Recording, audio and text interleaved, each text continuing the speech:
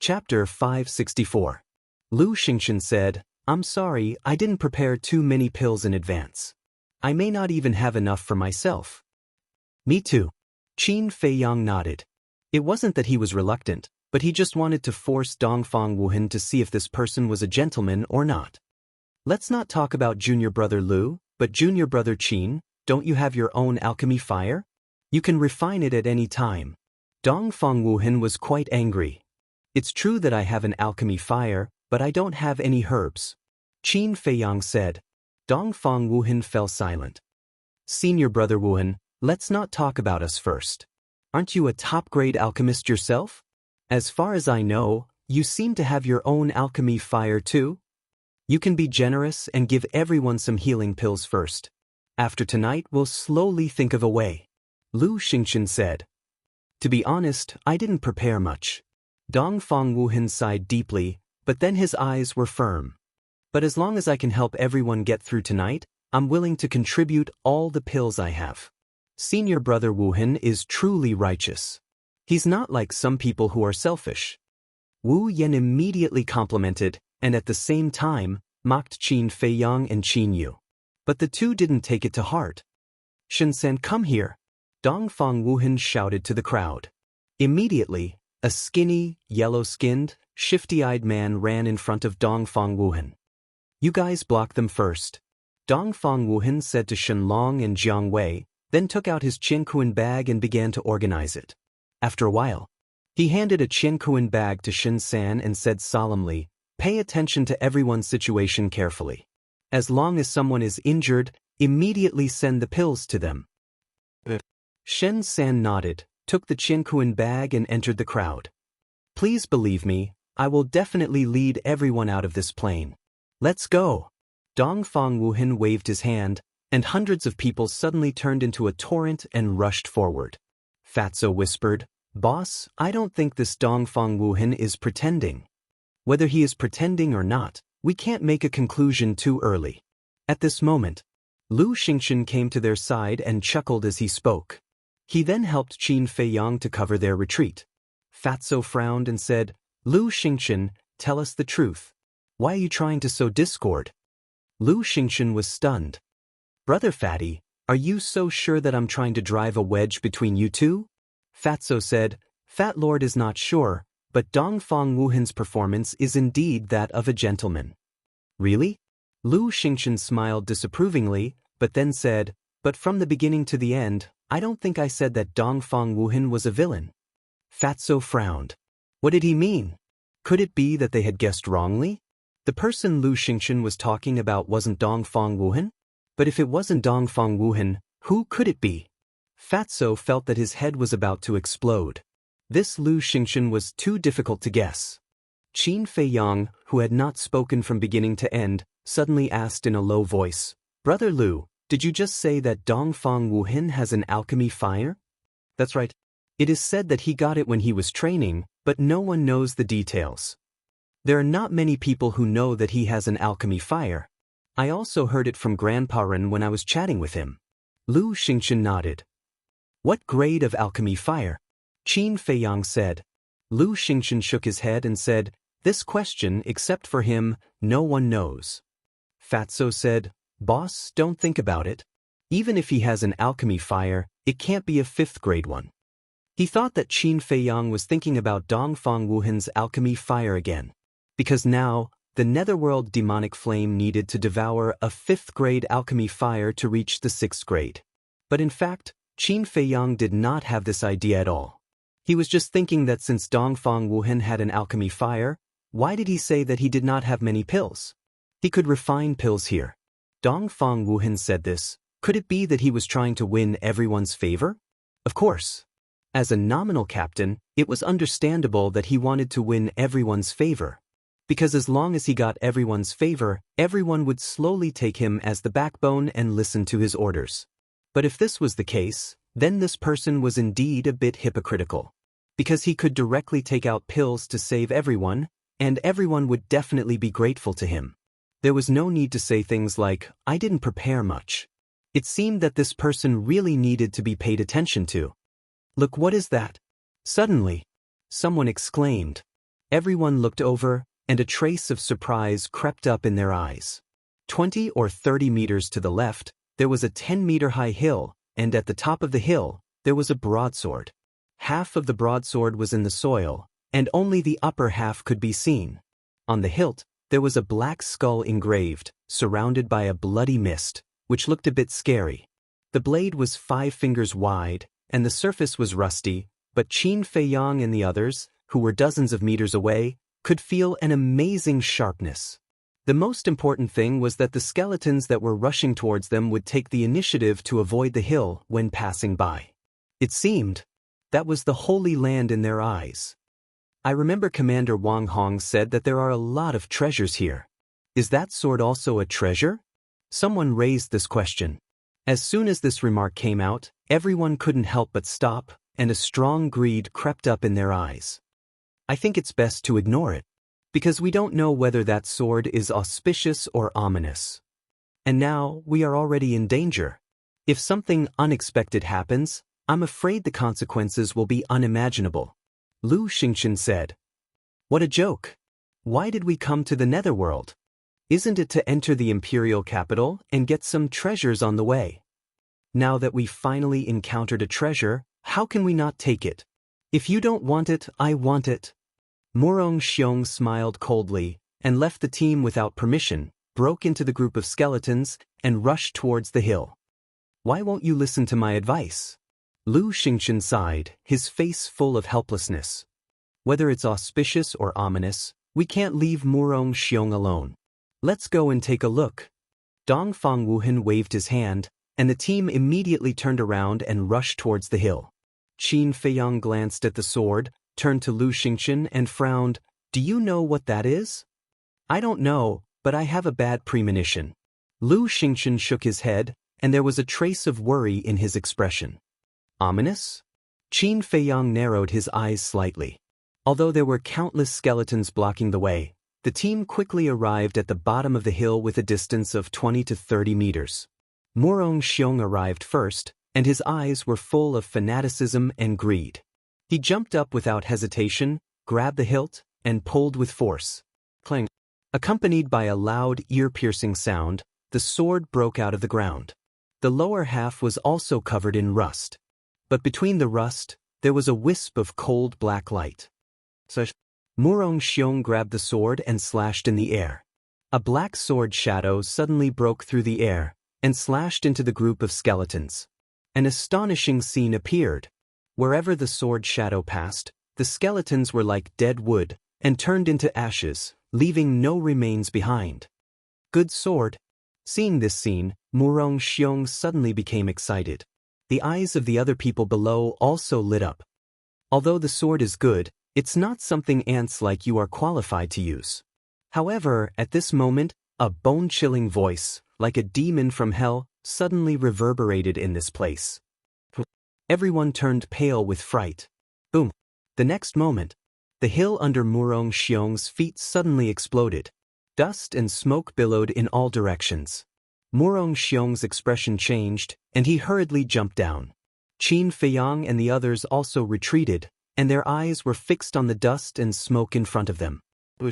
Suddenly, a black figure rushed out from the dust and stood in front of everyone. Seeing the black figure's true face, everyone present turned pale with fright. Because it was also a skeleton.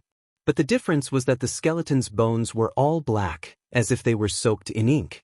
Moreover, its aura was very strong. If measured by humans' cultivation level, it was definitely not lower than a 9-star combat emperor. So it's just a dead thing, and you dare to come out and cause trouble. Now I will completely destroy your soul. Murong Xiong's body shook, and the aura of a combat master emerged. At the same time, he raised his sword and slashed at the black skeleton in the air. My sword, what right do you have to use it? The black skeleton was disdainful, and its bone claws stretched out. The battle sword in Murong Xiong's hand suddenly trembled, and it broke Murong Xiong's big hand, then flew out of his hand and flew towards the black skeleton. How is this possible? Murong Xiong was dumbstruck. This battle sword, does it have a sword spirit? Clang. When the battle sword fell into the black skeleton's hand, It immediately began to buzz and tremble, and the rust on it trembled and continuously fell off. Not long after, a black shining battle sword appeared in front of everyone's eyes. On the blade, there was no trace of rust. The shocking sharpness was earth-shattering, and it instantly drowned everyone. At this moment, everyone felt as if there were countless sharp blades strangling towards them. Their clothes were torn, and their skin was burning with pain. Sure enough, it confirmed my premonition. Lu Xingchen whispered. The black skeleton lowered its head, and the flames in its eye sockets flickered, as if it was examining the battle sword. Its bone fingers were also stroking the blade gently, as if it was stroking its own child. You have disturbed my meditation. Today, all of you will die. Suddenly, the black skeleton raised its head, and the two balls of flames in its eye sockets were crazily jumping. A shocking murderous aura, with it as the center, rolled in all directions. Following closely, it raised its battle sword high and slashed down. A black sword shadow whizzed out, slashing towards Qin Feiyang and the others. It's all because of greed. Qin Feiyang let out a long sigh and shouted, "Everyone, let's go." The team immediately turned around. Qin Feiyang and Fatso, who were originally at the back, turned to open the way. Dongfang Wuhan and the other two, who were originally at the front, turned to the back at this moment. Hundreds of people didn't dare to hold back. While fighting with the white skeleton, they frantically fled this place. However, the sword shadow was too fast. In the blink of an eye, it was above the crowd. Ren Wushuang shouted, "Murong Xiong, you're the one who caused this trouble. Why aren't you making a move?" Damn it. Murong Xiong cursed inwardly, his face ashen. This was already the third time. He didn't even know how to face everyone in the future. Boom. He attacked furiously. His battle chi turned into a torrent that went against the flow and blasted towards the black sword shadow.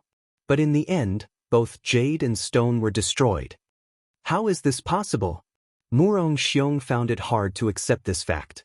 He was a one-star battle ancestor, and he had used his full strength. No matter how strong his battle sword was, it couldn't be this strong. You can block it? No wonder you dared to snatch my sword. But if you think that's it, then you're wrong. The black skeleton laughed mockingly. The battle sword in its hand shone brightly. At the same time, an even stronger aura than before rushed out from the black skeleton's body and swept through the sky. Battle ancestor. Everyone's bodies and minds trembled. This skeleton actually had the cultivation of a battle ancestor. Qin Feiyang, Fatso, Lu Xingchen, can you guys go faster? Someone couldn't help but shout in fear. Fuck. I told you not to go earlier, but you insisted on going. Now, you're scolding us instead. Fat Lord really admires you pigs. If you think it's too slow, then do it yourself. Fatso said angrily. Qin Feiyang and Lu Xingchen were also holding back their anger. Escape? The black skeleton took a step forward with a threatening aura, but it followed behind the crowd at a leisurely pace. What does it want to do? Everyone was bewildered. Are you guys really pigs? Can't you see that it wants to slowly torture us? Fatso roared. Dongfang Wuhan said in a deep voice, Murong Xiong, go and kill it. Why should it be me? Murong Xiong frowned. The battle sword already made him fearful, not to mention a skeleton with the cultivation of a battle ancestor. Dongfang Wuhan roared, Nonsense, this matter started because of you, shouldn't you go and deal with the aftermath? If you don't go, even if you can reach the other side, don't even think about entering the imperial capital. Ren Wushuang also said. In other words, he wanted to tell the old man that he was disqualified from entering the imperial capital. Alright, you guys are ruthless. Murong Xiong gloomily glanced at the two of them, then turned around and charged towards the black skeleton. Dongfang Wuhan frowned and said loudly, Junior brother Qin, junior brother Lu, Dongzheng, I really can't be at ease. I'll leave everyone to you guys to take care of, I'll go and help him. Finished. Dongfang Wuhan resolutely turned around and chased after Murong Xiong, charging towards the black skeleton together. Boom. Kacha. Clang. The sound of battle rang out one after another. However, no one turned around and fled frantically. Several hundred breaths passed. Qin Feiyang and his group arrived in front of a valley. The valley wasn't big, surrounded by mountains on all sides. There was only one narrow entrance, and there were many skeletons inside. Everyone immediately charged in. After clearing out the skeletons, Qin Feiyang said, 8-star War Emperor and 9-star War Emperor, go and block the entrance immediately. Don't let the skeletons in. More than a dozen people responded and immediately rushed towards the entrance, forcibly blocking the skeletons that were chasing them outside. Qin Feiyang looked at the situation at the entrance, raised his head to look at the mountain peaks on all sides of the valley, and then looked at Dong Xingyang and said, Dong Xingyang, you stay here in case of any accidents. Dong Xingyang frowned. He didn't like Qin Feiyang giving him orders, but for the sake of the overall situation, he nodded. Qin Feiyang then looked at Lu Xingchen and Fatso and said, let's go up and take a look. Chapter 565. The three of them stood at the top of the mountain and scanned the valley. Apart from the front entrance, there were not many skeletons in the other three directions of the valley. And they did not climb towards the top of the mountain. As long as they could block the entrance and stay in the valley, they would be safe for the time being. Boom! Crack! The sound of battle in the distance was endless. Qin Feiyang looked up. It was night, and with the blood mist blocking his vision, he could not see the situation over there clearly. Lu Xingchen said with a smile, Brother Qin, with your methods, you should be able to deal with that skeleton. Aren't you talking nonsense? With boss's strength, not to mention one, even 2 more won't be a problem. Fatso said proudly. Are you exaggerating? Qin Feiyang rolled his eyes and shook his head. The strength of the black skeleton cannot be underestimated because it has an immortal body. But I have some confidence in dealing with it. Aren't you also immortal? Fatso chuckled. What? Brother Qin has an immortal body? Could it be that Brother Qin is also a skeleton? Lu Xingchen looked at Qin Feiyang in surprise. Fatso was stunned. This guy's imagination was too rich, wasn't it? The immortal body he mentioned was referring to the battle formula. Once Qin Feiyang activated the battle formula, what was the difference between him and an immortal body? Seeing Fatso's expression, Lu Xingchen knew that he had misunderstood. He said with a smile, Brother Qin, don't you think it's very tiring? If there were only a few of us, I think it would be easier. It's not very tiring, it's very tiring. Boss, Fat Lord, I really don't know why you're walking with them. Fatso immediately said with dissatisfaction. We've already come here. No matter how dissatisfied you are, you have to wait until we get out of the plains. Qin Feiyang said. Fatso glanced at the people below the valley and snorted coldly. Fat Lord doesn't want to stay a moment longer when facing these pigs. Bear with it. Qin Feiyang smiled. Look, why is there an iron sword over there? Suddenly, someone in the valley below exclaimed. Iron sword? Qin Feiyang and the other 2 were shocked. They hastily jumped down and landed in front of the crowd. Fatso asked in surprise, Where? One of the disciples stretched out his hand and pointed to the right side of the mountain. Qin Feiyang looked up, and his pupils shrank. Halfway up the mountain, there was a protruding rock, and right in the middle of that rock, there was a rusty sword stuck out. If there are battle swords, does that mean that there are also black skeletons here? Senior Brother Qin, Senior Brother Dong, what should we do? When they saw the sword again, there was no longer any greed in their hearts, only a deep fear. Qin Feiyang raised his eyebrows. Why were these people's psychological qualities so bad? Don't panic. He shouted coldly, looked at Dong Xingyang and asked, Shall we go up and take a look? You can look, but don't act recklessly. Dong Xingyang said in a deep voice. Qin Feiyang said, I'm not some people, I still have a sense of propriety. The 2 quickly ran to the foot of the mountain and climbed up. After a few breaths, the 2 climbed up the rock and carefully walked to the front of the sword. This sword was slightly different from the previous one. This sword also had a skull on the hilt, but the blade was only 2 fingers wide and could be considered a thin sword. And between the rust, there was a dark light. The 2 stood in front of the sword. More than 10 breaths passed, but the sword did not change at all, and no black skeleton appeared. It seems that as long as we don't touch it or pull it out, the black skeleton will not appear. But is there a black skeleton or not? Qin Feiyang frowned. Dong Xingyang looked down at the rock under his feet and said, "There are rocks here, there is no place to hide."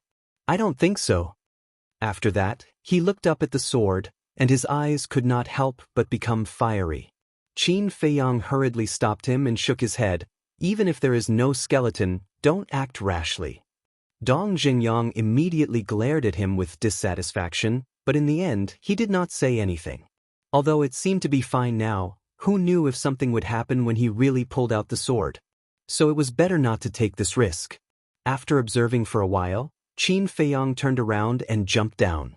But at this moment, Dong Xingyang said, "Qin Feiyang, the battle of the 9 states is over, only one of us can leave the 9 underworlds alive." This place was suddenly filled with a murderous aura. Anytime. Qin Feiyang's footsteps paused for a moment. After he finished speaking, he jumped down. Compared to Murong Xiong and the others, he admired Dong Xingyang more. This was because Dong Xingyang would not play any tricks. He was straightforward and aboveboard. "How is it?" Seeing the two of them come down, a group of people immediately surrounded them nervously. "Just don't move. Hurry up and heal your injuries. Shenlong and the others also need to rest. We can't let them carry it all the time." Qin Feiyang said. Everyone breathed a sigh of relief. "Do you think you'll be fine hiding here?" But suddenly, a playful voice came from outside the valley. "It's it.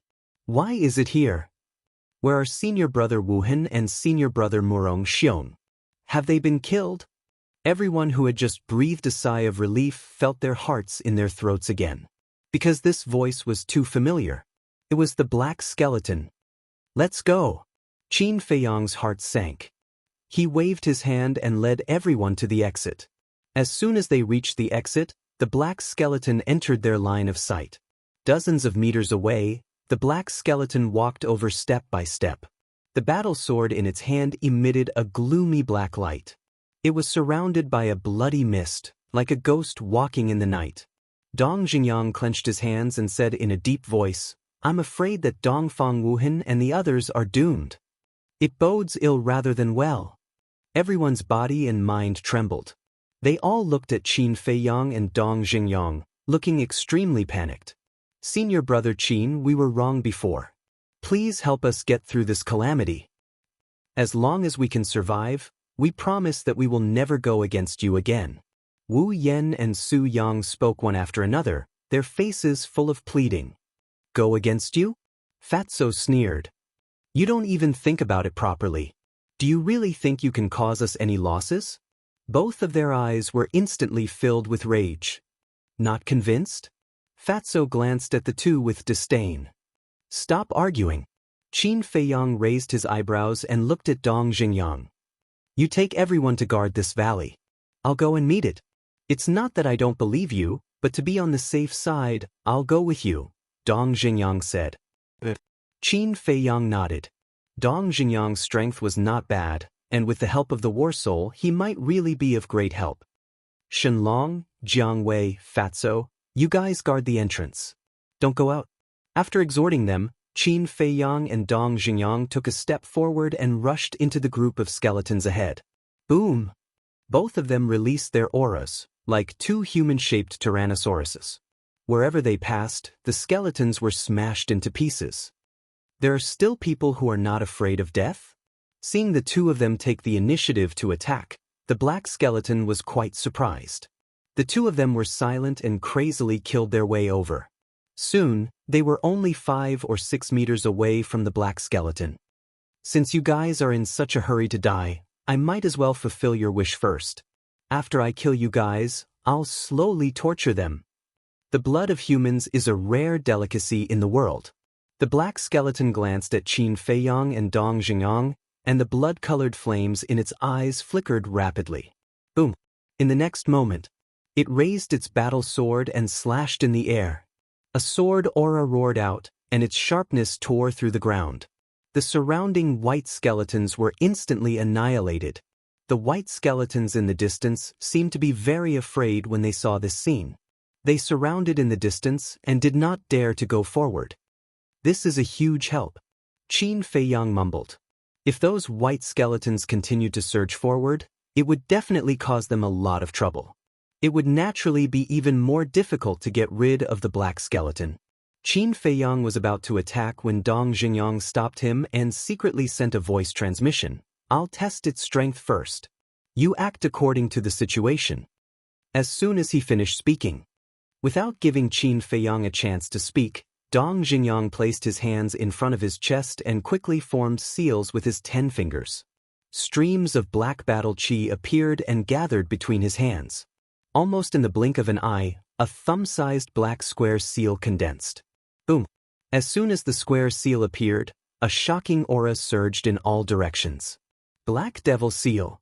With a low roar from Dong Xingyang, the black square seal cut through the sky and collided with the sword aura. A loud explosion immediately sounded. Destructive waves of air covered the sky and the earth. Qin Feiyang had no choice but to retreat. At the same time, Dong Xingyang spat out a mouthful of blood and staggered back a few steps. Not a match. Seeing this, the hundreds of people at the entrance couldn't help but feel uneasy. No wonder Dongfang Wuhan and Murong Xiong died. It turned out that the black skeleton was actually so powerful. Its strength is not bad. But if this is all you have, then I advise you to give up resisting as soon as possible. The black skeleton sneered. It took a step forward, grabbed the battle sword, and directly slashed at Dong Xingyang's head. Pumph! Dong Xingyang snorted coldly and didn't retreat at all. His big hands stretched out like lightning, the battle qi in his palm surging, and he slapped the back of the battle sword with his bare hands. Clang! The terrifying power bombarded the battle sword, and the battle sword suddenly bent and broke away from the black skeleton's bone claws, flying out and disappearing into the night sky. Following closely, Dong Xingyang took a step forward and instantly landed on the side of the black skeleton, and then punched at the skeleton's skull. The continuous attacks caught the black skeleton off guard, and its head was torn apart on the spot. The skull was shattered, and the 2 flames in its eye sockets were equivalent to losing their protection, floating in front of Dong Xingyang. Good chance. Dong Xingyang's eyes lit up and his hands stretched out like eagle claws, grabbing at the 2 clusters of flames. But just as he was about to grab the flames, the black skeleton's shattered skull was actually repaired in an instant. Moreover, that pair of dark bone claws was reaching for Dong Xingyang's chest. Damn it! Dong Xingyang cursed under his breath and retreated without hesitation. Hee. The black skeleton chased after him and even let out an ear-piercing laughter. It seemed that Dong Xingyang's previous actions had completely infuriated it. At the same time, its bone claws stretched out in the air. Clang! The battle sword that disappeared into the night sky brought with it a sharp ear-piercing sound as it tore through the air like lightning. It grabbed the hilt of the sword, and the cluster of blood flames in its energy reserve released wisps of blood-colored air currents, like battle qi, and merged into the battle sword. Clang! At that moment, the battle sword began to tremble violently. One could even sense a very eager and excited spiritual fluctuation. Moreover, the blade of the battle sword was also covered with a layer of hazy blood light. Its sharpness was even stronger than before. At this moment, whether it was Qin Feiyang or Dong Xingyang, they both felt a fatal threat. And this threat came from that battle sword. Qin Feiyang, its self-healing ability is several times stronger than that of the white skeleton. It's very difficult to deal with. Therefore, you have to think of a way to destroy that battle sword. As Dong Xingyang retreated, he secretly sent a voice transmission to Qin Feiyang. Previously, he had attacked with all his might, but he could only send the battle sword flying. From this, it could be seen that he did not have the ability to destroy the battle sword, so he could only rely on Qin Feiyang. Qin Feiyang's eyes flashed. It was not impossible to destroy the battle sword. At the same time, as the blood-colored air currents continued to gather, the black battle sword in the black skeleton's hand had already turned dark red, emitting a terrifying murderous aura. Human, I will definitely suck your blood dry. Suddenly, the black skeleton laughed sinisterly and raised its battle sword high. Immediately, dark red blood blades flew out, filling the void densely. Now, have a taste of your flesh being cut off piece by piece.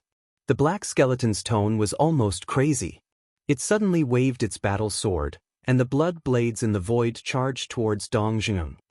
You don't have the ability yet, Heavenly Demon Seal. Dong Xingyang was seething with anger. He placed his hands in front of his chest and quickly formed a seal. Boom! With a loud bang, the ground around him exploded, and a deep pit appeared under his feet. Dust and smoke billowed in all directions. At the same time, a black square seal rushed out from between his hands, carrying the power to destroy the world as it blasted towards the blood blades. This heavenly demon seal was even stronger than the black demon seal from before. Clang! The blood blades shattered one after another. However, the heavenly demon seal was also gradually dissipating. When the last blood blade dissipated, the heavenly demon seal disintegrated with a loud bang. Dong Xingyang immediately flew out like a meteorite. Blood spurted out of his mouth. His face was also as pale as paper. But this time, the black skeleton was also forced back a few steps. The blood-colored flames in its eyes showed signs of extinguishing several times. Quick! Dong Xingyang shouted to Qin Feiyang. If he didn't destroy the battle sword, he wouldn't be able to hold on any longer. Qin Feiyang's eyes turned cold as he used the phantom steps, leaving behind afterimages as he rushed towards the black skeleton. Even that war master is no match for this seat. You, a mere war emperor, still dare to come here. This seat really admires your courage. The black skeleton's disdainful voice echoed in the air. Clang! It waved its battle sword, and a dark red sword chi whistled towards Qin Feiyang. Its movement of swinging the sword was very light, full of contempt. You'll suffer if you underestimate him. Dong Xingyang whispered. He had already stabilized his body and stared at the black skeleton, waiting for the best opportunity to attack. The sword chi arrived in an instant. The corner of Qin Feiyang's mouth lifted into a cold smile. He slapped the air with his hand, and a golden light appeared and collided with the sword chi. Qin Feiyang's body trembled as he spat out blood. The skin on his arm was even more lacerated. But at the same time, the sword chi turned in the air and slashed towards the black skeleton. What's going on? The black skeleton was bewildered. The surprise is yet to come. Don't worry. Qin Feiyang laughed coldly and followed closely behind the sword chi, continuing to attack the black skeleton. It was also at this moment. Dong Xingyang was like a venomous snake bearing its fangs, and also rushed towards the black skeleton. The black skeleton glanced at the two of them, the flames in its eyes jumping rapidly. It suddenly raised its bone finger, pointed at Dong Xingyang, and shouted, "Kill him!" As soon as these words were spoken, the white skeleton in the distance immediately turned into a white wave and swarmed forward. Chapter 566. Damn it! Seeing this, Dong Xingyang cursed and sent a voice transmission. Qin Feiyang, hold on for a while. I'll come and help you as soon as possible.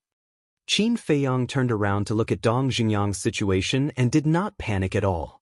Because at this time, he could not panic. He turned his head and continued to rush towards the black skeleton, saying, "Do you think you can kill me by trapping him? A mere 8-star war emperor can have such a method. It does surprise me, but that's all." The black skeleton sneered and waved the battle sword in its hand. Dozens of blood blades appeared and filled the void in front of it. It raised its head and roared like a ghost's howl. In an instant, the blood blades floating in the air were like sharp arrows, cutting through the night sky and charging towards Qin Feiyang. The bone-piercing killing intent made one tremble in fear. Qin Feiyang did not dodge, and his gaze was deathly still. Suddenly, he raised his arm and clapped his hand in the air. A glaring light gushed out from his palm like a tidal wave. Boom! A deafening explosion suddenly sounded in the night sky. Golden light shone in all directions. Amidst the golden light, the dozens of blood blades turned in the air and shot towards the black skeleton. The black skeleton was shocked. If it was only once, it could be treated as a coincidence. But if the same thing happened a second time, then it was definitely not a coincidence. But how did this human do it? Dozens of blood blades were aggressive and instantly drowned the black skeleton. And Qin Feiyang's arm was also shattered, flesh and blood flying everywhere. But he did not retreat. He stepped on the ground and forcefully stabilized his body. At the same time, the ground exploded, revealing a deep pit. Qin Feiyang was like an invincible war god. He ignored his shattered arm and swooped down in front of the black skeleton like lightning. Underestimating me, you will pay a heavy price. He smiled coldly. Clang. Chang Shui appeared out of thin air. He raised his other arm, grabbed Chang Shui, and slashed towards the black skeleton's head. Originally, Dong Jingyang's intention was to destroy the battle sword first before killing the black skeleton. But at this moment, he had a chance to directly shatter the black skeleton's skull, shatter the flames in its eye sockets, and kill it completely. A person with a strong combat awareness would definitely know how to adapt to the situation during battle. Therefore, Qin Feiyang ignored the battle sword and directly charged towards the black skeleton. However, the black skeleton's reaction speed was far beyond Qin Feiyang's expectations. Just as blue snow was about to pierce through the black skeleton's skull, the black skeleton brandished its battle sword and slashed towards Qin Feiyang's waist. In the blink of an eye, Qin Feiyang quickly retreated and dodged the attack of the battle sword. If this were to continue, there would be a situation where both jade and common stone would be destroyed. Therefore, he had no choice but to retreat. But while retreating with his rich combat experience and combat awareness, Chang Shui in his hand turned in the air and slashed at the battle sword in the black skeleton's hand. Clang! Instantly, sparks flew everywhere. Chang Shui's sharpness was indestructible. It instantly cut the battle sword into two. What? The black skeleton turned pale with fright. Sigh! Qin Feiyang sighed inwardly. It was such a good opportunity, but he couldn't kill the black skeleton. What a pity! Fortunately, he had a strong ability to adapt and destroyed the battle sword. He did not let down Dong Jingyang's expectations. Human, you're going to die. Suddenly, the black skeleton roared, and its murderous aura surged into the sky. Do you think I'm afraid of you? Qin Feiyang restrained his emotions, and a cold glint appeared in his eyes. Fight! He was about to activate the battle formula, but at this moment, Dong Jingyang suddenly shouted from behind, Qin Feiyang, get out of the way. Qin Feiyang was shocked. Because behind him, he felt a destructive wave. Obviously, Dong Jingyang had used some killing move. Without hesitation, he flickered and disappeared without a trace in an instant. Godfiend's seal. The moment he disappeared, Dong Jingyang, who was surrounded by white skeletons, roared angrily. His long hair fluttered, and his aura was overwhelming. At the same time, between his hands, a pitch-black square seal shot out like a meteor.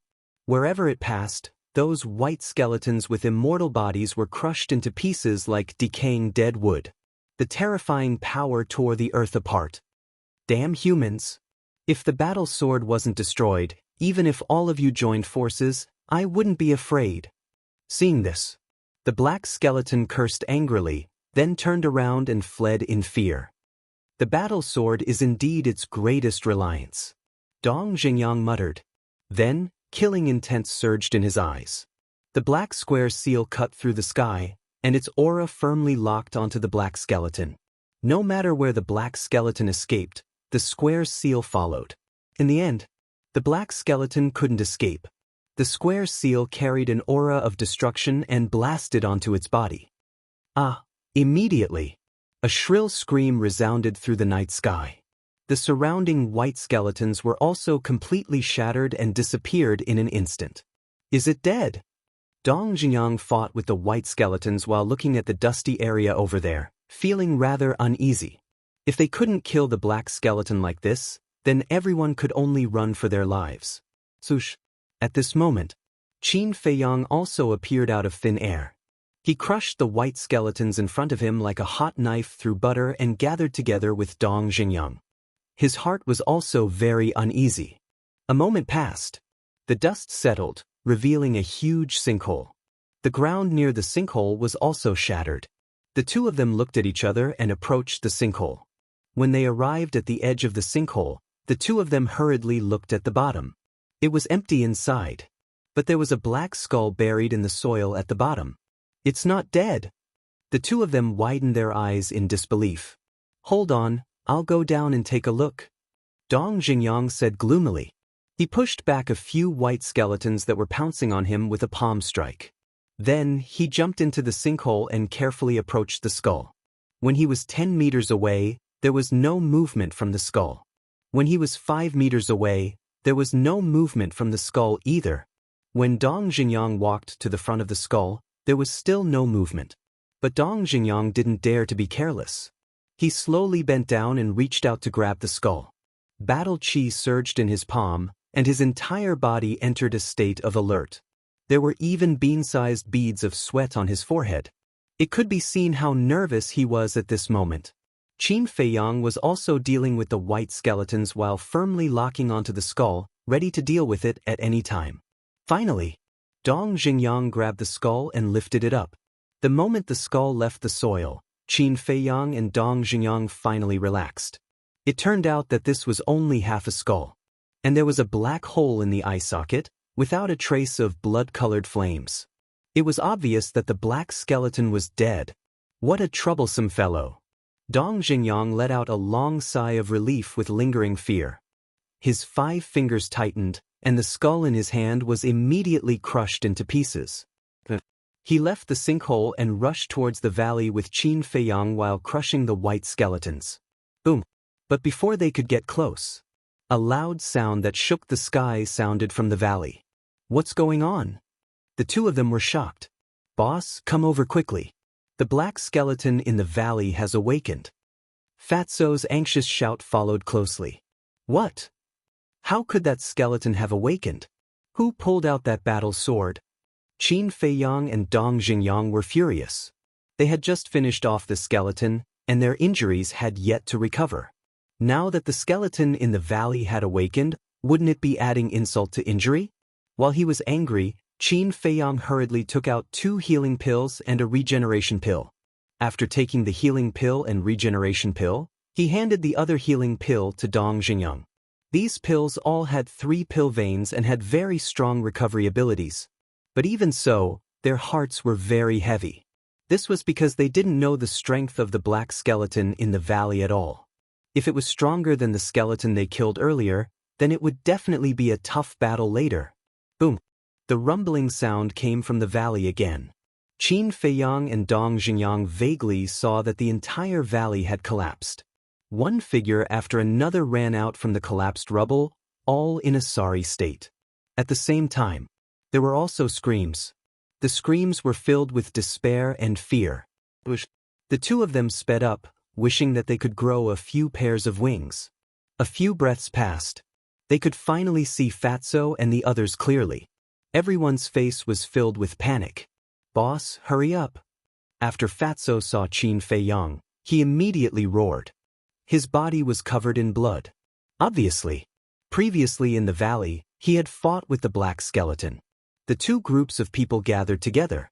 Dong Jingyang said in a deep voice, "Tell me, what's going on?" "We don't know either." Everyone shook their heads. Dong Jingyang said angrily, "Aren't you in the valley? How can you not know?" Hee. Without waiting for everyone to speak, an ear-piercing laughter suddenly resounded. Everyone looked over and saw a black skeleton walking over step by step, with a murderous aura all over its body. And its bone claws were holding a dark battle sword, shining with a terrifying light. That was the thin sword that was inserted into the rock at the beginning. Damn it! Qin Feiyang and Dong Jingyang's expressions changed at the same time, because the aura of this skeleton was even stronger than the one they had killed before. Shenlong, Fatso, you guys clear the way. Jianghu, Lu Xingchen, you guys cover the rear. The rest of the 8-star combat emperors and 7-star combat emperors stand on both sides and protect everyone as we rush to the end of the plane. Remember, if you want to live, you must maintain a good formation. Don't panic. Qin Feiyang quickly made arrangements. What about you? Fatso said anxiously. Dong Jingyang and I will kill it. Now, only by killing it can we eliminate all future troubles. Otherwise, our casualties will be even greater. Qin Feiyang said gloomily, his eyes flashing with murderous intent. Seeing that everyone was hesitating, Dong Xingyang shouted angrily, "Quickly do as Qin Feiyang said. Otherwise, don't blame us for being ruthless and leaving you guys behind." Chapter 567. Ithrisk. When the black skeleton saw the others fleeing, it cackled viciously. It raised its sword and swung it down. A streak of black sword chi instantly pierced through the sky and charged towards Fatty and the others. Qin Feiyang and Dong Xingyang looked at each other and nodded at the same time. Boom! Both of their auras suddenly exploded. Present. Godfiend seal. An invisible force and a black square seal appeared and shot toward the sword chi at the same time. Boom! A loud explosion rang in the air. Qin Feiyang was sent reeling. His chi and blood surged as he spat out blood. Dong Xingyang only took a few steps back. A trickle of blood trickled down the corner of his lips. The black skeleton and Dong Xingyang were in a similar situation. Qin Feiyang, although you're powerful, your cultivation base is still too weak. You can't fight it with your battle techniques. Don't hold back. Go all out. Dong Xingyang transmitted his voice. Qin Feiyang nodded. He knew that dragging this out would do no good to anyone. More importantly, he was more worried about Fatso and Ren Wushuang. If the black skeleton blocked their way, they would be in grave danger. Therefore, he had to end this quickly. Swoosh! The two of them stepped forward and shot toward the black skeleton. Meanwhile, a towering wave of fire surged out from behind Qin Feiyang. Amid the waves of fire, the 9-leaf fire lotus emitted a destructive aura. Clang! In an instant, 9 fire lotus leaves fell off. They tore through the night sky like 9 shooting stars and shot toward the black skeleton. And the black skeleton's disdainful voice rang in the air. It waved its sword. Dozens of sword chi shot out with shocking sharpness and collided with the 9 fire lotus leaves. Explode! Qin Feiyang shouted. His words were filled with power. The 9 fire lotus leaves exploded at the same time. A destructive force swept out in all directions. The white skeletons in the surroundings were pulverized. The flames in his eyes were instantly extinguished. At the center of the explosion, cracks began to appear all over the black skeleton's bones. This heavy injury shocked and angered it. Clang! Accompanied by an ear-piercing sound, the battle sword released tens of thousands of sword chi and brought the black skeleton out of the explosion area. Voila! But at the same time, a pitch-black iron chain appeared behind Dong Xingyang. It was as thick as an arm and looked like a python, flickering with black light. As soon as the chain appeared, it streaked across the sky and headed straight for the black skeleton. This was his fighting soul. Seeing Dong Xingyang's fighting soul, Qin Feiyang's spirits were lifted. Without hesitation, he took out Chang Shui and followed behind the chain, rushing towards the black skeleton. The black skeleton was still disdainful. The reason for that was because it discovered that the chains did not possess any offensive power. As the iron chain approached, it swung its battle sword and slashed at it. Trash! I can guarantee that you will be shocked soon. The corner of Dong Xingyang's mouth lifted, pursing a sinister sneer. His mind stirred. The iron chain immediately turned in the air, bypassed the battle sword, and instantly wrapped around the black skeleton's body. Freeze! Immediately, Dong Xingyang let out a roar. The black skeleton immediately felt an invisible force enveloping it. Its body was actually unable to move. How could this be? The black skeleton was shocked. A dead object is a dead object after all. Even if it has intelligence, it is limited. Die completely. At this moment, Qin Feiyang also rushed to the front of the black skeleton. With a low roar, he suddenly waved the Chang Shui in his hand. Chang Shui was too terrifying. The black skeleton's skull was like tofu, unable to withstand a single blow. In an instant, the skull was cut into 2 halves, and the flames in its eye sockets were also instantly extinguished. Then, Qin Feiyang slapped out again. His battle chi was like a rainbow, and the black skeleton was shattered on the spot, completely destroyed. Phew! Dong Xingyang let out a long breath, and the iron chain also dissipated, quickly disappearing without a trace. I didn't expect it to be so difficult to deal with just 2 skeletons. How dangerous is the death swamp behind us? Qin Feiyang whispered, his brows full of worry. Before this, he had always been very confident, but now, he felt that the chances of reaching the other side were a little slim. Don't think about it, let's go, Dong Xingyang said.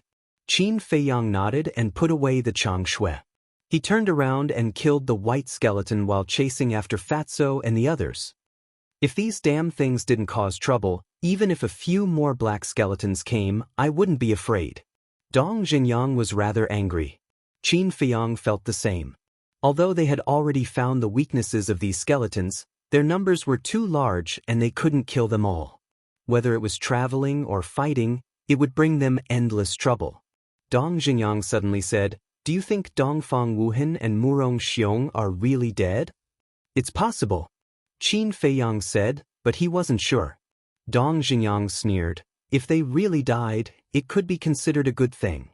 Both of them were kings of the War Master realm, and were undoubtedly his biggest competitors. Qin Feiyang glanced at Dong Xingyang, but did not deny it. Suddenly, the two of them noticed a corpse lying on the ground in front of them. The two of them took a closer look. It was a young man wearing white clothes with the word "Spirit" embroidered on his chest. Without a doubt, this person was someone who retreated with the main group. His death was especially tragic. However, the two of them ignored him and continued to track Fatso and the others. On the way, they encountered many more corpses. Once you enter the Yellow Springs, you will die 9 times out of 10. Dong Xingyang couldn't help but sigh. In the spiritual state, these people were all heaven-defying existences that countless young people looked up to. However, here, they could only be hunted down. No one even cared about the corpses. How sad. A moment later, the two of them finally caught up to the main group. However, everyone's situation was very bad. Most of them were seriously injured and were barely holding on. Seeing Qin Feiyang and Dong Xingyang rushing over, some of them fell to the ground powerlessly. "Senior brother Qin, senior brother Dong, I really can't hold on any longer." "I can't hold on either. Can you think of a way?" they begged helplessly. Looking at the endless wave of skeletons around them, their hearts were filled with regret and hatred. Why didn't they listen to his advice and insist on coming to this damned place? Qin Feiyang killed the skeletons while scanning everyone. Those who didn't fall to the ground were all covered in wounds and looked like they had no hope of living. Even Fatso, Lu Xingchen, Ren Wushuang, Shen Long, and Jiang Wei, the 2 9-star combat emperors, looked miserable. It wasn't good to continue like this because everyone had lost their morale. In such a cruel environment, losing morale was equivalent to being a dead man. "All of you, stand up. In this place, no one will sympathize with cowards. If you don't get up, I won't care about you. I won't let anyone else care about you. You will stay here and wait for death," Qin Feiyang shouted. Although it was heartless, it was also a way to motivate everyone. And now, this was the only way to motivate everyone. Sure enough, as soon as they heard that he was going to leave them alone, those who were lying on the ground immediately gritted their teeth and got up to join the battle. Because in this world, no one wanted to die. "Shinsan," Qin Feiyang shouted. A young man covered in blood and with shifty eyes quickly ran in front of Qin Feiyang and bowed. "Senior brother Qin, what are your orders?" Qin Feiyang said, "Where are the pills that Dongfang Wuhan gave you?" "It's used up," Shen San hurriedly said, but there was some panic in his eyes. "Is it really used up?" Qin Feiyang's eyes turned cold. He had seen all kinds of people. Just by looking at Shen San's eyes, he knew that this person had a guilty conscience. "It's really used up," Shen San said. Qin Feiyang looked at Fatso and asked, "You've been here all this time. Do you know how many pills he gave everyone?" Fatso thought for a moment and said, "It seems that everyone was given one." "How dare you!" Qin Feiyang turned hostile on the spot. He coldly looked at Shen San and said gloomily, "How could Dongfang Wuhan only give you these pills? Hand them all over immediately, or don't blame me for being impolite." Shen San's body and mind trembled. Dongfang Wuhan did give him a lot of top-grade pills, at least tens of thousands of them. But when he saw that Dongfang Wuhan didn't return, he had the idea of embezzling them.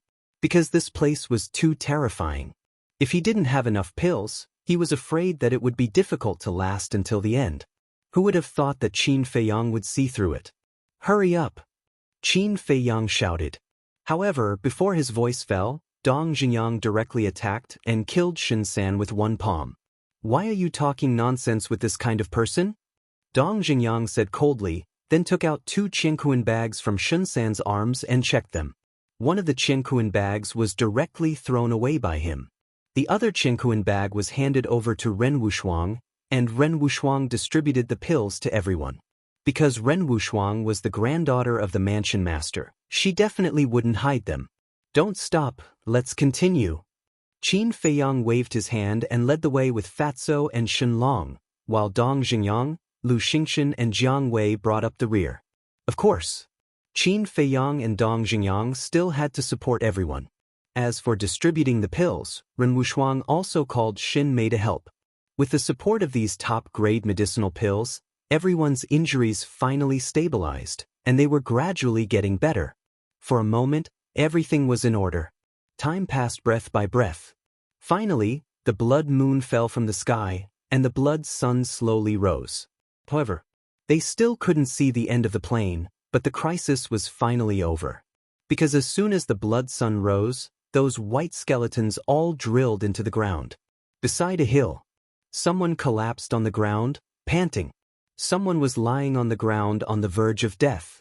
Some people looked at the blood-red sky and laughed foolishly. At this moment, everyone didn't care about their external image at all. They only felt the joy of surviving a disaster. Qin Feiyang and Dong Jinyang stood at the side and scanned the crowd. The worry between their brows never dissipated.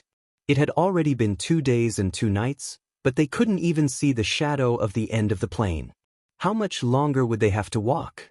Most importantly, there were only a little over 200 people left when they reached this point. One had to know. There were a total of 550 people this time. In the end, more than half of them had died before even reaching the death swamp. The 2 of them didn't even dare to think about how many more people would be sacrificed next.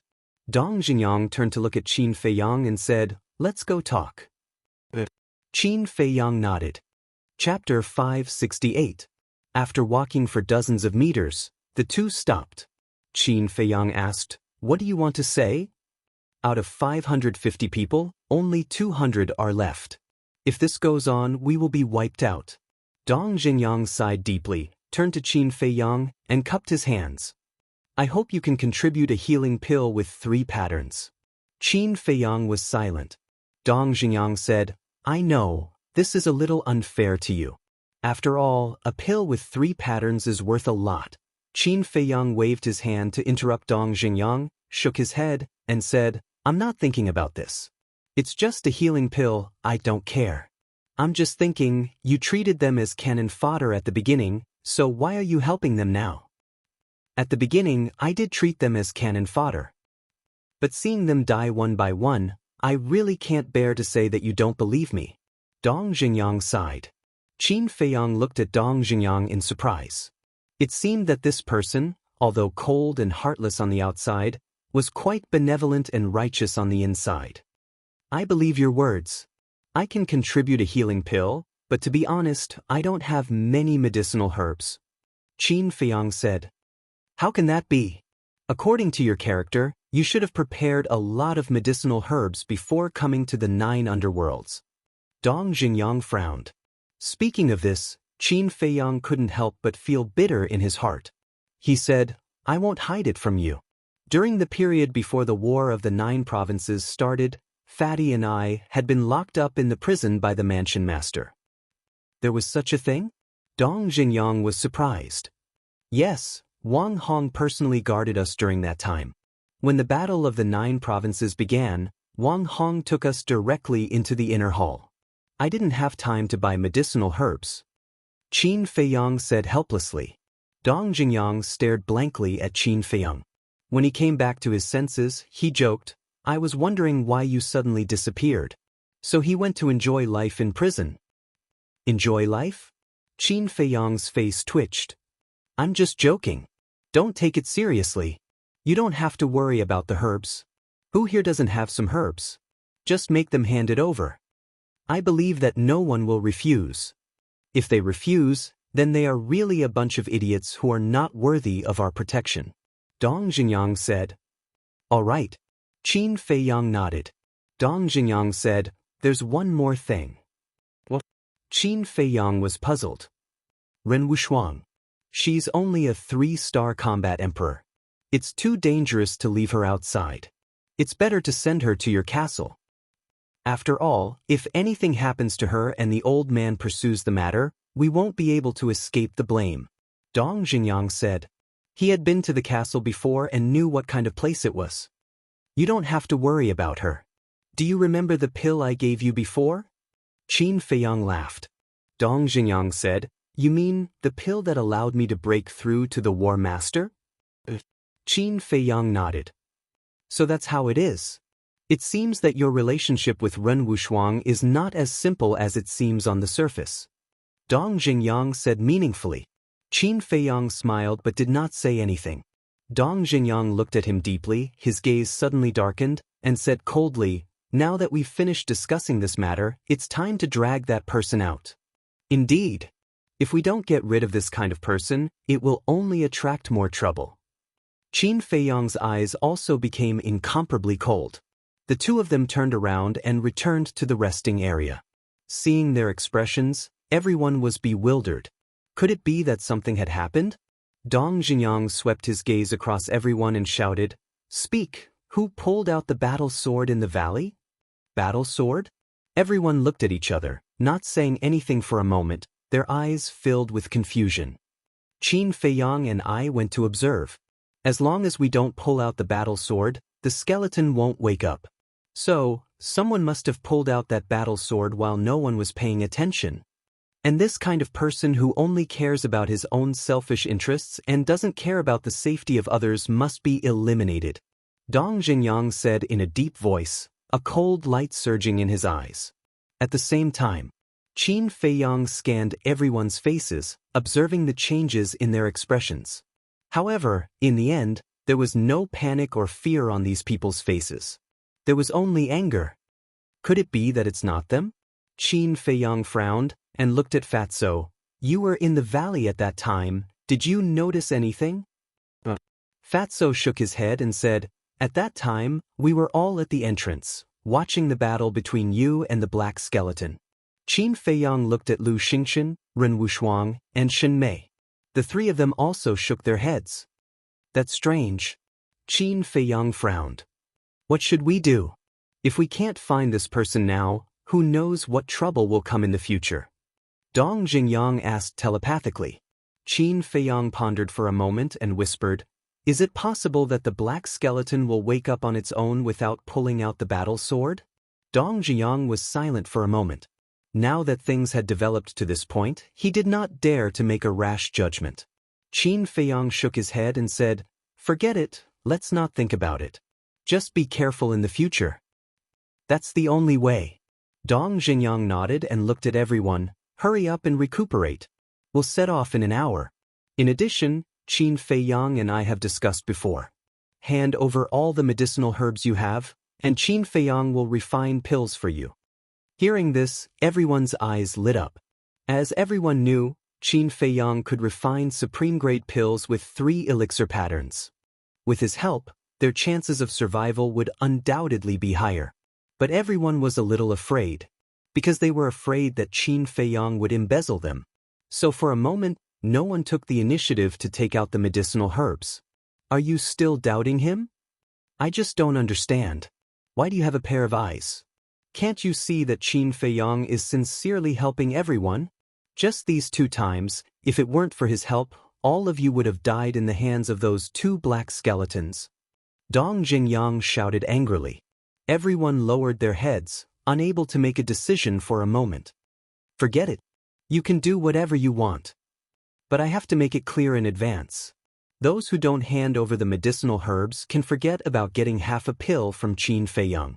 Dong Zhengyang snorted coldly and took the lead to take out a large pile of medicinal herbs from his Jianghu bag.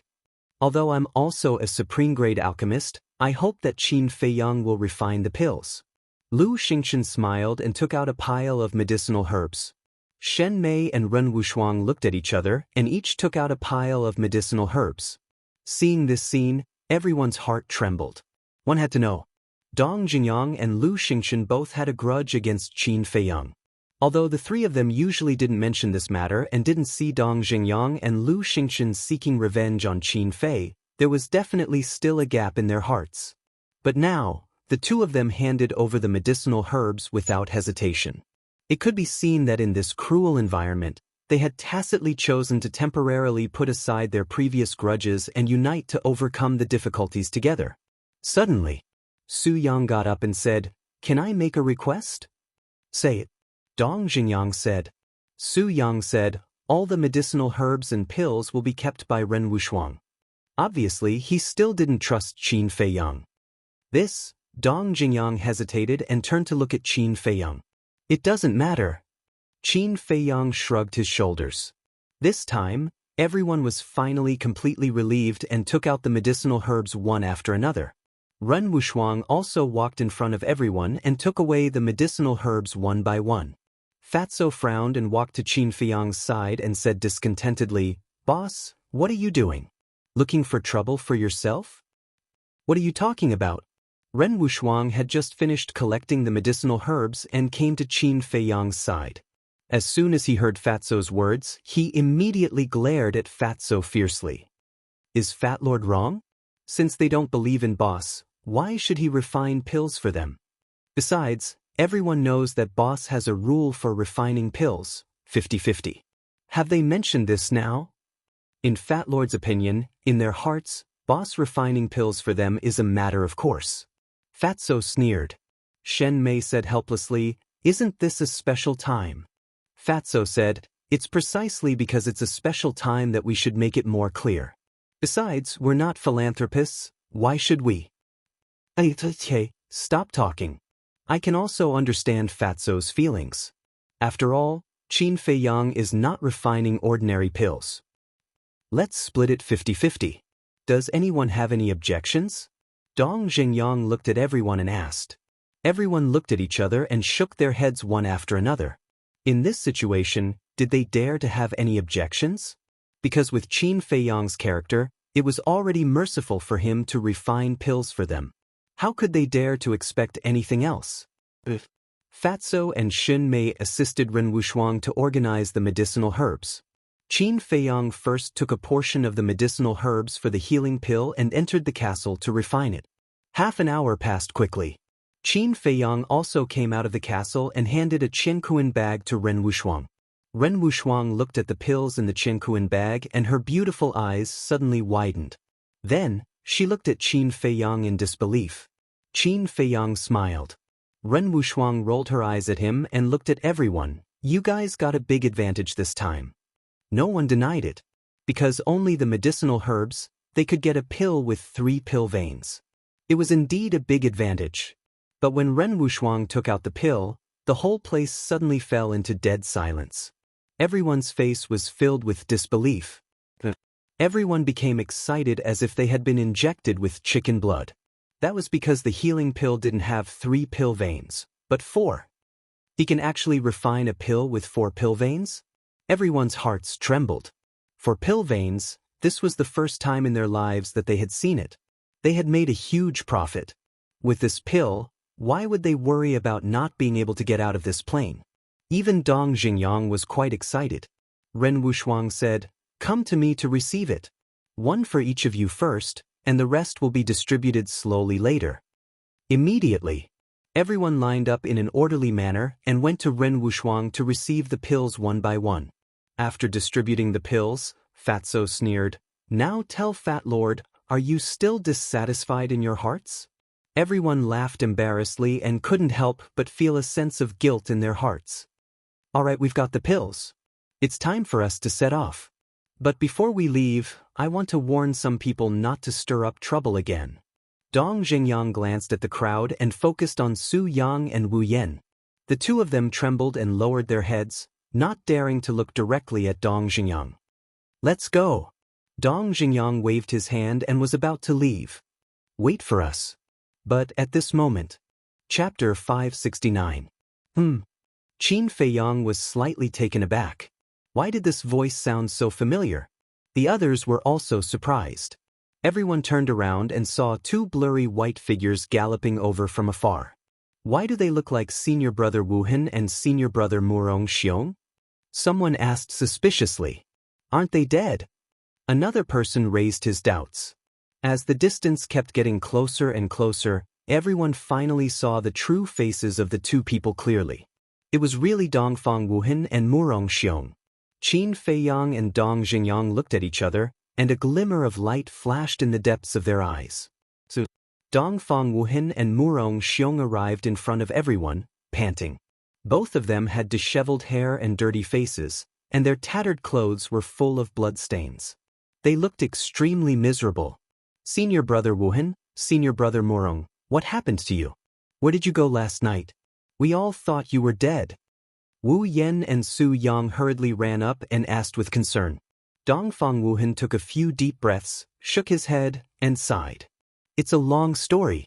Last night, Murong Xiong and I went to kill that skeleton, but we didn't expect that the two of us together were still no match for it.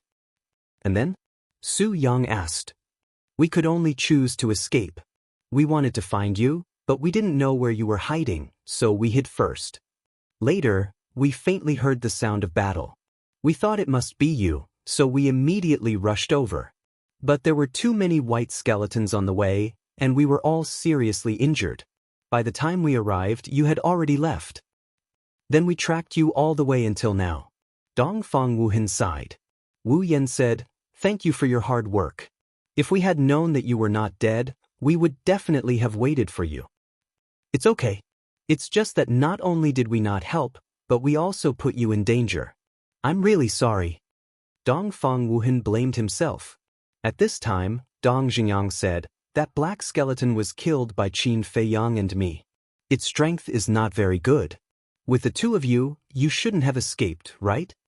When Dongfang Wuhin heard this, his face was full of helplessness. It's my fault. Murong Xiong said expressionlessly. Dongfang Wuhin nodded and said, It was indeed because he was too arrogant that we suffered a crushing defeat. But now, he already knows his mistake, so I ask everyone to forgive him. Su Yang chuckled and said, It's great that you can learn from your mistakes. Who gives you the right to speak? Murong Xiong raised his eyebrows, his gaze extremely unfriendly. Su Yang immediately shrunk his neck, his face full of fear. All right. Dong Xingyang gestured with his hands, and the crowd quieted down. Dong Xingyang looked at Dongfang Wuhin and said, Since you have already returned, you can make the arrangements. Dongfang Wuhin said, There's nothing much to arrange. Take advantage of the fact that there are no skeletons during the day, let's move forward at full speed. Wu Yen frowned and said, Senior brother Wuhin, don't you want to rest first? I can't drag everyone down because of me. I can recuperate while traveling. Let's go. Dongfang Wuhin waved his hand, and everyone immediately used their fastest speed to rush towards the end of the plain. Dong Xingyang was walking in the front row, and his eyes would occasionally glance at Dongfang Wuhin and Dong Xingyang. After a moment, a light flashed in the depths of his eyes, and he sent a sound transmission to Qin Feiyang behind him. Did you find anything wrong? Qin Feiyang shook his head without leaving a trace. At first, he also suspected that the two might have deliberately escaped, wanting to use the black skeleton to get rid of them. He even suspected that the battle sword in the valley might have been pulled out by the two of them when no one was paying attention. But the words of the two before were flawless. Because with Murong Xiong's character, when fighting with the black skeleton, it was indeed possible that he would act arrogantly. Therefore, he couldn't be sure. Of course. These suspicions definitely couldn't be spoken out, otherwise it would inevitably cause even greater disagreement. Take Wu Yen and Su Yang for example. During the period when Dongfang Wuhin and Dong Xingyang were not here, they were particularly well behaved, but as soon as the two of them came back, their demeanor and behavior immediately changed. It could be seen that many people here were on their side. Time flew by. Night soon fell. Everyone was ready for battle in advance.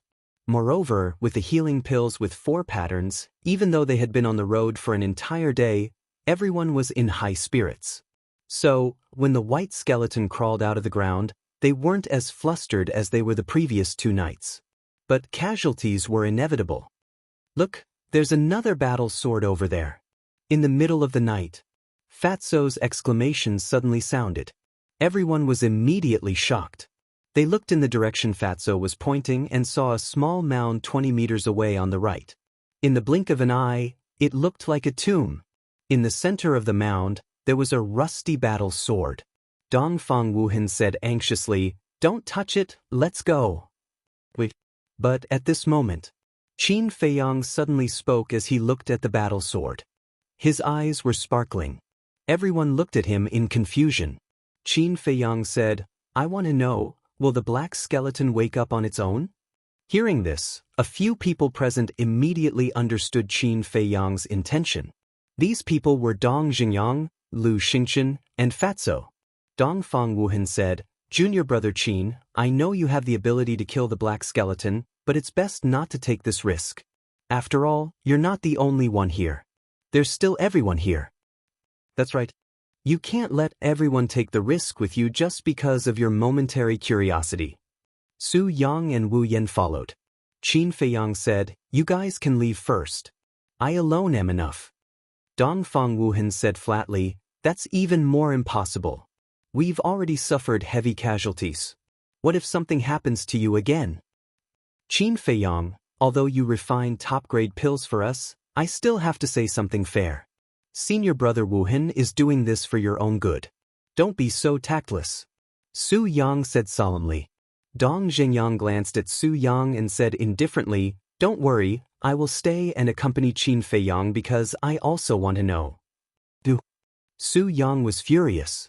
But at this moment, Dongfang Wuhan said helplessly, "Well, since you insist on staying, then I can't say anything more. But remember, after you figure it out, you must immediately come and join us because our team can't do without you." Qin Feiyang and Wu Yan nodded. "Boss, I want to stay too." Fatso said in a low voice. "No. Follow them. First, protect Ren Wushuang.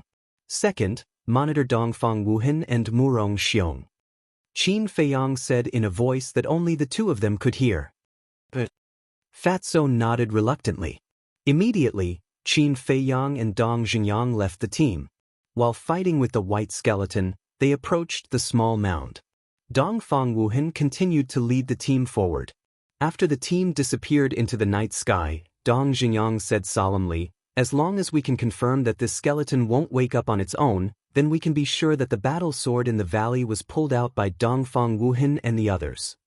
Qin Feiyang shook his head and said, "We can't be so sure."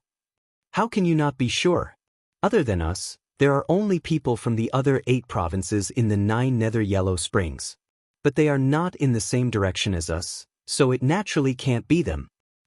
At that time, we were fighting with Black Skeleton, and Fatso and the others were also at the entrance. Only Dongfang Wuhan and Wu Yan disappeared. If it wasn't them, who else could it be?" Dong Jingyang sneered. Qin Feiyang frowned and said, "Let's wait until we figure it out before coming to a conclusion." During the conversation, the 2 of them arrived at the small mound like a hot knife through butter. The white skeletons around them didn't dare to approach. They surrounded them 5 meters away. The flames in their eye sockets jumped rapidly, as if they were threatening Qin Feiyang and Wu Yan. Time passed breath by breath. The 2 of them stood in front of the small mound, but after hundreds of breaths, the skeleton inside the small mound didn't move at all. Dong Jingyang raised his eyebrows and shouted, Hey, if you don't come out, we will dig your grave and destroy your bones." But after a long while, there was still no movement. Dong Jingyang tried to step on the small mound a few more times, but the skeleton still showed no signs of waking up. Could it be that there were no skeletons inside? The 2 of them looked at each other, their eyes filled with doubt. Dong Jingyang said via voice transmission, "Why don't you pull out your battle sword and give it a try?" "Sure. But we have to be prepared in advance. We must kill it quickly when it comes out." Qin Feiyang said in a low voice. Same as always." I'll activate my battle soul, and you use that dagger to kill it. Dong Jingyang thought to himself. Qin Feiyang nodded and took out the Chang Shui. At the same time, Dong Jingyang also activated his battle soul, then walked up and pulled out his battle sword. The human, fresh blood, immediately. A sinister laugh came from within the mound of dirt. The two of them felt a chill in their hearts. Boom. Following closely, the small mound exploded with a loud bang, causing mud to splatter everywhere as a black shadow rushed out. But at the same time, the iron chains behind Dong Jingyang, with a loud crashing sound, pierced through the air like lightning and wrapped around the black shadow's body. Freeze! Following Dong Jingyang's low shout, the black shadow immediately revealed its true form. It was indeed a black skeleton. Just as Dong Jingyang froze the black skeleton, Qin Feiyang also pounced forward. Chang Shui was like a graceful swan, instantly cutting through the black skeleton's skull and shattering the flames in its eye sockets. Before it could even see the appearance of Qin Feiyang and Dong Jingyang, the black skeleton was completely dead. As soon as the black skeleton died, the battle sword in Dong Jingyang's hand also split into 4 or 5 pieces with a clang. Ah! The two of them were shocked. Human, blood, at the same time. The white skeletons around him uttered hoarse words intermittently, as if ghosts were roaring. It was incomparably terrifying. Then they swarmed forward. Pumph! Dong Jingyang snorted coldly, turned around and struck out with both hands. His battle chi was like a rainbow, turning into a dark arrow, carrying an astonishing destructive power, shooting towards the eyes of the skeletons. In an instant, a large number of them fell. Qin Feiyang's methods were not inferior to Dong Jingyang's. What should we do next? Dong Jingyang asked while killing the skeletons. It turned out that the battle sword was like a seal. Only when the battle sword was pulled out would the black skeleton wake up. Qin Feiyang pondered for a moment and said, "Don't be in a hurry to turn hostile. Let's wait until we find evidence. Otherwise, the two of us will be ostracized by everyone. These two bastards have sinister intentions.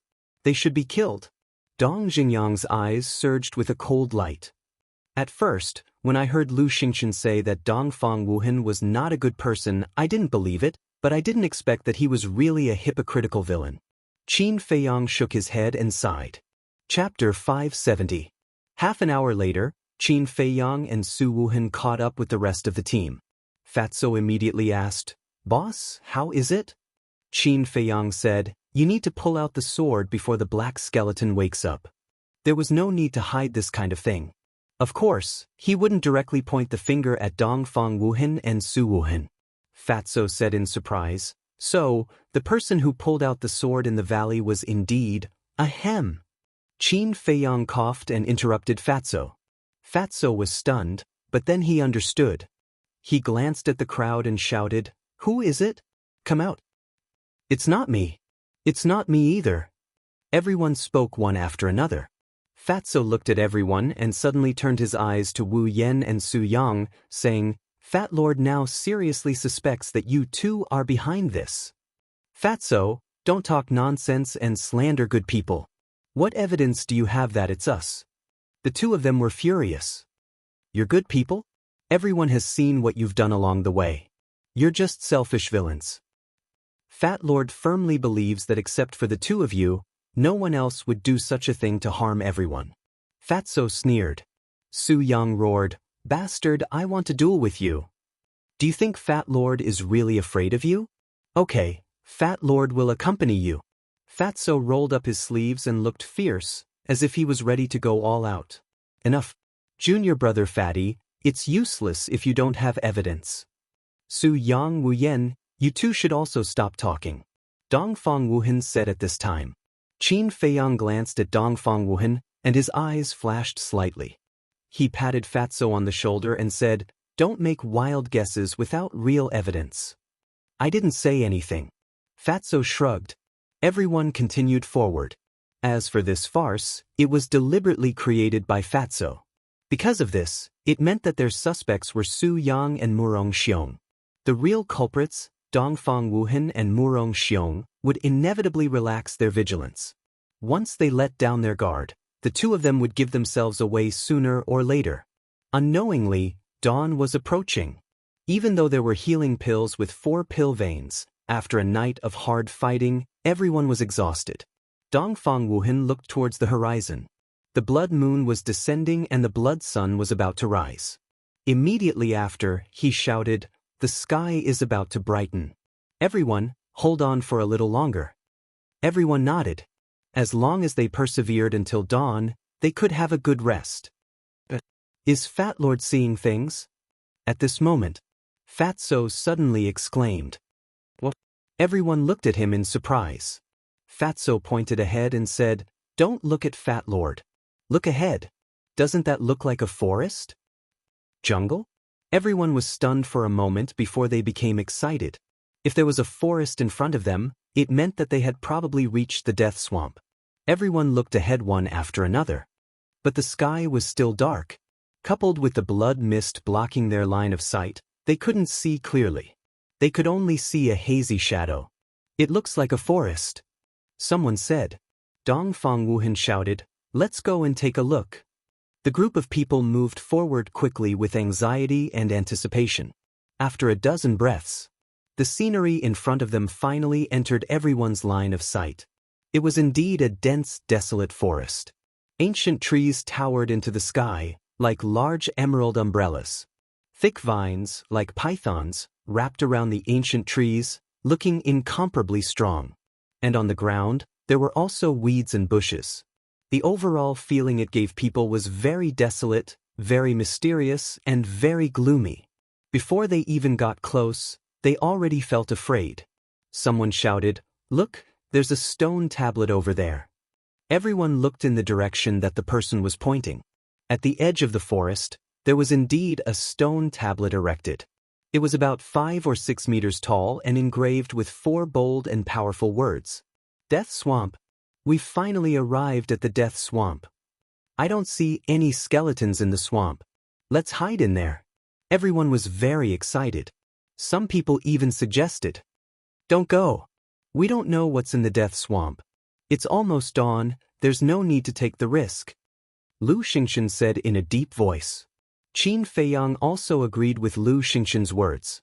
Even Wang Hong was afraid of the Death Swamp. How could it be safe? It was best to wait until dawn, when everyone had recovered to their peak state before going in. No matter how dangerous the Death Swamp is, it's not as dangerous as these skeletons, right? There's still some time before dawn. If we continue to waste time like this, there will definitely be more casualties. Senior brother Wuhan, we all agreed to enter the Death Swamp. But everyone didn't listen at all and pleaded with Dongfang Wuhan. Dongfang Wuhan struggled for a moment and nodded, "Okay, let's go in. But remember, we must not lower our guard." Immediately, the group of people entered the Death Swamp in a grandiose manner. But Lu Xingchen didn't enter the Death Swamp. Qin Feiyang and Fatso looked at each other and didn't go in. Ren Wushuang, Shen Mei, and Dong Xingyang. Seeing that Qin Feiyang and the other 2 didn't go in, they also didn't go in. In the end, only the 6 of them were left outside to fight with the skeletons. As for those skeletons, the Death Swamp seemed to be their forbidden zone, so they didn't chase after them. All of them surrounded Qin Feiyang and the others. "The ground is very solid, it's not a swamp. There's always a way out." The people who entered the swamp couldn't help but laugh out loud after surveying their surroundings. At the same time, Dongfang Wuhan turned to look at Qin Feiyang and the others and advised, "There's no danger here for the time being, you guys should also come in and rest." "Senior brother Wuhan, why are you persuading them? They like to fight with skeletons, so let them kill. Don't say, as an outsider, I suddenly find these skeletons quite cute." "Senior brother Qin, senior brother Dong, you guys can do it. We will definitely support you in spirit to kill them all." Looking at Qin Feiyang and the others who were surrounded by skeletons, everyone crossed their arms in front of their chests and didn't hide their sarcasm. Shen Mei looked at Dongfang Wuhan and the others. Indeed, nothing had happened. She couldn't help but be tempted and whispered, "Why don't we go in? Caution is the parent of safety. I won't take the risk." Lu Xingchen shook his head. Qin Feiyang pondered for a moment and looked at Shen Mei. What Brother Lu said is not without reason. Hold on a little longer. But Xin Mei nodded. Alas, why don't you listen to my advice? Fine, do as you wish. Hearing Qin Feiyang and Lu Xingxin's words, Dongfang Wuhan couldn't help but sigh. He turned to Wu Yan and the others and said, Don't waste time, quickly rest. But Wu Yan shouted. Su Yang jokingly said, While resting, you can also watch the show. This treatment is not bad. Fatso's eyes darkened as he sneered, Let's see how proud you can be. Haha, although I don't know what will happen in the future, at least for now, we have the capital to be proud. You guys continue, we're waiting to see. The two of them laughed wildly. Fatso clenched his fists tightly, making cracking sounds. Qin Feiyang glanced at the two of them, turned to Fatso and said, Ignore them. That's right. Lu Xingxin nodded and said, For these ignorant idiots, only death can make them realize that it's hard to say who will die. But before you die, you'd better return the medicinal herbs to us. Wu Yan and Su Yang sneered. But suddenly, a loud laughter rang out in this place, echoing between heaven and earth for a long time. Who is it? Dongfang Wuhan and the others were shocked. They all turned around and looked at the forest behind them. Because the laughter came from there. There's someone. At the same time, Qin Feiyang and the other 5 outside were also very surprised. Could it be another skeleton?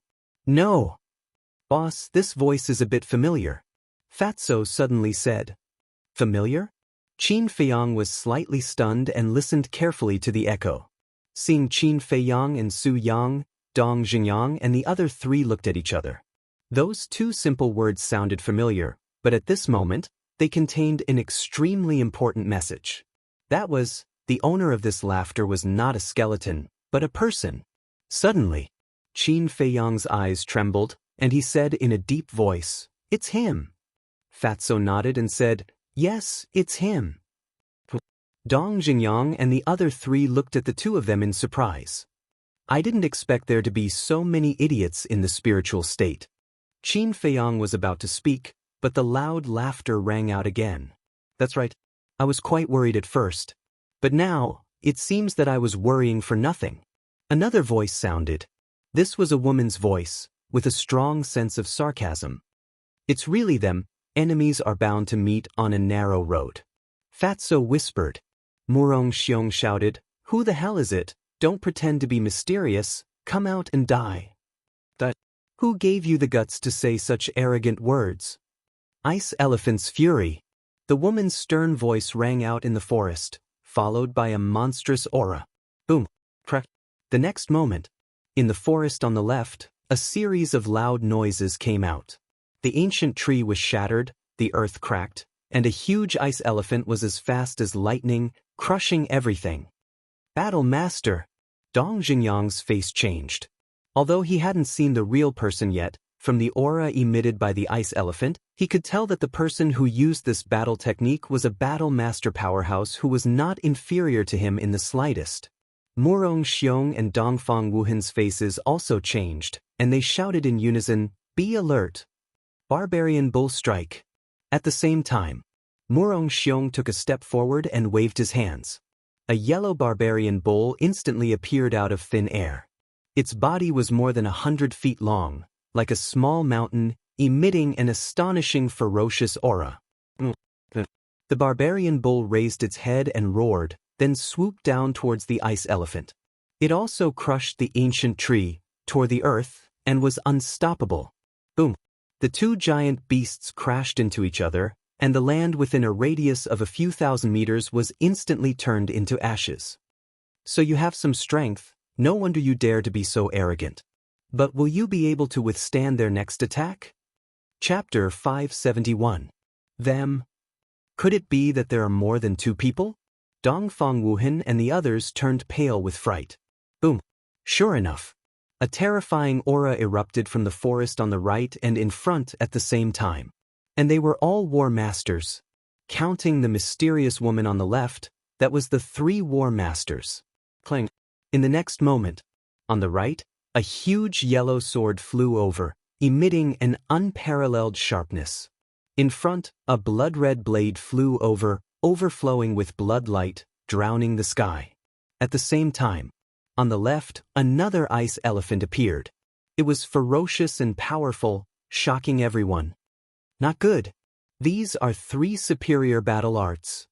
Dong Jinyang, Qin Fiang, quickly come and help. Dong Fang Wuhan shouted without turning his head as he evolved the battle arts. What should we do? Dong Jinyang looked at Qin Feiyang. Qin Feiyang said indifferently, do you think that there is still a need to pay attention to them? What Lu Xingchen said was right. Only death could make these fools realize their mistakes. Dong Jinyang was stunned, shook his head and smiled. Indeed, there is no need. He looked at Dong Fang Wuhan and sighed. I'm sorry, we can't even protect ourselves right now. We really have no time to help you. Damn it. Dong Fang Wuhan cursed and shouted to Wu Yen and the others behind him, leave the swamp immediately. The group of people did not dare to hesitate and immediately turned to flee. However, the few people who ran to the front suddenly cried out in alarm and were bounced back, falling to the ground in a sorry state. There was a trace of blood at the corner of their mouths. What's going on? Everyone was shocked and stopped in unison. Looking at the junction of the plains and the swamp, their faces were full of bewilderment. Not good. Between the plains and the swamp, there is an invisible force preventing us from leaving the swamp. Senior Brother Wuhan, Senior Brother Murong, what should we do? The people who had been sent flying were at first confused, but then they quickly got up and roared at Dongfang Wuhan and Dongfang Wuhan. What? Invisible force. Everyone's face suddenly turned pale. In other words, as long as one entered the death swamp, there was no turning back. Dongfang Wuhan and Dongfang Wuhan were also burning with anxiety. They never thought that such a situation would happen. If he had listened to Lu Xingchen's advice, he wouldn't have been so passive now. But it was too late for regrets. I'll block the giant's sword. Murong Xiong, you block the ice elephant. Everyone else, join hands and block that bloody blade. Remember to block it. Dongfang Wuhan roared. In front of him was a golden arrow that was several zhang long and as thick as an arm. It emitted a resplendent golden light. Sun-breaking arrow kill. Following his roar, the golden arrow pierced through the sky, carrying with it a world-destroying sharpness as it slammed into the earthen yellow sword. In the meantime, Murong Xiong once again transformed into a raging bull and crashed into the ice elephant. Wu Yen, Shenlong, and the other 200 people also executed their battle arts and attacked the bloody blades. For a moment, in this forest, battle chi was dazzling. All kinds of battle arts were like shooting stars, and their momentum was vast and mighty. Even from tens of miles away, they could sense the commotion here. Rumble. After a few breaths, the two sides' battle arts collided with a loud bang. Unsurprisingly, Dongfang Wuhan's battle arts shattered at the same time as the earthen yellow sword and ice elephant. They were evenly matched. But Wu Yen and the others' battle arts were no match for the bloody blades. Although in terms of numbers, Wu Yen and the others had the absolute advantage, but compared to the bloody blades, the difference in power could be said to be like heaven and earth. The bloody blades were like a hot knife through butter, crazily crushing wave after wave of battle arts, heading straight for Dongfang Wuhan and the others. Not good. Dongfang Wuhan's expression changed as he hurriedly executed his battle art again, sun-breaking arrow. Because if he didn't stop the bloody blades, then the final outcome would definitely be heavy casualties.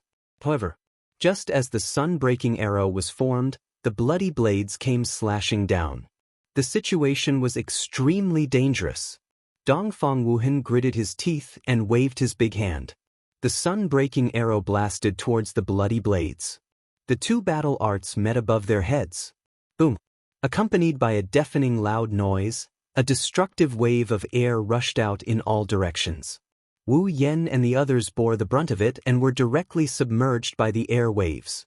Suddenly, miserable screams rang out incessantly, resounding through the sky. Although they all had good cultivation, one must know that this was a confrontation between battle masters. How could they withstand it? Dongfang Wuhan shouted, Murong Xiong, quickly protect everyone. Just a group of cannon fodder, is it worth me risking my life to protect them? However, Murong Xiong smiled mercilessly and left without even looking back. Bastard! Dongfang Wuhan cursed again and again, his eyes filled with struggle. But in the end, he also turned around and fled. The escape of the two could be said to be a disaster for the others. That wave of air was earth-shattering, like a giant storm. People were constantly being strangled, and broken corpses and broken limbs flew all over the sky. Blood dyed the void red, dyeing the earth red. Before they died, they were filled with regret. Why didn't they listen to Lu Xingqian's advice? And why did they have to mess around with Dongfang Wuhan, this unreliable person with no leadership ability? Regret. This was the realization that they had exchanged their lives for. But now that they had realized it, it was useless.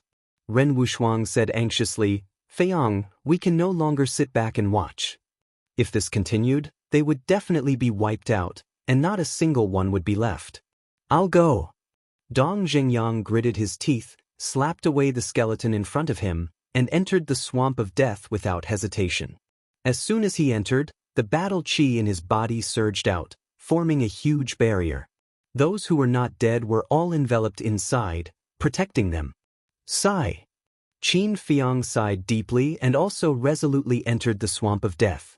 The moment he entered, he raised his arm and patted the air. Immediately, a bright golden light gushed out from his palm, like a wave, rushing towards the airwaves that trapped Dong Zhengyang and the others. A shocking scene unfolded before their eyes. Wherever the golden light passed, the airwaves turned in the air and rushed towards the forest in front. But at the same time, Qin Feiyang's body also trembled violently, and blood spurted out from his mouth. His arm was instantly smashed. Fortunately, the airwaves were driven away, and everyone was able to escape. When the dust settled, there were only about 50 people left alive. Without exception, all of them were covered in wounds, breathing weakly, and their faces were pale. Fatso and the other three also entered the swamp, standing behind Qin Feiyang. Looking at Wu Yen and the others, they had an indescribable feeling in their hearts. Whoosh! At this moment, 3 figures rushed out of the forest and stood side by side on a small hill, only a dozen meters away from Qin Feiyang and the others. Qin Feiyang looked up. As expected, it was 3 familiar people. Yen Tianfeng, Mo Wuxian, and Pan Wen. The 3 kings of Yunzhou. Who are you? Why are you so cruel? Wu Yen glanced at the 3 people, and his blood-stained face twisted. Cruel? Pan Wen sneered and said, You're too naive. This is the War of the 9 States, not a game. From now on, it's either you or us. Wu Yen said angrily, You're right, but you, what about us? Sneak attack? Villain? What a joke. The winner is the king, and the loser is the bandit. Everyone only sees the glory of the winner, and no one cares about the death of losers like you. Pan Wuyen sneered. Wu Yen fell silent. The others also fell silent. Indeed, as long as they could win, it didn't matter whether the method was glorious or not. You're stupid enough.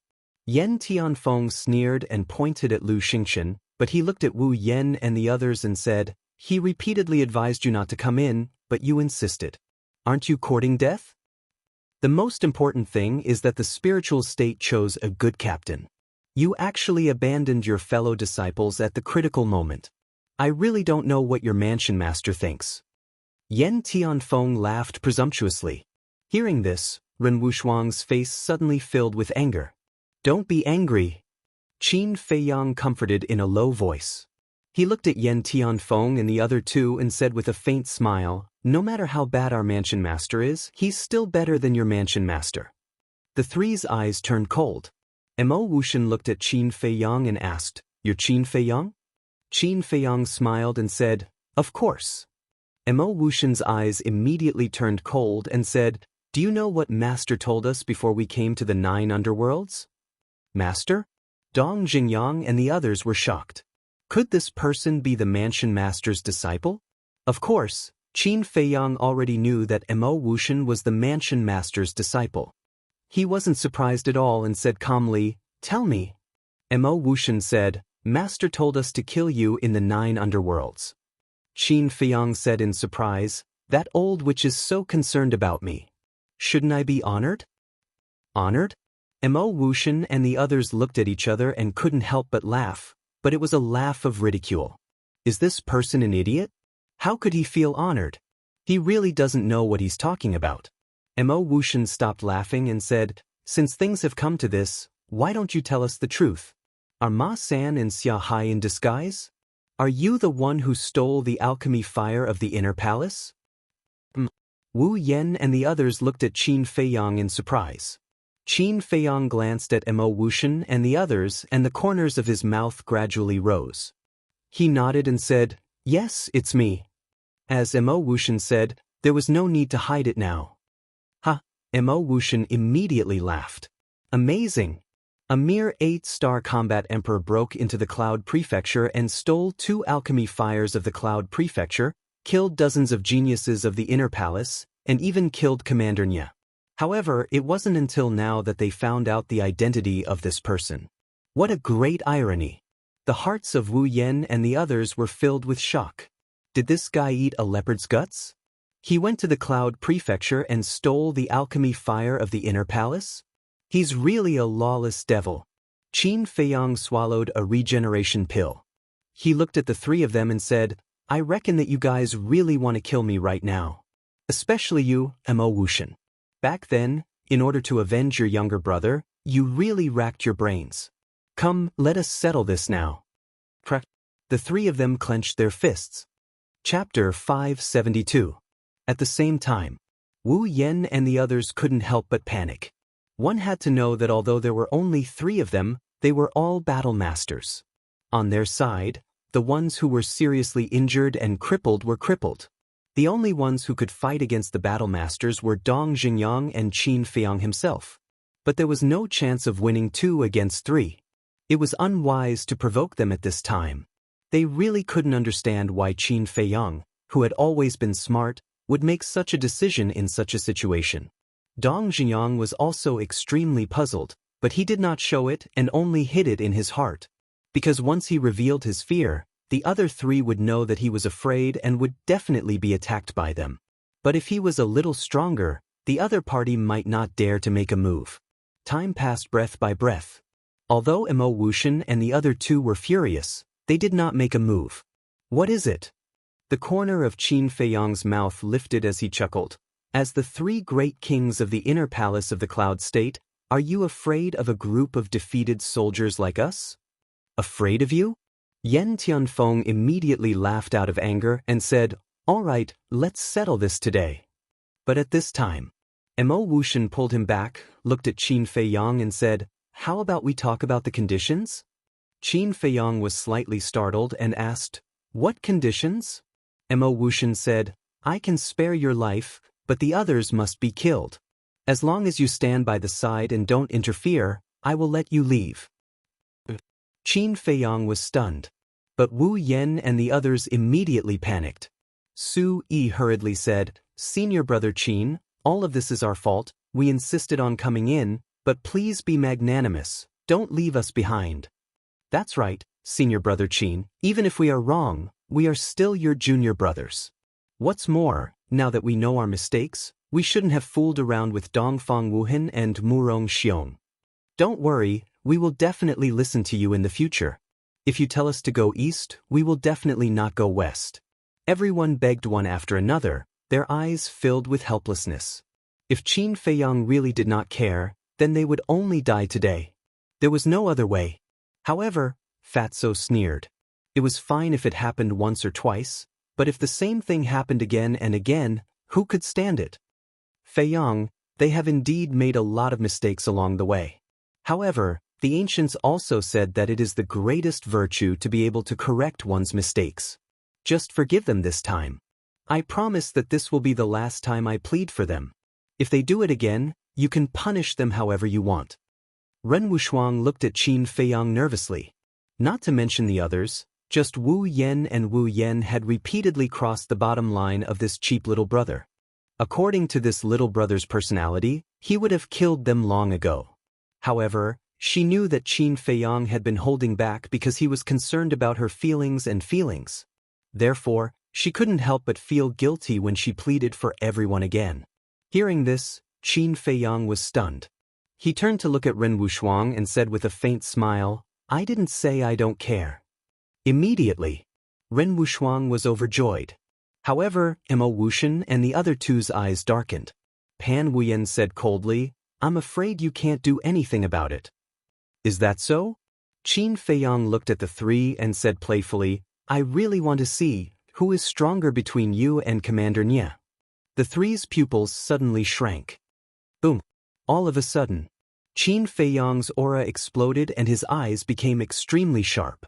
He snorted and said, "Don't dilly-dally, I'm just an 8-star combat emperor. You can come at me." However, the three didn't move, because there was a trace of fear in their hearts.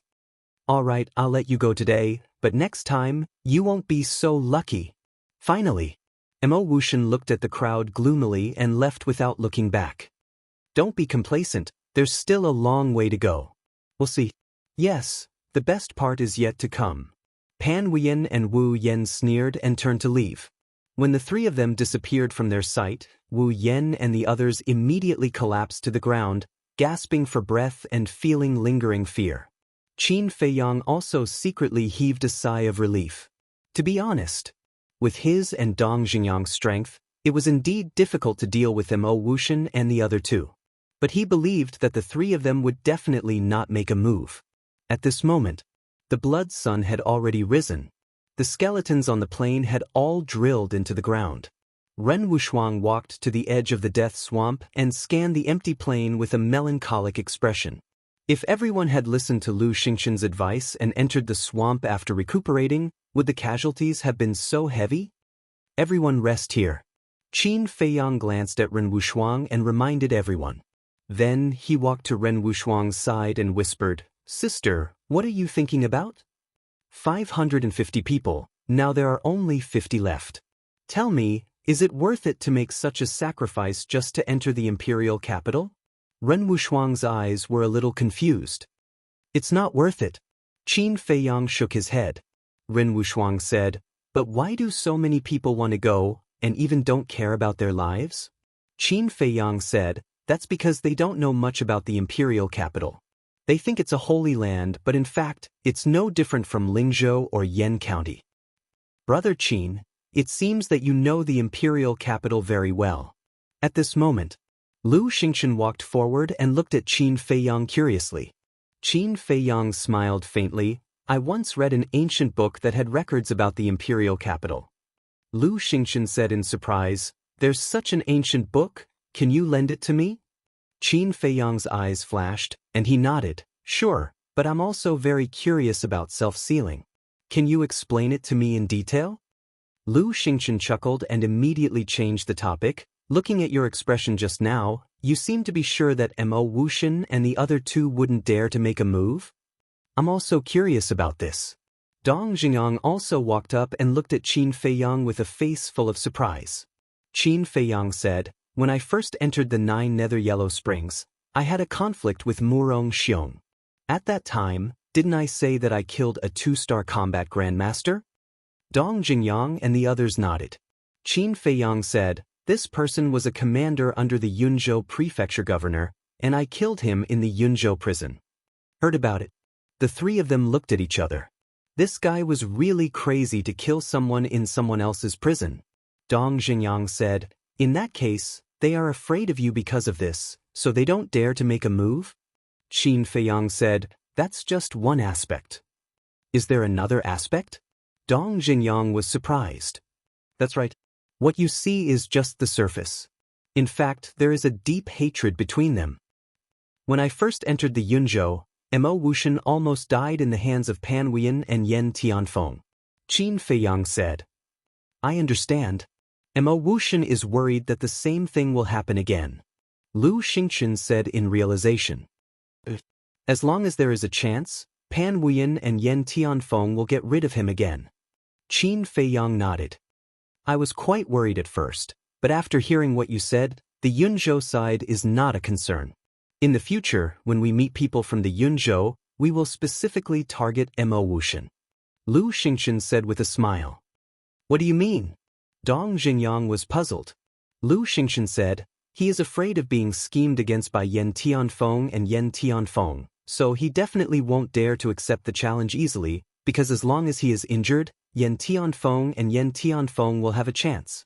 Brother Qin, don't you think so? I don't care about the three of them.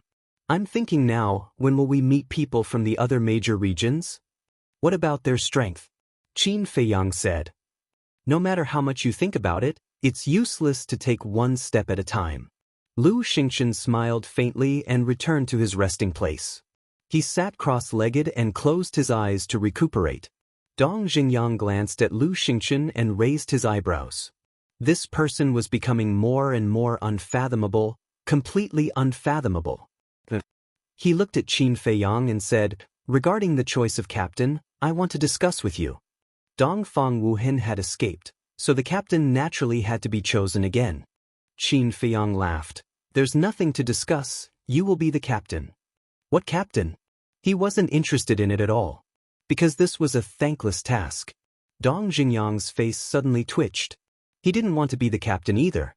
But now, other than Qin Feiyang, it seemed that he was the only one who had this ability. Suddenly, he looked at Ren Wushuang. Ren Wushuang was taken aback and frowned. What are you looking at me for? Dong Jiang said, you are the granddaughter of the mansion master, and your words carry more weight than Qin Feiyang and I. You will be the captain. Ren Wushuang wanted to say something. But Dong Jiang didn't give her the chance to speak. He turned to look at Wu Yen and the others and said loudly, now Ren Wushuang will be the captain, do you agree? Agree. Everyone nodded. Good, then it's decided. Dong Xingyang nodded and smiled. He turned to look at Ren Wushuang and said, Captain, I'm going to recuperate first. Call me if you need anything. Ren Wushuang wanted to say something again. But Dong Xingyang still didn't give her a chance to speak. He strode to the resting place, sat on the ground and closed his eyes. Ren Wushuang looked at Dong Xingyang, then glanced at the crowd, and finally looked at Qin Feiyang for help. Qin Feiyang laughed. Since it's what everyone wants, don't refuse. Bastard. Ren Wushuang glared at him fiercely and said helplessly, okay, but you have to do your best to help me. Qin Feiyang said, that's for sure. Ren Wushuang felt relieved. He felt that as long as he had Qin Feiyang's help, there seemed to be nothing impossible. Suddenly, she seemed to have thought of something and asked in a low voice, what happened between you and Lu Xingchen just now? What was the conversation between the two of them? What self-sealing? What ancient book? It gave people a feeling that they couldn't figure it out. Qin Feiyang smiled faintly, you will know in the future. Still hiding it? Ren Wushuang rolled her eyes at him and walked over to recuperate. Qin Feiyang swallowed a healing pill and turned his head to glance at Lu Xingchen. But beside Lu Xingchen, he found a familiar figure. Xiang Xiaolong. Suddenly, he was surprised. This person actually didn't die? One had to know. Those who were still alive were all 6-star combat emperors and above. And those who died, their cultivation was also higher than Xiang Xiaolong, but Xiang Xiaolong could survive? Strange. Qin Feiyang retracted his gaze and turned to look at the vast plain, his eyes flickering. Time flew by. Half an hour passed by quickly. Ren Wushuang opened her beautiful eyes and stood up to look at everyone, saying, have you rested well? If you have, then get ready to set off. Immediately, everyone opened their eyes one after another and stood up. Although their bodies were covered in blood and emitted a pungent smell, they were all hale and hearty and full of fighting spirit. Looking at everyone's mental state, Ren Wushuang was quite satisfied. Although we haven't encountered any danger, the Death Swamp is definitely not a good place. The most important thing is that there are not only us in the Death Swamp, there are people from the other 8 provinces. Therefore, when we move forward, not only must we line up properly, we must also pay attention to the situation around us. Because any movement in the wind or grass may contain killing intent. Understand? Ren Wushuang shouted. Understood. Everyone nodded. Good, now I will arrange it. Qin Feiyang, Fatso, you two follow me and open up the path. Dong Jingyang, Lu Xingchen, you two are responsible for covering the rear. Shenlong, Jianghu, you two lead the 8-star combat emperors and protect everyone on both sides. The rest of you also need to protect each other. Also, if there is a dispute again, no matter who it is, kill them all. At the end, Ren Wushuang's voice became incomparably fierce, like an invisible blade, causing everyone to tremble in fear. Let's go! Immediately! As Ren Wushuang waved her jade-like hand, everyone quickly lined up and carefully walked towards the jungle in front of them. Fatso laughed in a low voice. Boss, this Ren Wushuang is quite dignified when she is serious. As the granddaughter of the prefecture master, it would be abnormal if she was not dignified. Don't talk nonsense, carefully observe the front. Qin Feiyang's face was very serious. His eyes were like lightning, sweeping back and forth in front. In particular, he paid special attention to the shrubs and weeds where people could hide. After the group had walked for a distance, Ren Wushuang came to the front row, walking side by side with Qin Feiyang and asked, "Did you find anything wrong?" "Not yet." Qin Feiyang shook his head. Ren Wushuang said, "Even if not, we can't let our guard down." Along the way, everyone did not speak, their ears were listening to their surroundings, and their eyes were looking around. Even the most restless Su Yang and Wu Yen were unprecedentedly obedient. Everywhere they passed, except for the sound of everyone's footsteps, there was dead silence. At noon, someone suggested to find a place to rest first. After Ren Wushuang considered it, he also agreed with this suggestion. Because, although they did not encounter any danger along the way, everyone's nerves had been tense, and after a long time, it was inevitable that they would feel tired. After a while, they found the best place to rest. This place was still a wild forest, but within a radius of 500 or 600 meters, there was not a single tree, only weeds, shrubs, and a small pool. The terrain was also very flat, and naturally, the field of vision was very wide. If someone appeared or something abnormal happened, they would be able to detect it at once. However, Qin Feiyang and Fatso did not rest. The two stood on a black stone, scanning in all directions, not letting go of any suspicious places. After arranging everyone, Ren Wushuang walked over, jumped on the stone, stood beside Qin Feiyang and asked, "How is it?" "I didn't find anything, it should be fine." Qin Feiyang shook his head. "That's good." Ren Wushuang breathed a sigh of relief and asked with concern, "Are you tired? If you are, you should take a rest." Qin Feiyang said with a smile, "This kind of environment is nothing to me, you go to rest." Since leaving the capital, he had been living a life of desperation. What place had he not been to? Therefore, whether it was the ability to accept unfamiliar environments or the ability to withstand unknown dangers, they were far superior to other people of the same age. "I'm not tired either." Ren Wushuang shook his head. Once in the ruins, she was able to persevere, and naturally here was no exception. Suddenly, Shen Mei opened her eyes and looked at the pool not far away, as if struggling with something. Finally, she got up, walked to Qin Feiyang and the other two, and said shyly, Qin Feiyang, can you help me to take a look at that pool?" "What do you mean?" Qin Feiyang was stunned. Cough cough. Fatso clenched his fist, put it to his mouth and coughed and laughed. "Boss, you don't even know this, your EQ is worrying." Chapter 573. Since entering the 9 nether yellow springs, everyone had been fighting and fleeing. The blood, dirt, and dust on their bodies had never been washed. When she saw the pool, Shen Mei wanted to wash it. Of course, this was understandable. After all, as a woman, a beautiful woman, it was her nature to love beauty and cleanliness. Shen Mei said again, "If it really doesn't work, it doesn't matter, I can hold on." "It's okay, I also think that everyone should wash up." Qin Feiyang smiled, jumped down from the stone, and carefully walked towards the pool. Before this, he really didn't care about this, but after Shen Mei said it, and looking at everyone's unkempt appearance, it was indeed time to wash up. However, under the water, any danger could exist, so he had to explore it clearly first. The pool was not far away. Qin Feiyang quickly walked to the pool. The pool was very clear, 56 meters wide, surrounded by aquatic plants, but he couldn't see the bottom of the pool. Qin Feiyang observed for a while. The water was always calm, giving people a sense of tranquility. But he didn't rashly go down. He found a washbasin-sized stone and threw it into the pool. Immediately, water splashed everywhere. The stone quickly sank to the bottom of the pool. But after a long time, it still didn't sink to the bottom. It was enough to see that this pool was very deep. "Do you want to go down and take a look?" Qin Feiyang was a little hesitant. Finally, he gritted his teeth, jumped directly into the pool, and quickly sank to the bottom of the pool.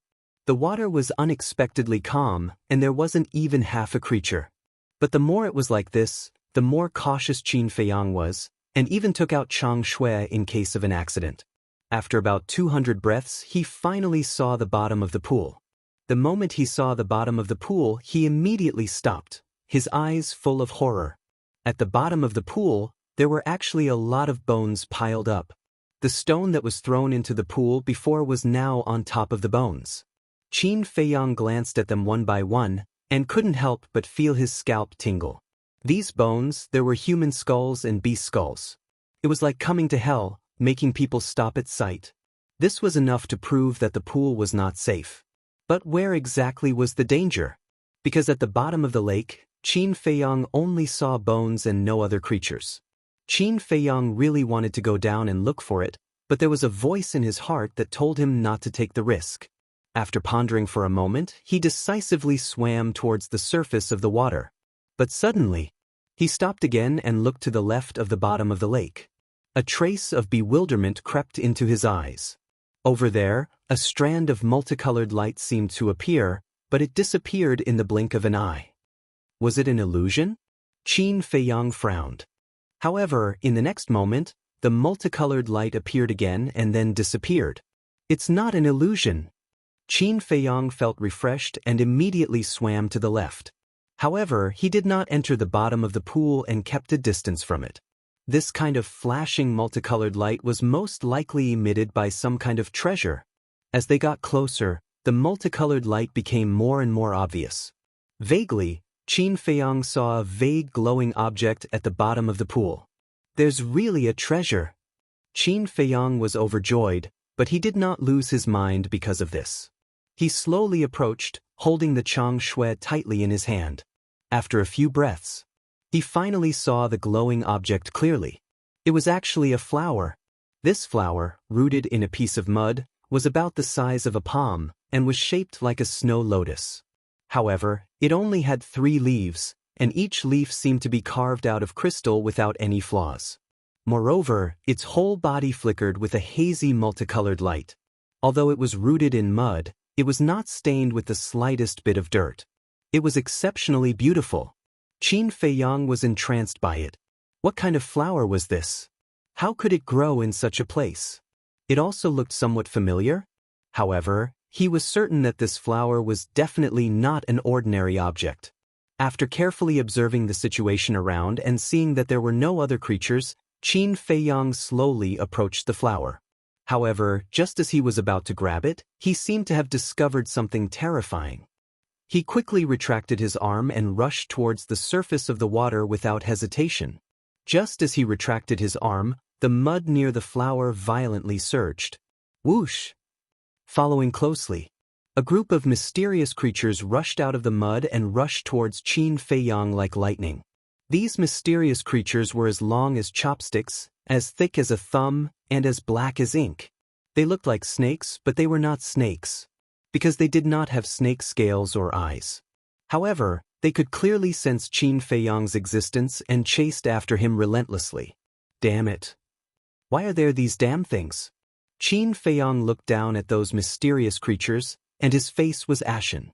These creatures were very fast, but compared to Qin Feiyang, they were still a little slower. A moment later, Qin Feiyang rushed out of the water and quickly climbed ashore. After reaching the shore, he did not continue to escape. He stood on the shore and scanned the lake, red sword chi surging all over his body. What's going on? Fatso and the other 2 were surprised and rushed towards Qin Feiyang. Qin Feiyang said without turning his head, "Don't come over." Be prepared to escape at any time. Escape? The three of them looked at each other. Was there some ferocious beast at the bottom of the lake? Thinking of this, Ren Wuxuang quivered and shouted, "There's a situation. Everyone be on guard." In an instant, everyone opened their eyes and got into a state of alert. Whoosh! Almost at the same time, the group of mysterious creatures rushed out of the pool and rushed towards Qin Feiyang. What? Black demon locusts? Seeing this, not far away, Fatty and the others all had a change of expression. Black demon locusts and blood leech locusts were the same. They could drill into the bodies of creatures and suck their blood until the end of their lives. But black demon locusts were more terrifying than blood leech locusts. Because their bodies were very tough, it was very difficult for ordinary sharp weapons to break through their defense. And the most important point was that they could not only suck blood, but also absorb battle chi. Fatso shouted, "Boss, don't tangle with them." "But we can't leave yet," Qin Feiyang whispered.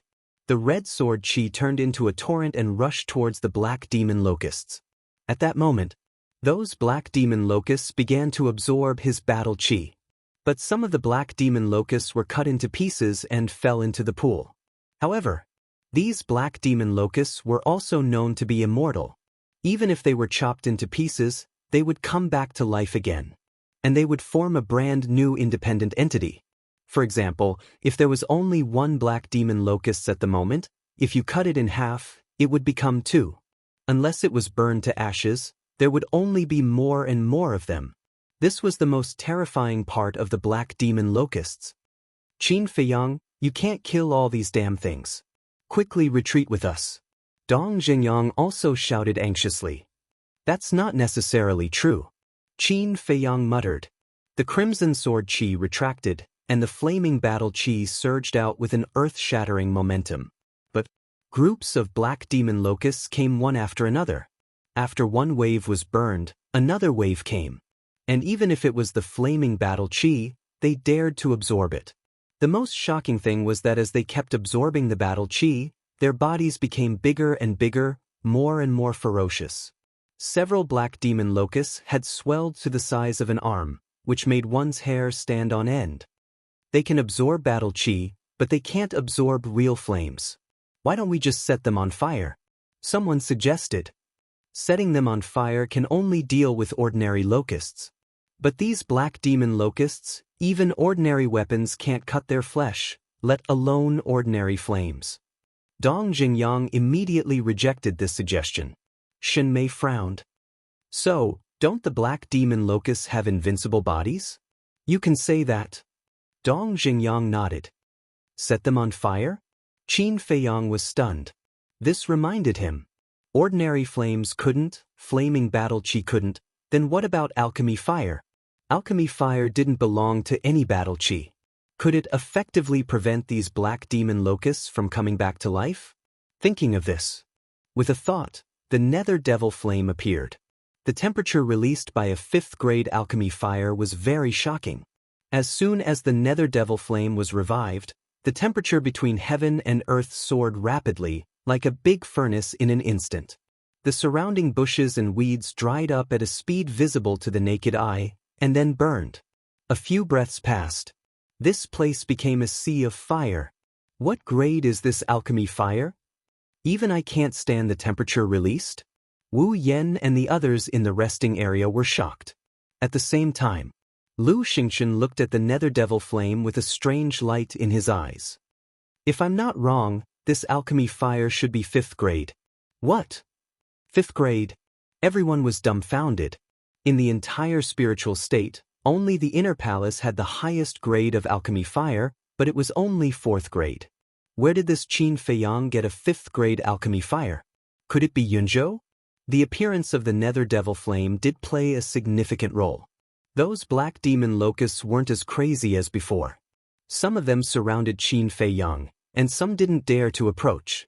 Some retreated to the pool and floated on the water surface, watching covetously. Only a small portion of the black demon locusts were still rushing toward Qin Feiyang. The few black demon locusts that had swelled to the size of an arm were among them, and vaguely emitted the aura of a king. Qin Feiyang's gaze was locked on them, and his eyes were filled with murderous intent. Because he couldn't let them continue to grow, or they would inevitably become a threat to him. Cling. Just as those black demon locusts were approaching, he raised his arm and waved the Chang Shui in his hand like lightning, cutting those black demon locusts into pieces on the spot. With a thought, the nether devil flame rushed over. The horrifying heat shrouded over, and those pieces were quickly burned to ashes. This scene seemed to have frightened the other black demon locusts, and they all retreated to the pool. Pumph! Qin Feiyang snorted and waved his hand. The nether devil flame turned into a stream of light and directly entered the pool. Immediately, the pool began to boil, bubbling, and wisps of white mist rose. What is he trying to do? Everyone was puzzled. Lu Xingqian said, he probably wants to evaporate the water in the pool. Why is he doing this? Just to deal with the black demon locusts? Isn't it boring? Everyone couldn't help but frown. Pumph! Fatso snorted secretly, his eyes full of disdain. Boring?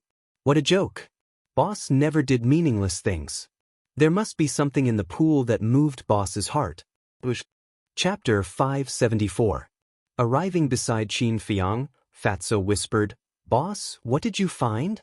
Qin Feiyang said, a strange flower. Strange flower. Fatso's eyes immediately lit up. The water temperature was getting higher and higher, and the steam was getting more and more. The water level was rapidly decreasing. Suddenly, Fatso seemed to have thought of something and said, Boss, since that strange flower grows at the bottom of the pool, will you destroy it by doing this? His words woke the dreamer up. Qin Feiyang anxiously recalled the nether devil flame. Looking at the pool, he really couldn't think of a better idea. Finally, he gritted his teeth, looked at Fatso and said, I'll go down again, you stay here and watch carefully, I'm worried that the commotion just now has already attracted the attention of others. The others? Fatso was secretly shocked and said in a low voice, You mean the people from the other 8 continents? Qin Feiyang scanned his surroundings and said in a deep voice, Although we haven't seen them yet, we still have to be on guard. All right.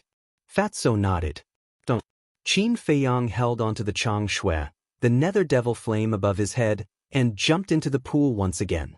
The water temperature was very high.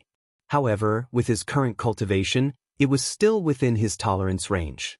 However, not long after he jumped into the pool, 5 figures shot out from the forest in front of him like lightning. When Fatso saw them, his face suddenly changed and he roared, Boss, come out quickly, Mo Wuxian and the others are here. Dong Xingyang and the rest immediately gathered together and looked at the 5 of them gloomily. That's right. The people who came were Mo Wuxian, Pan Wian, Yan Tianfeng, Lu Yunfeng and Pei Sancher. Mo Wuxian swept his gaze across the crowd, his eyes filled with a cold light. He waved his hand and shouted, Attack! Boom! The aura of the 5 of them exploded. Mo Wuxian rushed towards Fatso, while Yan Tianfeng and the other 3 rushed towards Dong Xingyang and the others. Fatso's face was pale white. Lu Yunfeng and Pei Sancher had actually already broken through to the War Master. In other words, there were currently 5 King-S of the War Master level in the Cloud State. How were they supposed to fight? With just Dong Xingyang alone, it was impossible to block the attacks of these 5 people. Without any hesitation, he leaped and jumped into the pool. You're pretty smart. Mo Wuxian sneered, and immediately flew towards Ren Wushuang and the others. Dong Xingyang hurriedly shouted, You guys go quickly, I'll stop them. Yan Tianfeng sneered, No one is allowed to leave. Otherwise, all of you will die. Pan Wuyan said, If you surrender obediently and don't resist, we may let you live. Ren Wushuang frowned. What exactly do you want? What do you want? You'll know soon enough. Mo Wuxian smiled coldly. The 5 of them didn't kill them. They just surrounded Ren Wushuang and the others in the middle. Then, they looked at the pool as if they were waiting for something. Dong! So, Qin Feiyang and Fatso both jumped out of the water and landed on the shore.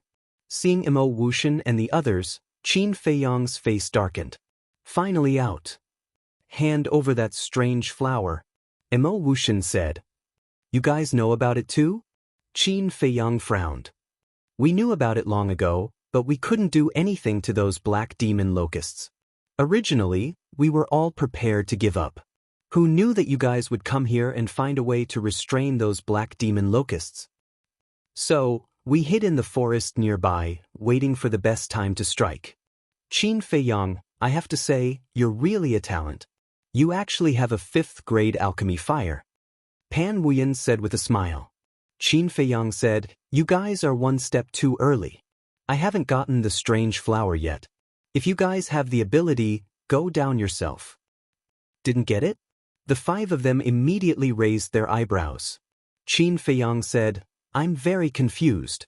Do you know what that strange flower is? Why do you want it so badly? I don't know, but looking at it, I know it's not an ordinary thing. Since you didn't get it, then give me your 5th grade alchemy fire. If you dare to refuse, all of them will die in front of you. Mo Wuxian pointed at Ren Wushuang and the others and said coldly. Qin Feiyang glanced at the crowd, and the corners of his mouth lifted slightly. He looked at Mo Wuxian and said with a faint smile, to be honest, I'm also very annoyed with them. If you really kill them, it will save me a lot of trouble. Senior brother Qin, you can't do this. Please give them the alchemy fire and save us. Wu Yan and the others panicked and begged.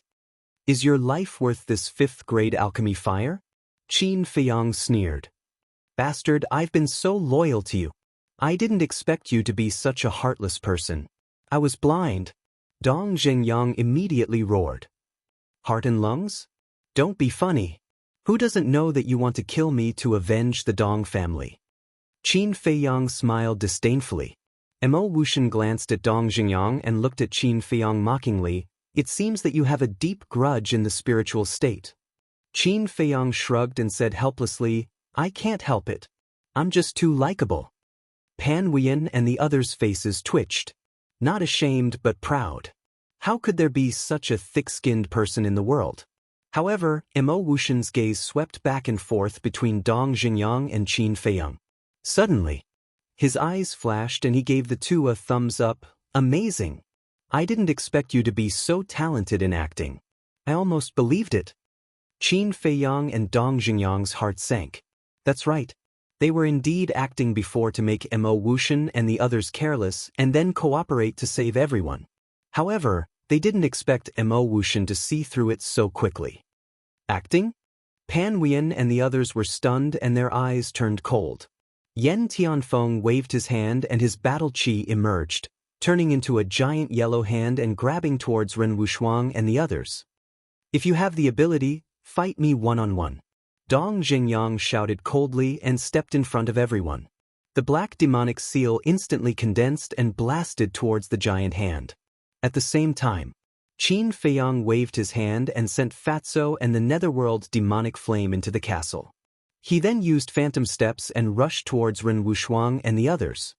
Mo Wuxian and Pan Wuyan snorted and stood in front of Qin Feiyang. Boom! Accompanied by a loud noise, the black demonic seal and the giant hand collided. The giant hand was just an ordinary attack and naturally couldn't block the black demonic seal. It instantly shattered and then the black demonic seal carried the power to destroy the world and blasted towards Yen Tianfeng. Heaven Dipper Art, Battle Shield. Yen Tianfeng bellowed, his fan-like hands stretched out in the air, his battle chi surged, condensing into a thick and heavy shield in front of him, blocking the black demonic seal.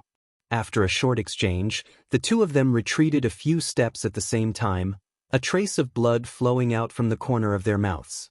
Yen Tianfeng was furious and shouted, Lu Yunfeng, Pei Sancher, follow me and destroy them. The 2 of them released their battle chi and their auras soared into the clouds. But at this time, Qin Feiyang's eyes flashed and he said loudly, Lu Yunfeng, Pei Sancher, have you forgotten how they humiliated you in the past? Don't you want to wash away this humiliation? Immediately, Lu Yunfeng and Pei Sanchi's bodies stiffened. A raging anger burned in their hearts. Back then in the Spirit Cloud Mountain range, the slap that Yen Tianfeng gave them was like a stain that was branded in their hearts, something that they would never be able to forget. A good chance. Seeing this, A cold light flashed in Dong Jingyang's eyes. He took a mysterious step and rushed towards Yen Tianfeng. At the same time, Qin Feiyang and Imo Wushen's battle also began. 7 killing arts, open. Imo Wushen's body trembled, blood qi coiled around his entire body, and his killing intent boiled. Was following closely. 100 zhang long blood-red blade appeared out of nowhere, charging towards Qin Feiyang, its sharpness tearing through the earth. Ice Heaven Manifestation. Above Pan Wuyen's head, a frost vortex also appeared, and a huge ice elephant roared out, its ferocious might unparalleled, and swooped down towards Qin Feiyang. The two of them used their battle arts the moment they made their move. From this, it could be seen how much they feared Qin Feiyang. But Qin Feiyang had no intention of fighting them head-on. When the two great battle arts rushed over, he directly entered the ancient castle. When the two great battle arts whistled past, he walked out of the ancient castle. Using the phantom steps, he left behind an incomparably real afterimage around Imo Wushen and Pei Sancher. Imo Wushen and Pei Sancher looked at those illusions, a little confused. Who exactly was Qin Feiyang's original body? Destroy all of them. Pan Wuyen suddenly let out a fierce roar. Chirp. Accompanied by a sharp chirp, an ice phoenix soared out of the vortex above her head. Wherever it passed, the illusions continued to dissipate. Looks like you didn't remember Commander Nie's lesson. But suddenly, a cold voice sounded behind Pan Wuyen. She suddenly tensed up and hurriedly turned around. A cold face immediately entered her line of sight. It was Qin Feiyang. And it was close at hand. Out of fear of Qin Feiyang, she did not hesitate and immediately retreated. However, at the same time, she felt a pain in her chest and instinctively looked down, only to see a pure white jade dagger sinking into her heart. The intense pain swept over like a tide, and she could not help but scream. But at the same time, a crazed look appeared in her eyes. She suddenly stretched out her hands, hugging Qin Feiyang tightly, and shouted, "Imo Wushen, quickly!" Seeing this, Imo Wushen's murderous aura soared, and several blood blades condensed in an instant, slashing towards Qin Feiyang's neck. Are you crazy? Qin Feiyang was furious. He really did not expect Pan Wuyen to be so crazy. Women were indeed creatures that should not be provoked. Pan Wuyen laughed sinisterly. Even if I die, I will drag you down with me.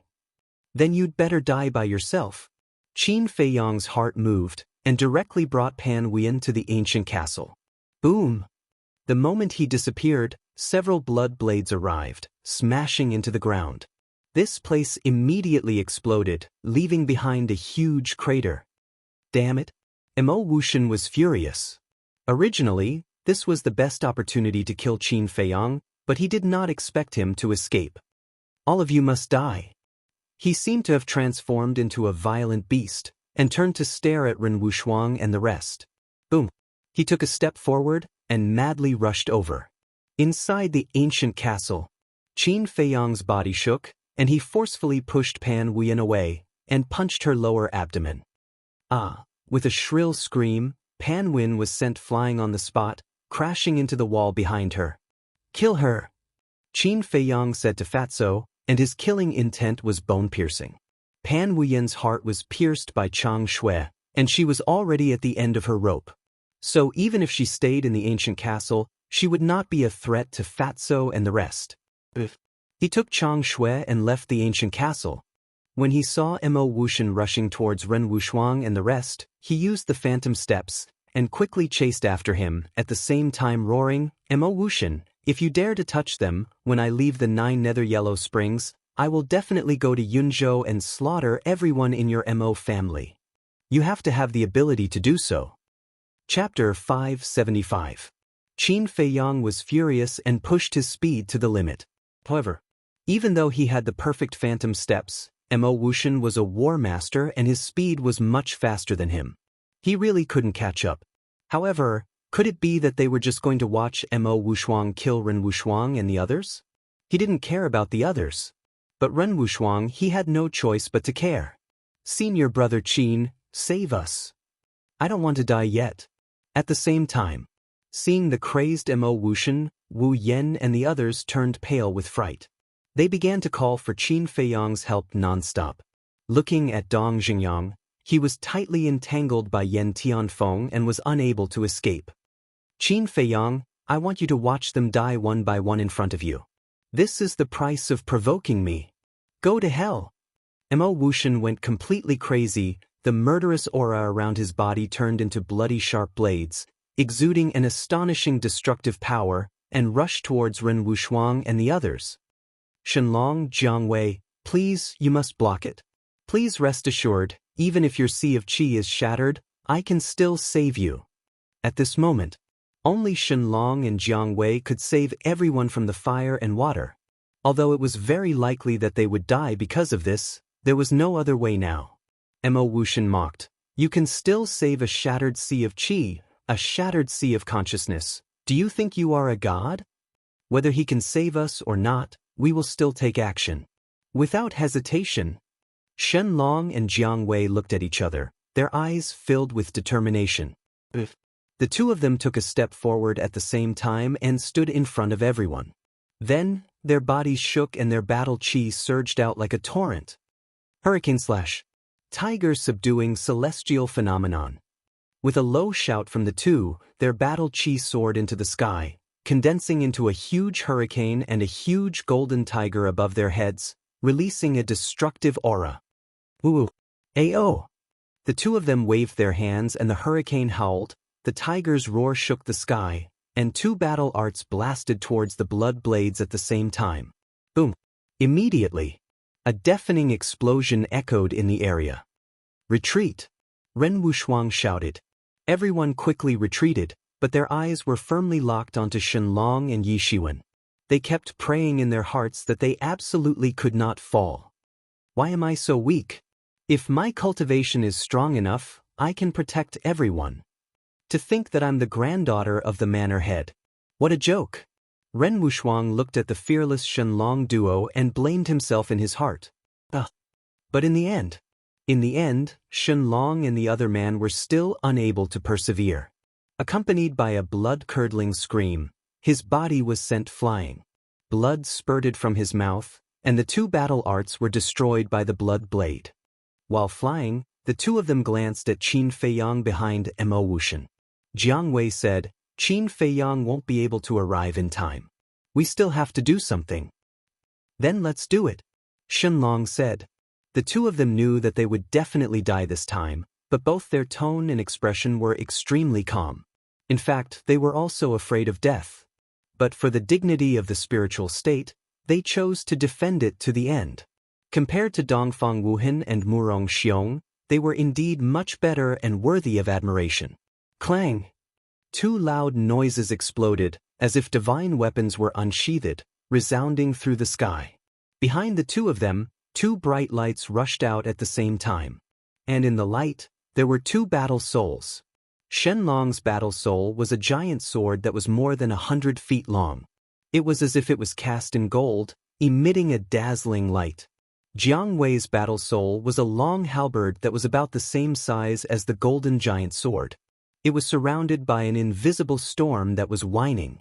In the blink of an eye, as soon as the two battle souls appeared, they carried the power to destroy the world and blasted towards the blood blades. Boom! Immediately, the two battle souls collapsed. The two of them spat out blood again and crashed into the forest beside them. Ancient trees fell one after another, and leaves flew all over the sky. Finally, the two of them crashed into a short mountain that was more than 100 feet high. The short mountain collapsed on the spot, and the two of them were instantly buried in the mud. At the same time, those blood blades also collapsed.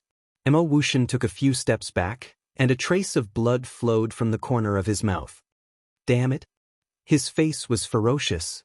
He didn't expect that there would be such a fearless person in the spiritual state. It was also at this time. Qin Feiyang took the opportunity to approach Mo Wuxian, but did not attack him. He swept past him and went straight to Ren Wushuang and the others. He was not afraid of confronting Mo Wuxian head-on. But now, there were two uncertain factors. The first factor was Lu Yunfeng and Pei Sancher. No matter what grudges they had with Mo Wuxian, the two of them were still from the cloud state. In the end, it was likely that they would still choose to attack. The second factor was that the battle here was too intense. If there were other people nearby, they would definitely be on their way. So, he had to send Ren Wuxuang and the others away first. In this way, he could give it his all. Senior brother Qin, what should we do? Quickly think of a way. As soon as Qin Feiyang stopped in front of Ren Wuxuang, everyone rushed forward. But at this time, Mo Wushan roared, Lu Yunfeng, Pei Sancher, what are you still standing there for? Don't forget the warning master gave you before you left. Qin Feiyang turned his head and saw Mo Wushan rushing over with a murderous aura. He saw Lu Yunfeng and Pei Sancher again. The two of them were silent for a moment and finally made their move. Qin Feiyang's heart sank, and he turned to Ren Wuxuang and said, take everyone away immediately and find a hidden place to hide. What about you? Ren Wuxuang said anxiously. When the matter here is over, I will come to find you. Qin Feiyang said in a deep voice. Ren Wuxuang nodded and whispered in Qin Feiyang's ear, I will leave a mark on the road, be careful. After saying that, she led everyone to retreat into the forest behind. Mo Wushan shouted, stop them. Lu Yunfeng and Pei Sancher immediately chased after Ren Wuxuang and the others. Qin Feiyang turned around, and a cold light flashed in his eyes. He took a step forward and stood in front of the two. You are very strong. If you escape alone, no one can stop you. Why do you care about their life and death? Pei Sancher was puzzled. Qin Feiyang said, they are my companions. Of course I have to protect them. Companions? If they are true companions, then there is nothing wrong with that. But according to my observation, they only treat you as a companion because you can protect them. If you don't have this ability, I believe they would have abandoned you long ago. Is it worth it? Pei Sancher asked. Qin Feiyang turned his head and looked at the ruins in the forest behind them. That was where Shenlong and Jianghu were buried. Qin Feiyang's expression was somewhat complicated. He looked back at Pei Sancher and shook his head. I don't know if it is worth it or not, but Shenlong and Jianghu's actions moved me. Mo Wushan shouted, what are you still talking about? Let's kill him together. At this time, he was only a dozen meters away from Qin Feiyang. After he finished speaking, a blood-red light rushed out from his back. It was a blood-red sword the size of a thumb. Although it looked inconspicuous, it emitted a shocking sharpness. This was his battle spirit. He did not dare to be careless when dealing with Qin Feiyang. Therefore he used his trump card. Pei Sancher glanced at Mo Wushan and then looked at Qin Feiyang. I admire your character and courage, but we are enemies. Therefore this battle is inevitable. Lu Yunfeng also said, after knowing your true identity, I also want to fight with you. Today, let us have a good fight. Qin Feiyang secretly sneered. He was not stupid enough to fight with the three great sections. He used the phantom steps and rushed toward Dong Zheneng. Want to leave? No way. Mo Wushan shouted. The small blood-red sword trembled in the void. Then, it shot toward Qin Feiyang like a sharp arrow. Lu Yunfeng and the other two also activated their battle arts. Following closely behind the blood-colored sword, they aggressively charged towards Qin Feiyang. Fight. At this moment, Qin Feiyang did not hesitate to use the battle art. His black hair and eyes instantly turned blood red, as if they were dyed with blood. Immediately after, he slapped with his palm. In his palm, the return art appeared. A golden wave appeared, containing a hidden power, and rushed toward the blood-red sword and the two battle arts. Boom! The two collided. The blood-red sword and the two battle arts suddenly changed sides and attacked Mo Wushan and the other two. This kind of battle art again. The three of them were shocked and hurriedly retreated to the side, narrowly avoiding this fatal blow. But at the same time, Qin Feiyang's arm also shattered, flesh and blood flying everywhere. However, he did not even frown. Instead, he borrowed the force of the impact to speed up and rush toward Dong Zhengyang. Just in time. Yen Tianfeng, who was locked in battle with Dong Zhengyang, saw Qin Feiyang approaching and immediately abandoned Dong Zhengyang and rushed toward Qin Feiyang. Your opponent is me. Dong Zhengyang shouted and immediately chased after him. But at this moment, Qin Feiyang shouted to Dong Xingyang, "I'll hold them back, quickly go and see if Shenlong and Jiang Wei are dead?" Dong Xingyang was bewildered. Hold them back? Was he crazy? One had to know that there were 4 battle masters in front of him. Even if Qin Feiyang's battle strength was heaven-defying, it was impossible for him to be a match for them. Putting this aside, with the current situation, was there a need to care about the life and death of Shenlong and Jiang Wei? Go quickly, Qin Feiyang said angrily. Dong Xingyang's heart trembled. At this moment he seemed to feel the majesty of an emperor from Qin Feiyang. The words that came out of his mouth made him not dare to disobey. He swallowed his saliva, turned around and rushed into the forest, rushing toward the ruins. Want to save them? No way. Yen Tianfeng, who was rushing toward Qin Feiyang, immediately turned around and chased after Dong Xingyang. Don't chase, kill Qin Feiyang first, Mo Wuxian shouted coldly. But Yen Tianfeng immediately turned around and charged toward Qin Feiyang. Indeed, Qin Feiyang was the biggest threat. As long as he got rid of Qin Feiyang, the rest of the people in the spiritual state were nothing to worry about. Lu Yunfeng and Pei Sancher also followed Mo Wuxian. Facing the 4 battle masters, Qin Feiyang not only did not panic, but was also unprecedentedly calm. Inside the ancient castle. Little Qin Zi, what's going on? Wolf King had already been awakened. It had been waiting for Qin Feiyang to enter the ancient castle and take it out to fight. It was also mentally prepared for a bloody battle, but Qin Feiyang did not come in. Chapter 576. Brother Wolf, don't worry. If he doesn't come in, it means that he is still confident. Lu Hong advised from the side. Yes, I believe in Brother Feiyang. Linny followed. Having said that, the deep worry on their faces was enough to show that their hearts were not calm at this moment. Boom! A loud noise came into the castle. Everyone knew that the battle outside had begun. Outside, Qin Feiyang and Mo Wuxian's group of 4 launched a fierce battle. He was at an absolute disadvantage fighting against 4 people alone. In less than 3 breaths, his body was full of scars. But relying on the battle character tactic, no matter how serious the blow he received, he was still lively. The battle character tactic couldn't give Qin Feiyang a true immortal body. There was also a limit to his endurance. As long as he reached the limit, he would still die. However, the strength of Mo Wuxian's group had obviously not reached this limit.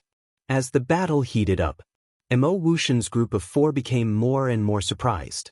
This guy's ability to withstand a beating is too terrifying, right? If it were someone else, not to mention an 8-star war emperor, even a 1-star war ancestor with the same realm as them would have died in their hands long ago. But this person didn't show any signs of weakness? Is this a dream? I don't believe it. Yen Tianfeng suddenly roared. His fist was covered with battle qi, and he punched Qin Feiyang's back with all his strength. Boom! Immediately, Qin Feiyang was like a meteorite, smashing into a boulder in front of him. The boulder shattered on the spot. Qin Feiyang fell to the ground, spurting blood from his mouth. His back was lacerated, his bones were broken, and even his internal organs were damaged. However, the next moment, he turned over and jumped up, standing firmly on the ground. His whole body was in high spirits, and his fighting spirit was unparalleled. How is this possible? What kind of monster are you? Yen Tianfeng was dumbfounded. Monster? The corner of Qin Feiyang's mouth lifted, revealing a bright smile. You can still smile? I don't believe that I can't kill you. Yen Tianfeng was furious and attacked Qin Feiyang again. Swoosh! Qin Feiyang didn't retreat but advanced instead. The 2 of them collided like lightning. Yen Tianfeng's fist landed on Qin Feiyang's chest. His khaki-colored battle qi exuded a heavy aura. Qin Feiyang spat out a mouthful of blood and was sent flying. But at the same time, Qin Feiyang also grabbed Chang Shui and cut off Yen Tianfeng's arm, causing blood to gush out. He can still fight back? Mo Wuxian and the other 2 turned pale with fright. Did this person consume some kind of miraculous pill? Qin Feiyang, they are still alive. At this moment, Dong Xingyang's voice came from the forest. Qin Feiyang was overjoyed. He turned around without hesitation and rushed into the jungle. Trying to escape? Mo Wuxian smiled disdainfully and chased after them with Yen Tianfeng and the other two. Boom! Behind the four of them, a fighting soul sword. Mo Wuxian's battle soul blood-red sword was the first to attack Qin Feiyang. Giving him a taste of his own medicine, Qin Feiyang roared and slapped with his right palm. Golden light surged and pounced on the blood-red sword. Boom! The sword was instantly sent flying. Qin Feiyang's arm finally reached its limit and shattered. The blood in his mouth was spurting out like crazy. But at this moment, Yen Tianfeng and the other two's fighting souls also attacked. Qin Feiyang gritted his teeth and kept Chang Shui. His left hand shot out and the return formula appeared again. In the end, the three fighting souls were sent flying. But his left hand was also instantly shattered. Mo Wuxian sneered. Let's see what else you can do after losing your hands. Yen Tianfeng, petrify him. The four of them were faster than Qin Feiyang. Very soon, they caught up with Qin Feiyang. Yen Tianfeng stretched out his arm and grabbed Qin Feiyang's left shoulder. Wisps of battle qi gushed out from his palm. Upon hearing the word petrify, Qin Feiyang's expression changed on the spot. If he was really petrified by Yen Tianfeng, then even if he had the battle formula, he would not be able to escape death today. So, when Yen Tianfeng grabbed him, he decisively entered the castle. Little Qin Zi, what's wrong with you? Why didn't you come in earlier? With my help, you wouldn't have fallen to this point. Wolf King immediately said angrily. Just focus on your seclusion. Qin Feiyang glanced at it and looked at Fatso. Give me a regeneration pill. Fatso quickly took out the regeneration pill and fed it to Qin Feiyang. Don't worry about me, I won't die yet. After hurriedly leaving these words, Qin Feiyang left the castle and saw Mo Wuxian and the other three rushing towards Dong Jingyang. Didn't you want to kill me? Why are you running now? Qin Feiyang sneered, full of provocation. But Mo Wuxian and the other three didn't even look at him. After fighting for so long, they deeply realized a problem. It was impossible to kill Qin Feiyang, because Qin Feiyang had a treasure that could hide. As long as they hid in it, even if they had heaven-defying instincts, they could only stare helplessly. So, instead of continuing to tangle with Qin Feiyang, it was better to take down Dong Jingyang and the other two to threaten Qin Feiyang. Even if Qin Feiyang was not threatened, he could still directly kill the three of them and cause the spiritual state to lose three powerful combat forces. Qin Feiyang's face darkened when he saw that the four of them had failed in their provocation. He shouted, Dong Jingyang, take them and flee quickly. You have the same cultivation as them. They won't be able to catch up to you. Dong Jingyang was running over with the unconscious Shenlong and the other two, trying to help Qin Feiyang escape. Hearing this, he immediately stopped and frowned. What about you? Qin Feiyang said disdainfully, Don't worry, they can't do anything to me. Okay. Dong Jingyang looked deeply at Qin Feiyang, and without hesitation he turned around and rushed into the depths of the forest. Yen Tianfeng roared, Today, even if I have to go to heaven or hell, I will chase him to the end. But at this time, Lu Yunfeng stopped and shook his head. He also has a high-grade auxiliary battle art, we can't catch up. Slap. Before he finished speaking, a scene that left Qin Feiyang dumbfounded appeared. Yen Tianfeng slapped Lu Yunfeng and Dong Jingyang's faces and roared, Isn't this all your fault? If you had attacked from the beginning, how could they have had the chance to escape? Lu Yunfeng and Dong Jingyang stared at Yen Tianfeng and touched their burning faces, their eyes gradually darkening. Mo Wuxian, who was at the side, glanced at the three of them, then turned to look at Qin Feiyang, without any intention of interfering. Qin Feiyang watched all of this, and the corner of his mouth gradually curled up into a playful smile. If it was in the past, when Yen Tianfeng gave Lu Yunfeng and Dong Jingyang a slap, the two of them could only silently endure it. But now, the two of them were no longer the same as before. Yen Tianfeng still slapped them in the face, which was undoubtedly a very unwise action. As for Mo Wuxian, he obviously had his own plans. Because whether it was Yen Tianfeng or Lu Yunfeng, they were just chess pieces in his eyes. Sooner or later, they would be eliminated. Therefore, he was very happy to see this kind of thing, so he naturally wouldn't care about it. But to Qin Feiyang, this was an opportunity. He looked at Lu Yunfeng and Dong Xingyang, shook his head and sighed. It seems that even if you two break through to War Master, your status in the Cloud region will not increase in the slightest.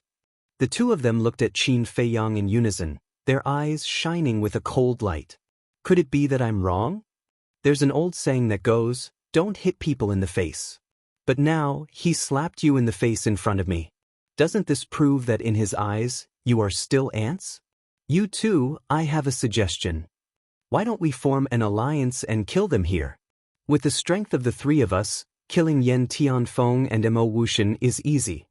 As for my character, all of you have seen it for yourselves. I am completely worthy of your trust. After we kill them, we will go to the other side of the 9 nether yellow springs together, and then enter the imperial capital together. How about it? Qin Feiyang laughed. Lu Yunfeng and Dong Xingyang looked at each other, clearly moved. Although they didn't spend much time with Qin Feiyang, and didn't know much about Qin Feiyang, compared to Mo Wuxian and Dong Xingyang, it made them feel more at ease. Seeing this, Mo Wuxian's heart skipped a beat. If Lu Yunfeng and Pei Sancher really changed sides at the last minute, it would be a disaster for him. He never thought that at this time, Qin Feiyang would still be able to come up with a plan to sow discord and directly destroy his little plan. He turned to look at Yen Tianfeng and shouted, "What are you doing? Who gave you the right to slap them in the face? Why aren't you apologizing to them?" Yen Tianfeng clenched his fists. His heart was full of unwillingness. But he also knew the consequences of Lu Yunfeng and Dong Xingyang's betrayal, so he could only put down his face and bow to the two. "I'm sorry, I was impulsive before, I hope you can forgive me." Mo Wuxian also laughed and said, "Lu Yunfeng, Pei Sancher, we are the most outstanding people in Yunzhou. We carry a heavy burden on our shoulders, please don't be bewitched by scoundrels." The two lowered their heads and remained silent. Mo Wuxian said, "If you still can't let it go, you can return it, I won't interfere." Yen Tianfeng said angrily, "Mo Wuxian, what do you mean? This is the consequence of your own actions, who's to blame?" Mo Wuxian sneered. "All right." Lu Yunfeng nodded, raised his head and looked at Yen Tianfeng and said, "As long as you can obediently let us slap you a few times, we will let bygones be bygones." "You dare?" Yen Tianfeng shouted. "Then there's nothing I can do." Lu Yunfeng laughed coldly, turned around and looked at Qin Feiyang and said, "All right, we." But before he could finish, Mo Wuxian's face suddenly changed. He stepped forward and covered Lu Yunfeng's mouth, and smiled apologetically, "I'll try to persuade you again." Following that, he looked at Yen Tianfeng and roared, "What exactly are you trying to do? Do you really want to die here?" Yen Tianfeng's gaze trembled. He looked at Qin Feiyang gloomily, looked at Lu Yunfeng and said while gritting his teeth, "All right, I'll let you guys hit me." Pa. Just as Yen Tianfeng finished speaking, Pei Sancher raised his arm and ruthlessly slapped Yen Tianfeng's face. A blood-red palm print immediately appeared. "You didn't expect this day to come, right?" Pei Sancher sneered and slapped him again, causing half of Yen Tianfeng's face to swell up. Following that, Lu Yunfeng also slapped him twice. The other half of Yen Tianfeng's face also swelled up, and a trace of blood flowed out from the corner of his mouth. At this moment, Yen Tianfeng was about to go crazy. Like a wild beast that was about to go berserk, his eyes were completely red.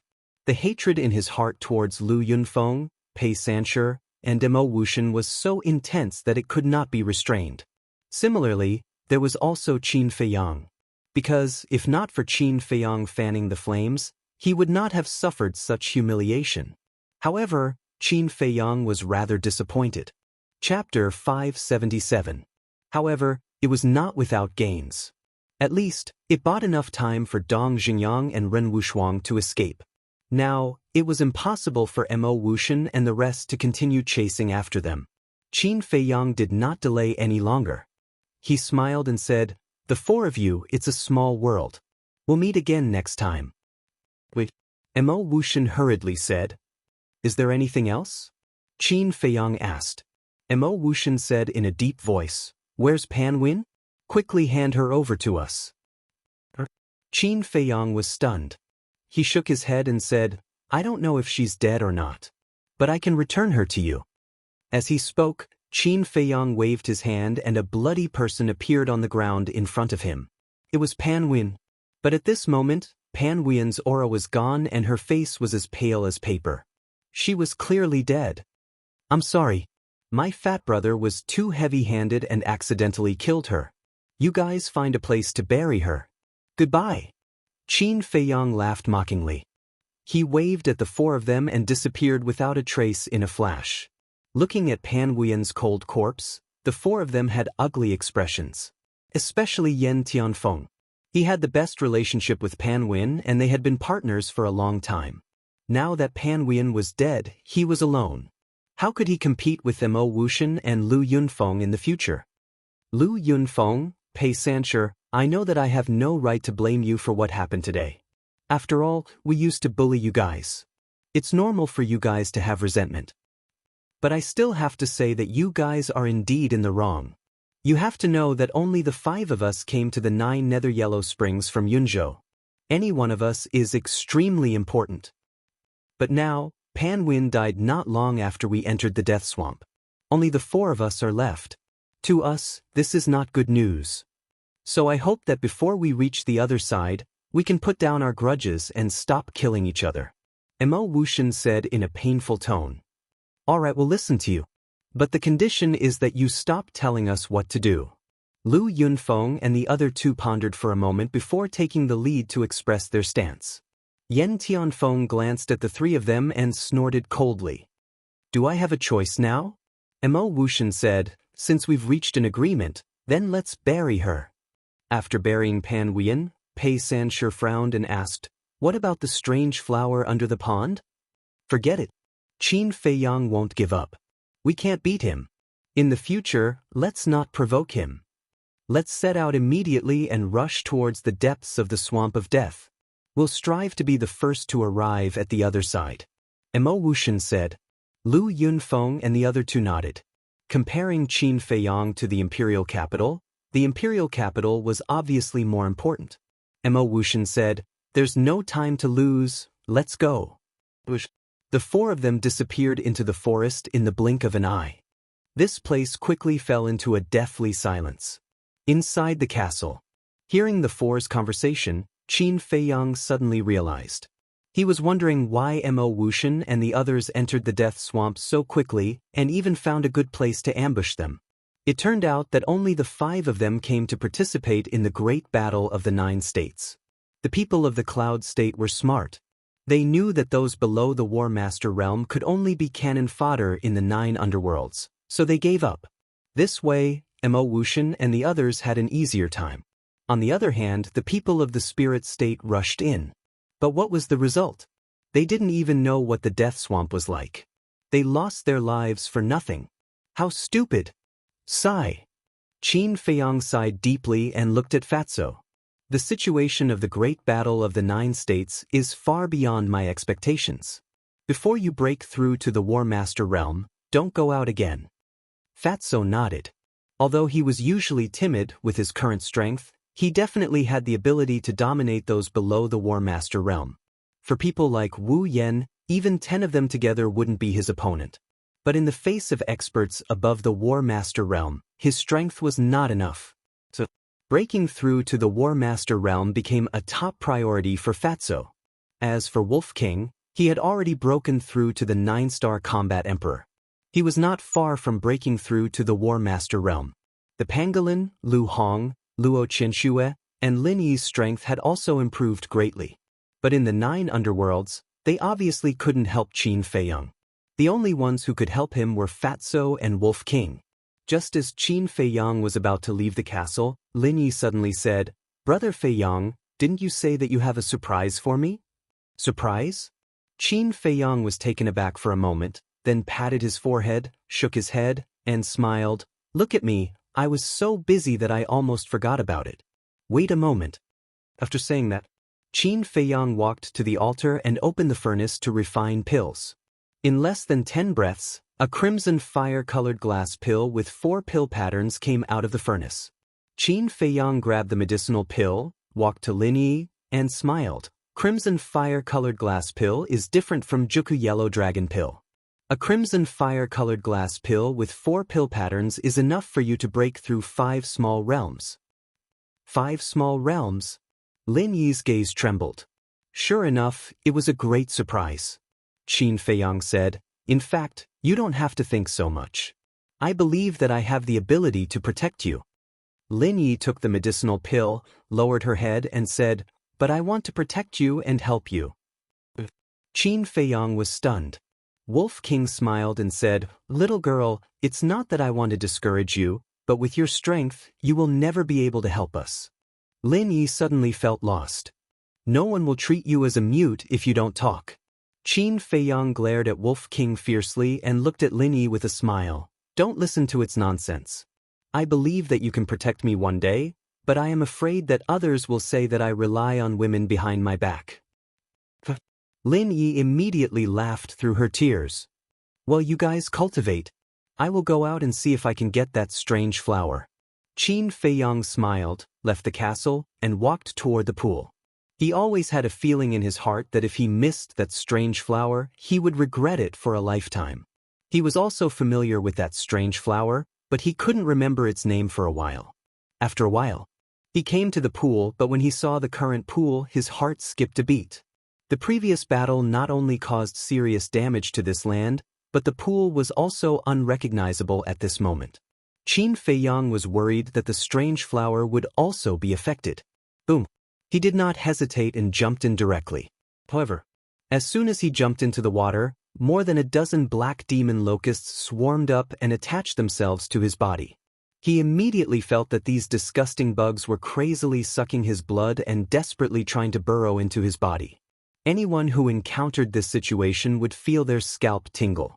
Qin Feiyang was no exception. He quickly climbed ashore and summoned the netherworld demonic flame. The terrifying high temperatures suddenly shrouded all directions. More than a dozen black demon locusts suddenly left his body in panic and rushed toward the pool. Qin Feiyang pointed his finger, and the red sword aura surged out, instantly tearing their flesh body apart. Coupled with the burning of the pill fire, they were quickly burned to ashes. Qin Feiyang looked at the dozens of bloody holes on his body, and he couldn't help but feel scared. Fortunately, he reacted in time. Otherwise, when the black demon locusts got into his body, he was equivalent to a delicious cake that they could only suck. Boom! Without hesitation, Qin Feiyang jumped into the pool again with the netherworld demonic flame. The netherworld demonic flame was in a half-awakened state. As soon as it entered the water, the temperature of the pool began to rise. Qin Feiyang was afraid that something would happen to the strange flower, so he quickly sank to the bottom. On the way, the black demon locusts he encountered did not dare to approach him, but they all followed behind him. A moment later, Qin Feiyang finally arrived at the bottom of the pool. The eerie white bones were a ghastly sight. Black demon locusts lay around the strange flower and were very resistant to Qin Feiyang, an outsider. Qin Feiyang looked at the strange flower and could not help but let out a long sigh of relief. Although the fluctuations of the battle before were very terrifying, but fortunately the pool was very deep and did not affect the strange flower. Immediately, he held his breath and gradually approached the strange flower. The netherworld demonic flame in his hand emitted a hot wave, and the black demon locusts around the strange flower were constantly forced to retreat. Seeing this situation, Qin Feiyang was very excited. If there was no accident, he would be able to smoothly obtain the strange flower. However, an accident just happened. When he was only 1 meter away from the strange flower, the black demon locusts that were forced to retreat were not afraid of the high temperature of the netherworld demonic flame and once again surrounded the strange flower. Obviously, they swore to protect the strange flower even if they died. Qin Feiyang had to stop and looked very angry. But from the side, it also showed that this strange flower was definitely not ordinary. What to do? Just as he was thinking of a way, suddenly 2 faint sounds came from above, as if something fell into the pool. Mo Wuxian and the other 3 haven't given up yet? Qin Feiyang's heart trembled and immediately looked up, his eyes full of vigilance. But as time passed, Qin Feiyang gradually felt that something was wrong.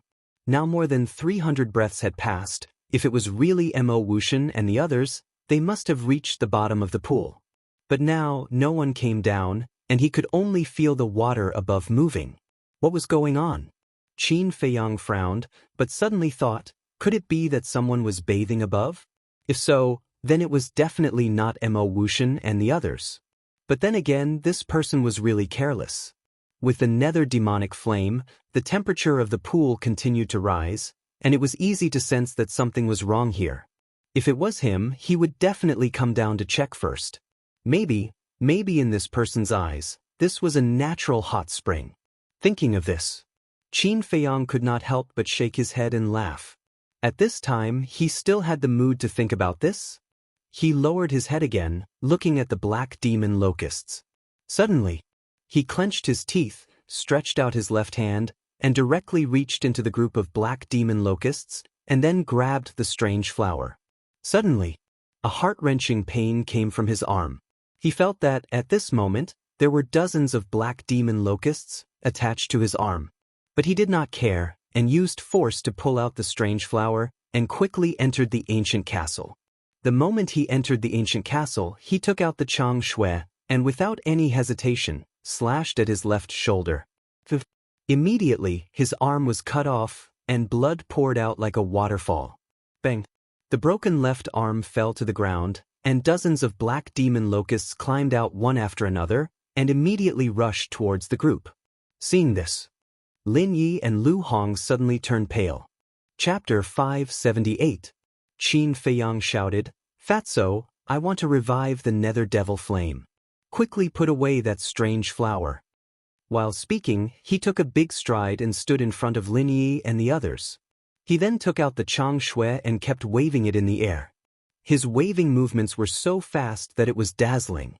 But every time he waved, he could cut off a black demon locust. For a moment, blood splattered everywhere. In a few breaths, dozens of black demon locusts fell to the ground one after another and were cut into several pieces. But they were still wriggling. This was a process of their rebirth, but this process was very short. If they were not dealt with in time, hundreds of black demon locusts would appear in this castle later. At that time, the castle would be occupied by these terrifying creatures, and there would be no place for them to stay. At the same time, Fatso stretched out his hand to grab the strange flower, but he retracted his arm in lightning speed and hid in a corner as if he was running for his life. Because there were 3 black demon locusts entangled on the strange flower. "Look at you!" Wolf King glared at Fatso disdainfully. Yes, this emperor has never seen such a timid person like you." The pangolin beast next to him echoed. However, looking at the 3 black demon locusts, they also hesitated. Qin Feiyang looked at these 3 beasts and couldn't help but feel annoyed. It seems that at the critical moment he still had to step in. "Protect Yi and the others." Qin Feiyang shouted coldly, and the nether devil flame was fully revived. The terrifying high temperatures suddenly filled every corner of the castle. Wolf King immediately condensed a battle chi barrier to protect Lin Yi and the others. Those black demon locusts that were cut off earlier were quickly burned to ashes under this high temperature. But the 3 black demon locusts entangled on the strange flower did not retreat at all. "You guys are quite brave."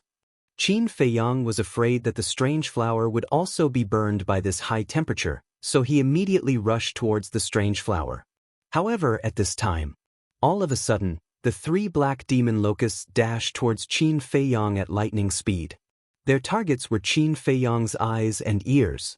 If the black demon locusts really got into his ears or eyes, his brain would probably be sucked dry by the black demon locusts. Just thinking about it made him shudder.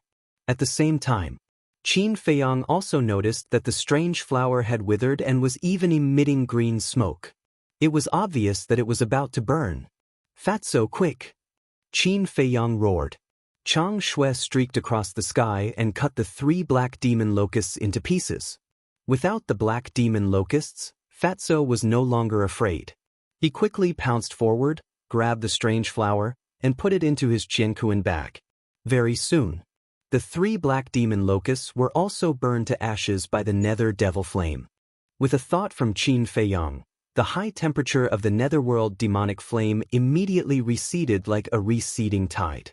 He immediately looked at Fatso and said, "Quickly let me see the strange flower." Fatso took out the strange flower. Qin Feiyang grabbed it in his hand, looked left and right, looked up and down, and finally let out a long sigh of relief. The water in the strange flower was gone, but its essence was still there, and it would not lose its medicinal efficacy. Lu Hong said at this time, "Qin Feiyang, can you throw your arm out first and watch it beat people up?" Beat people up? Qin Feiyang was taken aback. He looked down at the left arm that he had cut off, but saw that it was full of holes and blood was flowing out. It did look a little creepy. He had wanted to reattach it, but now he was not in the mood. He waved his hand and threw the arm out. Fatso said, "Boss, don't bring this kind of thing in next time. It's scary." This time, I support Fatso. Let's not talk about whether or not this thing will harm everyone. Merely, your behavior is simply too dangerous. Have you ever thought about what if these things drill into your heart, your lower abdomen, or even your brain? Wolf King said. I had no choice. They surrounded the strange flower 3 times on the inside and 3 times on the outside. I could only take it by force. But I also calculated it in advance. At that time, I only put my arm in. If they want to drill, they can only drill into my arm. As long as I enter the castle in time and cut off my arm, they can't drill into other places. Qin Feiyang said with a smile. Fine, we were worried for nothing. Wolf King rolled his eyes at him, then lay down on the side and closed his eyes to meditate. Qin Feiyang smiled helplessly. He took out a regeneration pill and a healing pill and swallowed them, then looked down at the strange flower carefully. Fatso went up, his eyes shining, and said, Boss, think carefully. What kind of treasure is this? At the bottom of the lake. When Qin Feiyang snatched the strange flower, the black demon locusts immediately went crazy and rushed around at the bottom. When Qin Feiyang threw out his arm, they immediately swarmed up. In the blink of an eye, all the flesh and blood disappeared, leaving only a white bone. The swarm of black demon locusts rushed up. At the same time, above the pool, 2 young women were playing in the water. Sister, it's so comfortable. I didn't expect there to be such a natural hot spring in this damned place. The only flaw is that the water temperature is a bit too high. You should be satisfied. It's already very lucky to find a water source here. After washing off the dirt on our bodies, we'll go down and look for it. Maybe there are some treasures. The 2 women were very beautiful.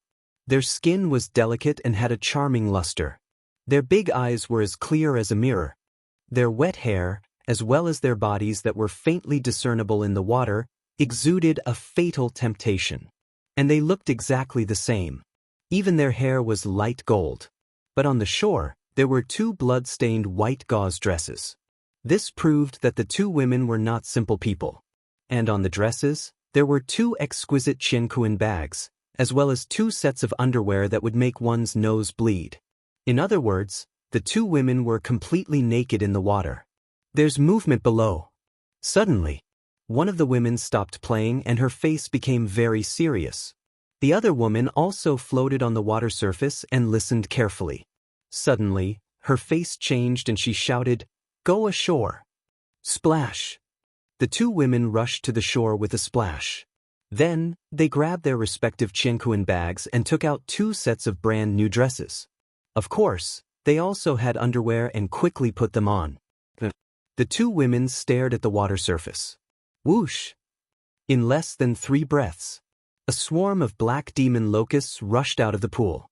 When they saw the 2 women, they immediately rushed towards them. What? There's actually such disgusting things under the pool? The 2 women's faces changed and they immediately turned to the side of the forest. At the same time, one of the women shouted, Men! Immediately, in the side of the forest, a dozen figures rushed out. They were all young men around 25 or 26 years old. They were also wearing white clothes. But on their chests, there was a small word embroidered. Empty. And their bodies were also stained with blood. Their hair was disheveled and their faces were dirty. They looked quite miserable. A young man in white who rushed to the front asked, Xuening, Xueruo, what's wrong? There are black demon locusts in the pool. They're too much. They hid down there and peeped at us bathing. Quickly get rid of them. The two women said angrily. Black demon locusts. The young men looked towards the pool. When they saw the swarm of black demon locusts, their faces changed. But then, a row of black lines appeared on their foreheads. The black demon locusts did not have eyes at all. They only relied on smell to track their prey. How could they peep at them bathing? Moreover, they were just insects. Even if they peeped, it was nothing. Was there a need to make such a fuss? This pair of sisters really knew how to talk nonsense. But in their eyes, it was full of doting. The leading man frowned and said, Xuening, Xuerua, didn't I just tell you to check if there's any danger in the pool? Why did you only notice them now? We looked, but we didn't go to the bottom of the pool to check. We wanted to wait until we were clean before going down. But we didn't expect them to suddenly rush up. The two women said innocently. Hearing that, everyone was helpless. The leading man said, You guys, I don't know what to say. You guys are really careless. Yeah, if anything happens to you, how are we going to explain it to your parents? A young man next to him said helplessly. Okay, we know we're wrong. Can you guys go and kill them?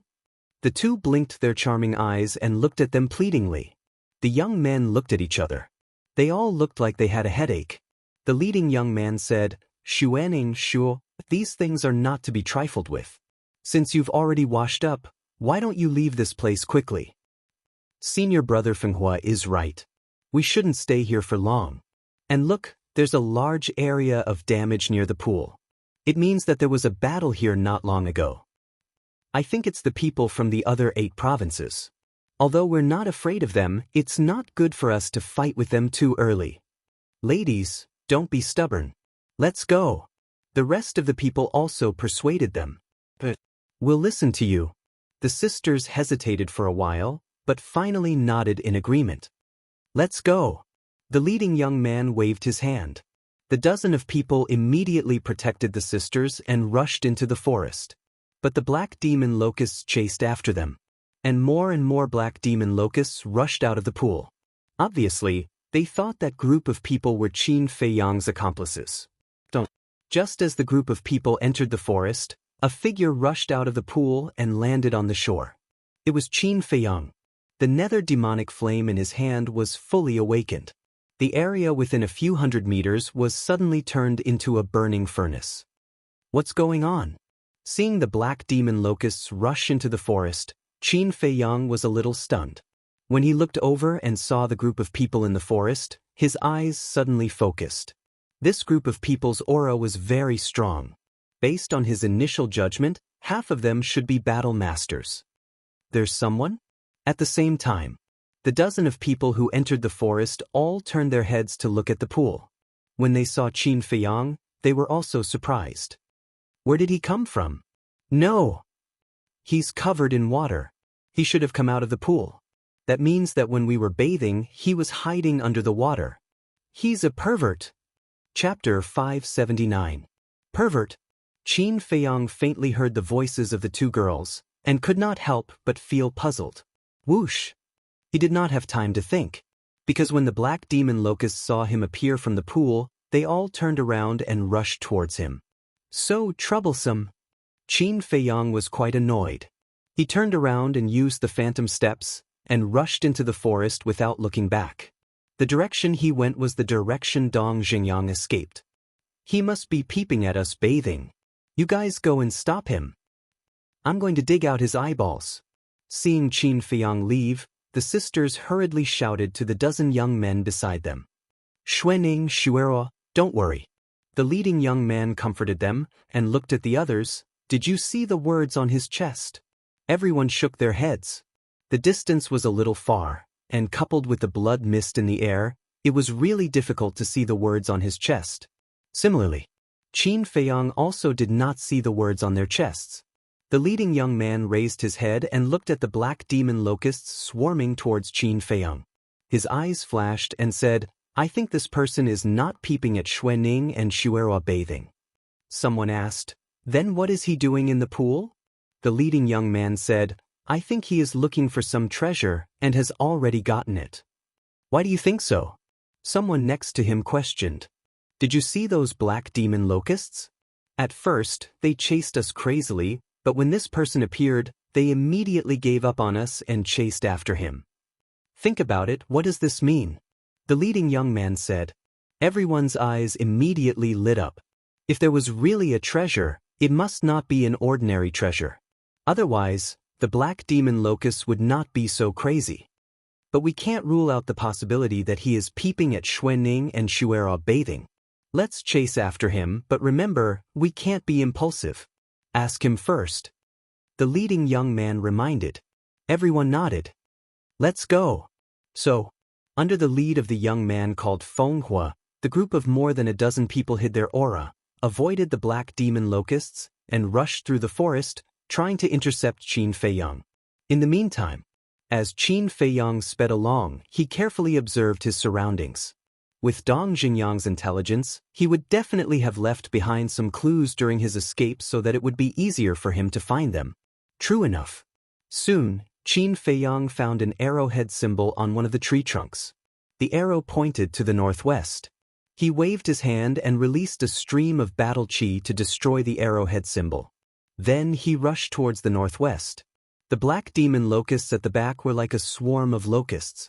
Wherever they passed, the grass and trees were blown away, leaving behind a mess. However, although they were terrifying, their speed was much slower than Qin Feiyang's, so the distance between them was getting further and further. He changed his direction. Should we continue chasing him? In the meantime, Fire Beacon's group stopped on a small hill and looked at Qin Feiyang from afar. Of course. He's alone. What's there to be afraid of? Also, we don't have to be so secretive. The pair of sisters said in dissatisfaction. The young man called Fire Beacon lowered his head and muttered to himself for a while, then nodded. Xuening and Xuera are right. I am the one who worries too much. There is indeed no need to hide. Fire Beacon looked at Qin Feiyang and shouted, "Friend, please wait." Then, the group of people chased after Qin Feiyang. Qin Feiyang, who was searching for the mark, stopped and turned to look at the group of people, his eyebrows slightly raised. From his tone, he didn't seem to have any ill intentions. But in this place, it was obvious that he couldn't just look at the surface. Moreover, this group of people's cultivation was stronger than his, so he had to be on guard. He turned around and scanned the front. In front of him was still a dense forest. However, not far ahead, there was a small valley. He activated phantom steps and rushed towards the small valley. After a dozen breaths of time, Qin Feiyang arrived at the entrance of the small valley, but Fire Beacon and the others were not far from the small valley, because their speed was much faster than Qin Feiyang's by a large margin. As for those black demon locusts, they had already completely shaken them off. Qin Feiyang turned his head and glanced at those people. A light flashed in his eyes, and he entered the valley without hesitation. The valley was not big, and weeds were growing everywhere. Qin Feiyang hurriedly looked around, and on the left side of the mountain, he found a dark cave. Judging from its ancient appearance, the cave had existed for a very long time. However, the valley was halfway up the mountain, and it was impossible to fly now. It was obviously too late to climb up, because the footsteps had already arrived at the entrance of the valley. Shua. Qin Feiyang flashed and entered the castle. The moment he entered the castle, Fire Beacon and the others strode into the valley. They stood in the grass and scanned their surroundings. One of them lowered his head to look at the ground and discovered a row of footprints. These should be his footprints. Then why don't we see him? Could it be that he's hiding in the cave above? The pair of sisters looked at the cave halfway up the mountain, their eyes filled with doubt. It shouldn't be. If he really went to the cave in such a hurry, he would definitely leave behind traces of climbing. But from what I can see, there's nothing. Unless he can fly. Fire Beacon said. Fly? Everyone shook their heads. In this place, flying was simply an extravagant hope. Fire Beacon looked at the cave with a trace of doubt in his eyes. Why was there a cave here? Could it be left behind by a senior who had participated in the Great War of the 9 States? Thinking of this, he looked at a young man beside him and said, "Feng Wuxia, go inside the cave and take a look. Be careful." Feng Wuxia nodded and walked to the bottom of the cave. Like an ape, he quickly climbed to the entrance of the cave. "Be careful," Fire Beacon warned again. "Don't worry."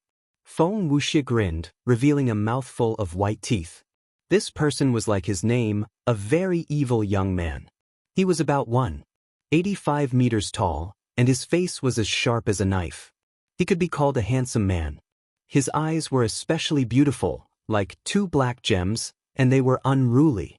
Feng Wuxia smiled at Fire Beacon and the others, then turned around and strode into the cave. Boom! But in less than 5 breaths, a loud sound came from the cave. The entire valley shook violently. "What's going on?" Everyone in the valley was shocked. Fire Beacon said, "Don't panic. Feng Wuxia's strength is unfathomable. Even I am not confident that I can defeat him. Even if he encounters any danger, he can escape unscathed." Indeed. Before he finished speaking, Feng Wuxia exited the cave and landed steadily beside Fire Beacon. Fire Beacon asked, "What's inside?" "A person." Feng Wuxia looked at the cave with an evil smile and said, "Sir, is it necessary to continue hiding?" Tut, tut. Along with a series of steady footsteps, a young man walked out of the cave and stood at the entrance. He looked down at Feng Wuxia and the others. This person was about 1.8 meters tall and was quite muscular. His thick black hair reached his shoulders, and his eyes were like stars. He gave off a wild aura. Fire Beacon sized up this person. When he saw the words on the person's chest, his pupils shrank. He cupped his hands and smiled. "So it's a friend from the spiritual state." "Spiritual state?" Inside the castle, Qin Feiyang raised his eyebrows. "Who was hiding in the cave?" At the same time, the person standing in the cave also looked at the chest of Fire Beacon and the others and frowned. "You are from the Kong state?" This voice, it's Dong Xingyang. Qin Feiyang was stunned. He didn't expect Dong Xingyang to be hiding in the cave. What a coincidence! Facing Dong Xingyang's question, Fire Beacon nodded and smiled. "That's right. May I know your name?" Dong Xingyang said lightly, "We just met by chance. Is there a need to know my name?" Fire Beacon was speechless. "Yes, there is no need to know your name. But you sneak attacked me, so I must return the favor. Come down and fight with me." Feng Wuxia chuckled with an evil aura. "Not interested." Dong Xingyang glanced at him lightly and turned to walk into the cave. "That's not up to you." Feng Wuxia pointed in the air, and a fiery red battle chi appeared and blasted toward the cave like a tide. "What? You want to bully me with your numbers?" Dong Xingyang suddenly turned around. His gaze was as sharp as a blade, extremely sharp. Feng Wuxia smiled. "Don't worry, I don't need their help to deal with you. I alone am enough." "Arrogant." Dong Xingyang harumphed coldly and waved his hand. His battle chi surged out and collided with Feng Wuxia's battle chi. Boom! In the valley, the wind howled and the ground trembled. The mountains around the valley began to collapse. "Not bad." Feng Wuxia smiled sinisterly. However, Dong Xingyang did not continue to entangle with him. When he saw the mountains collapsing, he immediately turned and rushed into the cave. Not long after, inside the cave, another deafening sound rang out. The entire mountain collapsed instantly and turned into ruins with dust filling the sky. Swoosh! All of a sudden, a stream of light shot out from the dust. It was Dong Xingyang. However, at this moment, he rushed out of the dust with one person in each hand and fled into the forest. "No wonder you don't dare to fight with me.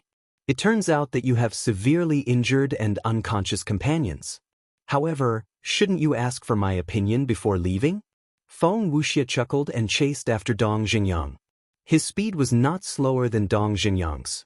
Feng Hua and the others followed behind Feng Wuxia. Severely injured companions? Inside the ancient castle, Qin Feiyang's heart skipped a beat.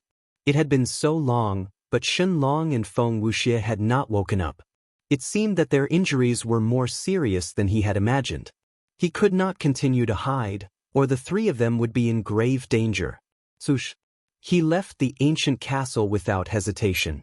Looking at the ruins in front of him, he raised his eyebrows. He looked up and saw the group of people from the Kong state.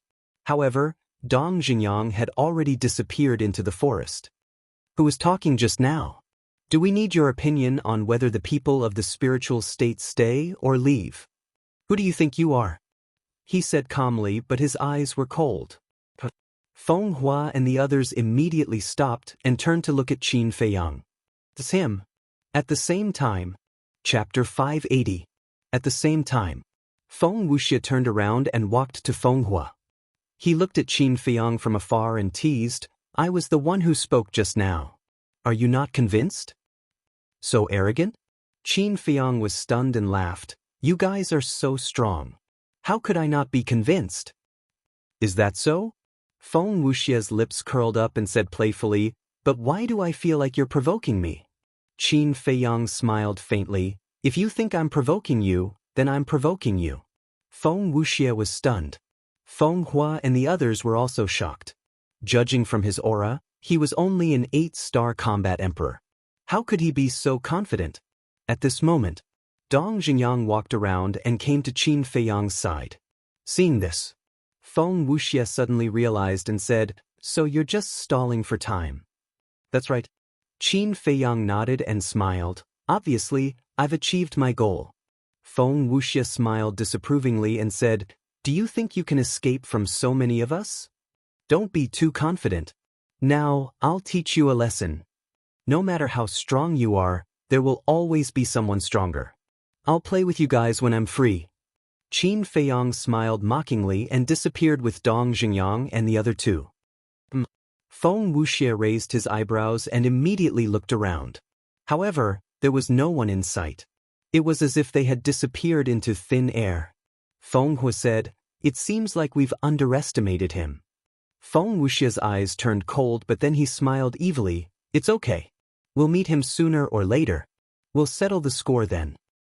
Then we'll forget about him peeping on us bathing? Feng Hua, Feng Wuxia, you guys are too unreliable.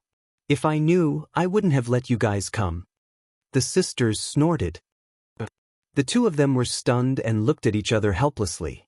Inside the ancient castle, Dong Xingyang placed Shenlong and his wife flat on the ground. He got up and looked at Qin Feiyang strangely. You still have the time to peek at others bathing? Qin Feiyang's face twitched. He shook his head and said, no such thing. Dong Xingyang stared blankly for a moment, then said with disdain, you dare to do it, but you don't dare to admit it. This is not the Qin Feiyang I know. I really didn't. Qin Feiyang smiled bitterly. Dong Xingyang was puzzled. If that's the case, why would those two women say that? I think it might be because of that. At that time, when I was at the bottom of the lake, trying to find a way to pluck that strange flower, I sensed that someone was bathing on it. At first, I didn't know who it was, so I didn't pay much attention to it. Now that I think about it, the people who were bathing might be those two women. Then, when they saw me coming out of the pool, they probably thought that I was a peeping Tom. Qin Feiyang guessed. Dong Xingyang said suspiciously, so, you really didn't peep? Forget it if you don't believe me. Qin Feiyang was too lazy to explain. He glanced at Shenlong and Dong Xingyang and asked, how are they? Not good. Although they're not dead, their sea of qi is broken. Unless there's a divine elixir, there's no way to save them. Dong Xingyang sighed. So it's because their sea of qi is broken. Qin Feiyang muttered and breathed a sigh of relief. But seeing his attitude, Dong Xingyang suddenly became angry and said, what do you mean? I have a way to save them. Qin Feiyang smiled, walked to the altar, and opened a jade box. A majestic life force suddenly surged out. What kind of elixir fire is this? Dong Xingyang was surprised. Inside the jade box lay a cluster of green flames, which was the fire of life. The form of the fire of life was very similar to that of elixir fire, so Dong Xingyang mistook it for elixir fire. Qin Feiyang did not explain.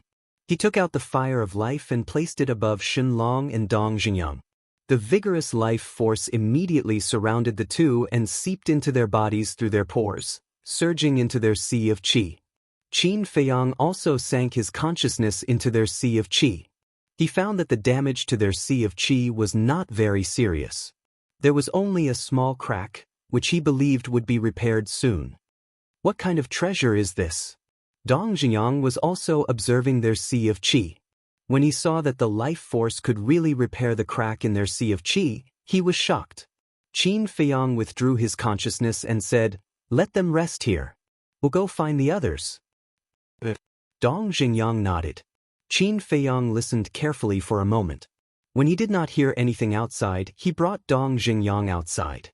Feng Wuxia and the others had already disappeared. Dong Jingyang glanced around and frowned. This 9 nether yellow springs is boundless. Where are we going to find them? Qin Feiyang said. Ren Wushuang said that he would leave a mark on the way, so we have to go back to the pool and start from the beginning. Then let's go. The two turned and rushed towards the pool. Dong Jingyang said, "By the way, how did you get rid of Mo Wuxian and the others?" "It's quite funny." Qin Feiyang gave a detailed account of the situation back then. After Dong Jingyang heard this, he could not help but laugh. This Yen Tianfeng was really silly to the point of being cute. Boom. Crack. But at this moment, a loud sound came from the forest in the distance. What's going on? Dong Jingyang stopped laughing and looked up, his eyes full of surprise. Qin Feiyang said in a deep voice, "Let's go and take a look." The two immediately turned around and rushed towards the place where the loud sound came from. Very soon, the two sensed a strong battle fluctuation. Obviously, someone was fighting over there. As they got closer, the battle fluctuation became more obvious. Suddenly, Dong Jingyang frowned and said, "Don't you feel that this aura is a little familiar?" Qin Feiyang carefully sensed for a while, and a light flashed in his eyes as he sneered, "It's them." "That's right, it's them." Dong Jingyang also nodded, his face full of coldness. More than 10 breaths later, the two of them climbed up a short mountain that was several hundred feet high. They stood in the thick grass and looked ahead. More than 200 meters in front of them, at this moment, the mountains were collapsing, and the grass and trees were flying everywhere. Waves of intense battle ripples transformed into formless waves that swept out in all directions. There were a total of 3 people fighting, and they were all people that Qin Feiyang and Dong Jingyang knew. One of them was Feng Wuxia that they had met before. The other 2 were even more familiar. They were Dong Feng Wuhen and Murong Xiong. How did they meet? Dong Jingyang frowned. Qin Feiyang remained silent, his gaze firmly locked onto Feng Wuxia. Although Dong Feng Wuhen and Murong Xiong's character was not good, their strength was not to be underestimated. However, at this moment, Feng Wuxia was actually fighting 1 against 2, and was not at a disadvantage. He turned his gaze and looked at the other side of the battlefield.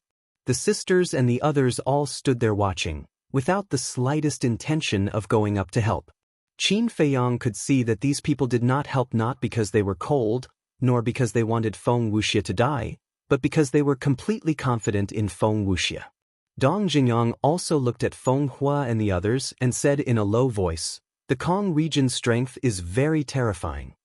"Indeed." Qin Feiyang nodded and asked, "Can you see through all of their cultivations?" Dong Jingyang shook his head. What? Qin Feiyang was shocked. Even Dong Jingyang, who was a 1-star battle sect, could not see through them. Could it be that the Kong region had a 2-star battle sect? According to my observation, they have a total of 6 1-star battle sect and 10 9-star battle emperors. The person fighting with Dong Feng Wuhen and Murong Xiong is a 1-star battle sect. Dong Jingyang said. Qin Feiyang's mind trembled. This lineup was enough to instantly kill their spirit state. He asked again, "Then whose cultivation can you not see through?" Dong Jingyang's gaze turned and locked onto the twin sisters and said, "It's them." Them? Qin Feiyang was stunned. If it was the young man in the lead, he would believe it. But these twin sisters, no matter how he looked at them, they didn't look like experts? "Are you sure you're not mistaken?" Qin Feiyang frowned. "I'm sure." Dong Jingyang nodded. Qin Feiyang's gaze focused. It seemed that he had to pay more attention to these twin sisters in the future. Boom. At this time, Dongfang Wuhan and Murong Xiong had a huge collision with Feng Wuxia. At the same time, they spat out a mouthful of blood and their faces were somewhat pale. Dongfang Wuhan retreated a few steps, stared at Feng Wuxia gloomily, and said, "How did we offend you?" Feng Wuxia wiped the blood from the corner of his mouth and said with an evil smile, "You didn't offend me. Since you didn't, then why did you fight the moment you met?" Dongfang Wuhan was furious. "You didn't offend me, but someone in your spirit state did. Do you know these two people?" Feng Wuxia waved his hand, and battle chi surged out, condensing into two shadows in the air. Seeing the two shadows, Qin Feiyang and Dong Xingyang, who were standing on the short mountain, immediately frowned. Because this was their illusory image. Dongfang Wuhan and Murong Xiong couldn't help but frown when they saw their shadows. Dongfang Wuhan looked at Feng Wuxia and nodded. "We know them. One of them is called Qin Feiyang, and the other is called Dong Xingyang." "Which one is Qin Feiyang?" As soon as they heard the three words Qin Feiyang, the sisters became spirited. The eyes of the others also changed at this moment. Dongfang Wuhan looked at the expressions of these people and asked suspiciously, "Do you know Qin Feiyang?" "No, but we have all heard of his rumors. It is said that he is not only an alchemy genius, but also a cultivation monster. The Lord even told us that when we came to the 9 nether underworld, the first person to pay attention to is him. So, we all want to meet him." Feng Hua laughed. Dong Xingyang shook his head and said, "I didn't expect your name to have already spread to the Kong state. It's really amazing." Qin Feiyang smiled bitterly. He also didn't expect that his name would spread so far. Not only did the Cloud state know, but even the Kong state knew. Did the other major states also know? However, when Dongfang Wuhan and Murong Xiong heard Feng Hua's words, they couldn't help but feel jealousy and hatred in their hearts. On what basis? They were the kings of the spirit state's inner palace, and the ones who should be paid attention to should be them. But now no one knew their names, but they all knew the name of Qin Feiyang. They felt extremely unbalanced in their hearts. Chapter 581. I'm asking you, which one of you is Qin Feiyang? The twin sisters looked at Dongfang Wuhan and Murong Xiong without worry. The two of them were already very unbalanced in their hearts. At this moment, when they saw the slight contempt in the twin sisters' eyes, they immediately burned with anger. Dongfang Wuhan pointed at Qin Feiyang's shadow and said coldly, "He is Qin Feiyang. So it's this pervert. This is outrageous. Don't let this young lady catch you, or I'll teach you a lesson." The twin sisters glared at him and said fiercely, "Pervert?" Dongfang Wuhan and Murong Xiong looked at each other with a trace of suspicion in their eyes. What was going on? Didn't Qin Feiyang never have any interest in women? How could he suddenly become a pervert? However, this was a good thing. Dongfang Wuhan frowned and said, "Since they offended you, you should go and settle the score with them. Why are you looking for us? Who told you to be their accomplices? Now, I'll give you a chance to live. Take us to them immediately." The twin sisters said. Murong Xiong said in a deep voice, "We don't know where they are?" "That's right. As soon as we entered the death swamp, we parted ways. We also want to know." Dongfang Wuhan said. "You don't know? Then aren't you useless? Feng Wuxia, do as you see fit." The twin sisters smiled. "Leave it to me." Feng Wuxia smiled evilly and walked towards the two step by step. "Do you think I'm really afraid of you?" Murong Xiong could no longer bear it, but just as he was about to kill Feng Wuxia, Dongfang Wuhan stopped him. "What? You still want to endure it?" Murong Xiong said angrily. "Don't be impatient." Dongfang Wuhan secretly transmitted his voice, then looked at Feng Wuxia and the others and said with a smile, "Actually, we can cooperate." Everyone was stunned. Dongfang Wuhan said, "To tell you the truth, we also have a deep grudge with Qin Feiyang." Feng Wuxia said, "Tell me about it." "Originally, the mansion master appointed me as the captain in this 9 regions war, but he instigated the others to repeatedly go against me. Furthermore, he has the face of a vile character. On the way to the death swamp, he tried his best to please the granddaughter of the manor lord. The manor head's granddaughter is rather naive, so she is easily bewitched by him. She often helps him reprimand us. This is the main reason why we parted ways. There's one more thing. He is very arrogant. He is only an 8-star combat emperor, but he always acts as if he is the most important person in the world.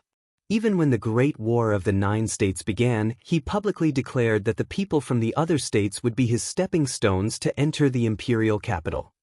Dongfang Wuhan said. Hearing this, Feng Wuxia and the others frowned. Seeing this, Dongfang Wuhan struck while the iron was hot and said with a smile, as the saying goes, the enemy of my enemy is my friend. We can definitely join hands to deal with him. Feng Wuxia looked at Feng Hua. Feng Hua frowned and lowered his head to ponder. This is too much. I've never seen such a despicable and shameless person. On top of the short mountain, Dong Jingyang clenched his fists as he stared at Dongfang Wuhan. His eyes were burning with rage. On the other hand, Qin Feiyang's expression was unexpectedly calm, as if he didn't take it to heart at all. Seeing this, Dong Jingyang frowned and said, You're not angry at all? Qin Feiyang laughed and said, It's not worth getting angry over such a person. You're really open-minded. Dong Jingyang shook his head. But in his heart he was more and more fearful of Qin Feiyang. Because in the face of such a thing, if it was anyone else, it would be impossible for them to remain calm. But Qin Feiyang acted as if he didn't hear it at all. Such a terrifying temperament was unique in the world. This was. Feng Hua finally raised his head, looked at Dongfang Wuhan and nodded. All right, we'll cooperate, but I have a condition.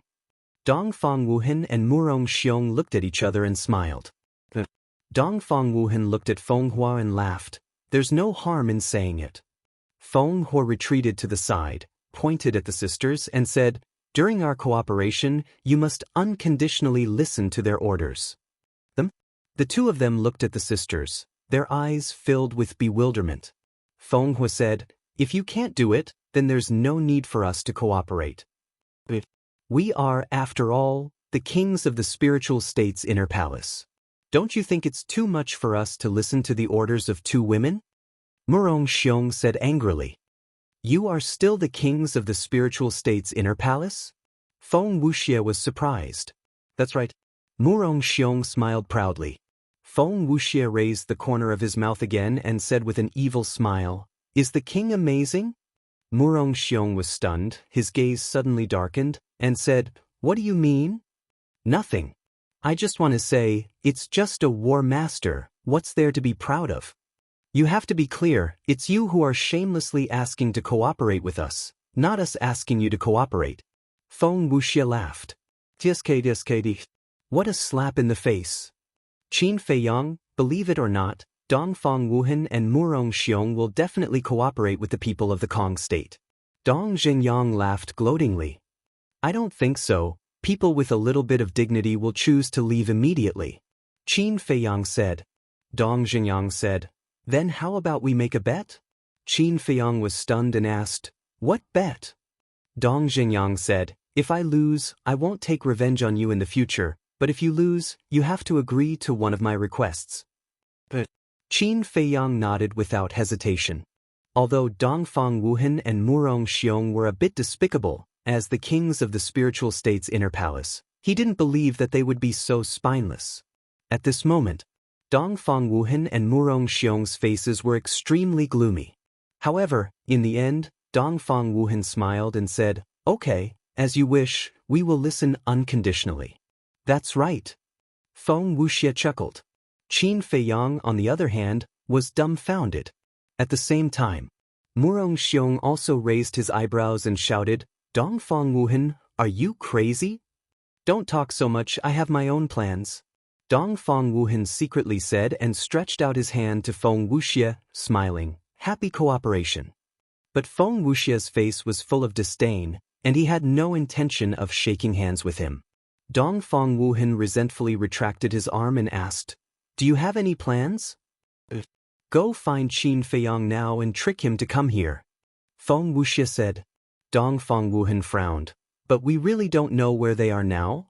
The image crystal can't send messages, and the death swamp is so big, finding them is harder than ascending to the sky.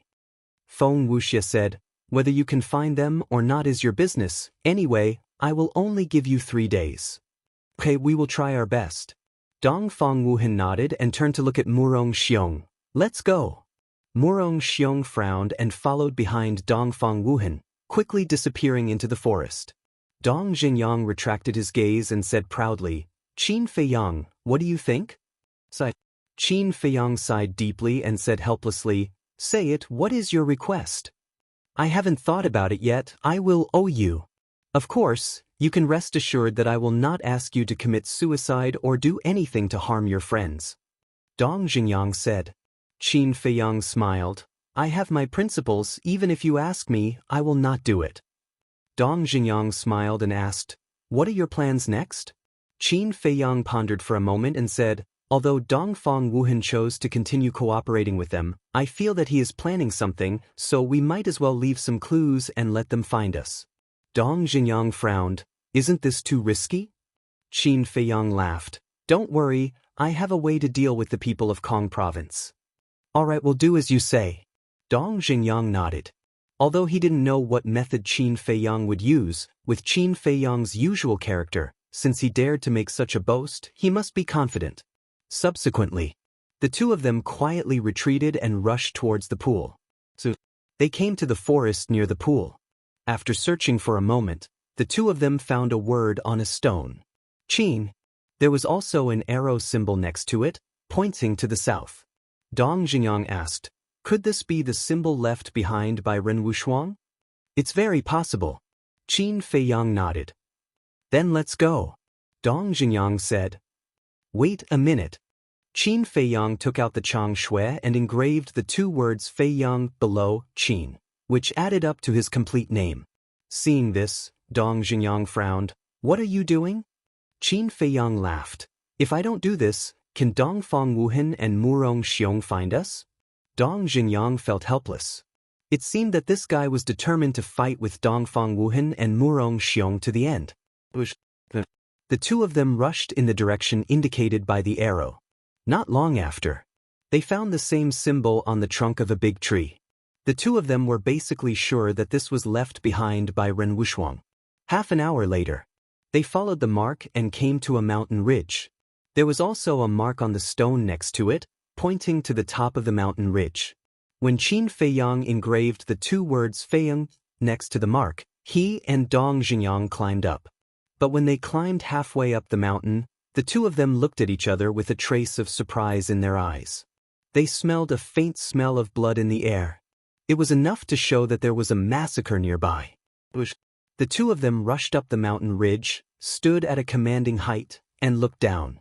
Immediately, the two of them suddenly changed color. Below, there was a lake of about 1,000 feet, and there were obvious traces of battle around it. And on the grass on the left side of the lake, a group of people gathered. There were men and women in this group, and they all looked young with outstanding temperament. Moreover, the aura they exuded was also very strong. But this was not the point.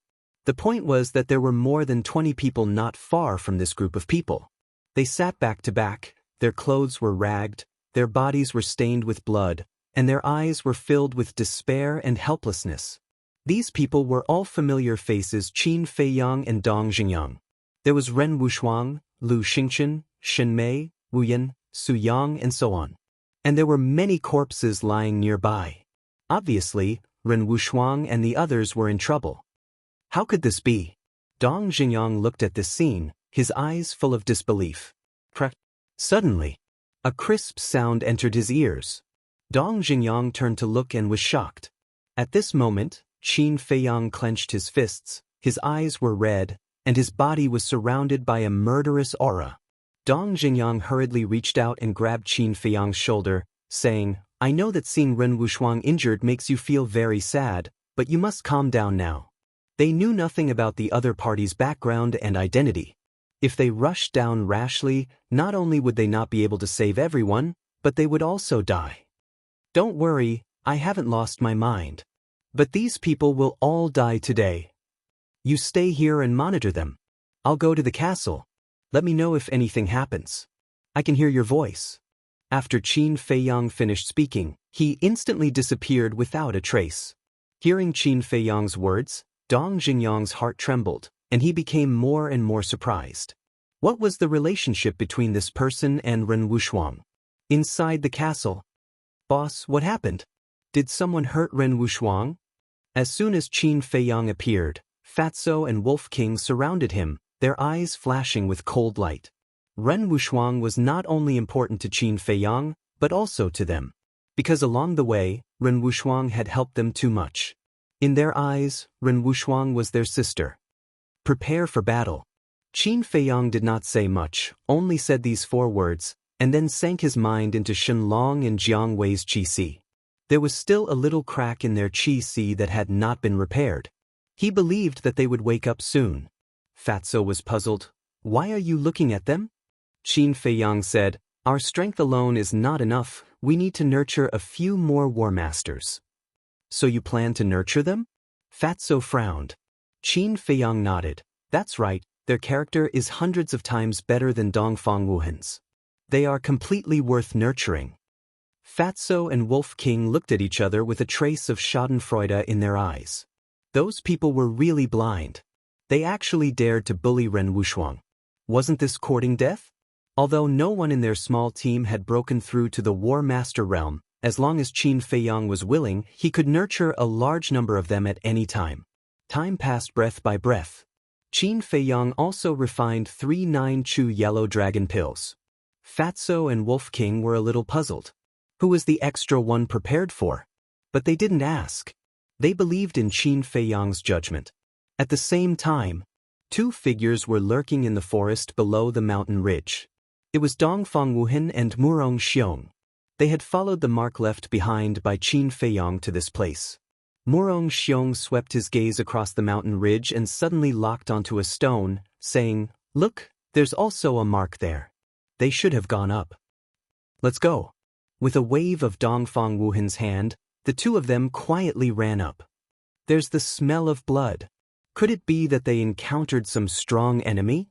Halfway up the mountain, the 2 of them also smelled the smell of blood and couldn't help but be surprised. When they reached a certain vantage point at the top of the mountain, the 2 of them looked down and their pupils immediately shrank. The vantage point they were at was adjacent to the vantage point Dong Xingyang was at, but due to the lush vegetation and the fact that they were all hiding their auras, they didn't discover each other. Murong Xiong whispered, Who are they? They actually imprisoned Ren Wushuang and the others. How would I know? Dongfang Wuhan muttered, then turned his gaze and scanned the forest around the lake. Murong Xiong was puzzled. What are you looking at? I'm looking for Dong Xingyang and Qin Feiyang. Dongfang Wuhan said. Murong Xiong said, I don't think they've arrived yet. Otherwise, seeing Ren Wushuang and the others trapped, they would have already started fighting. That makes sense.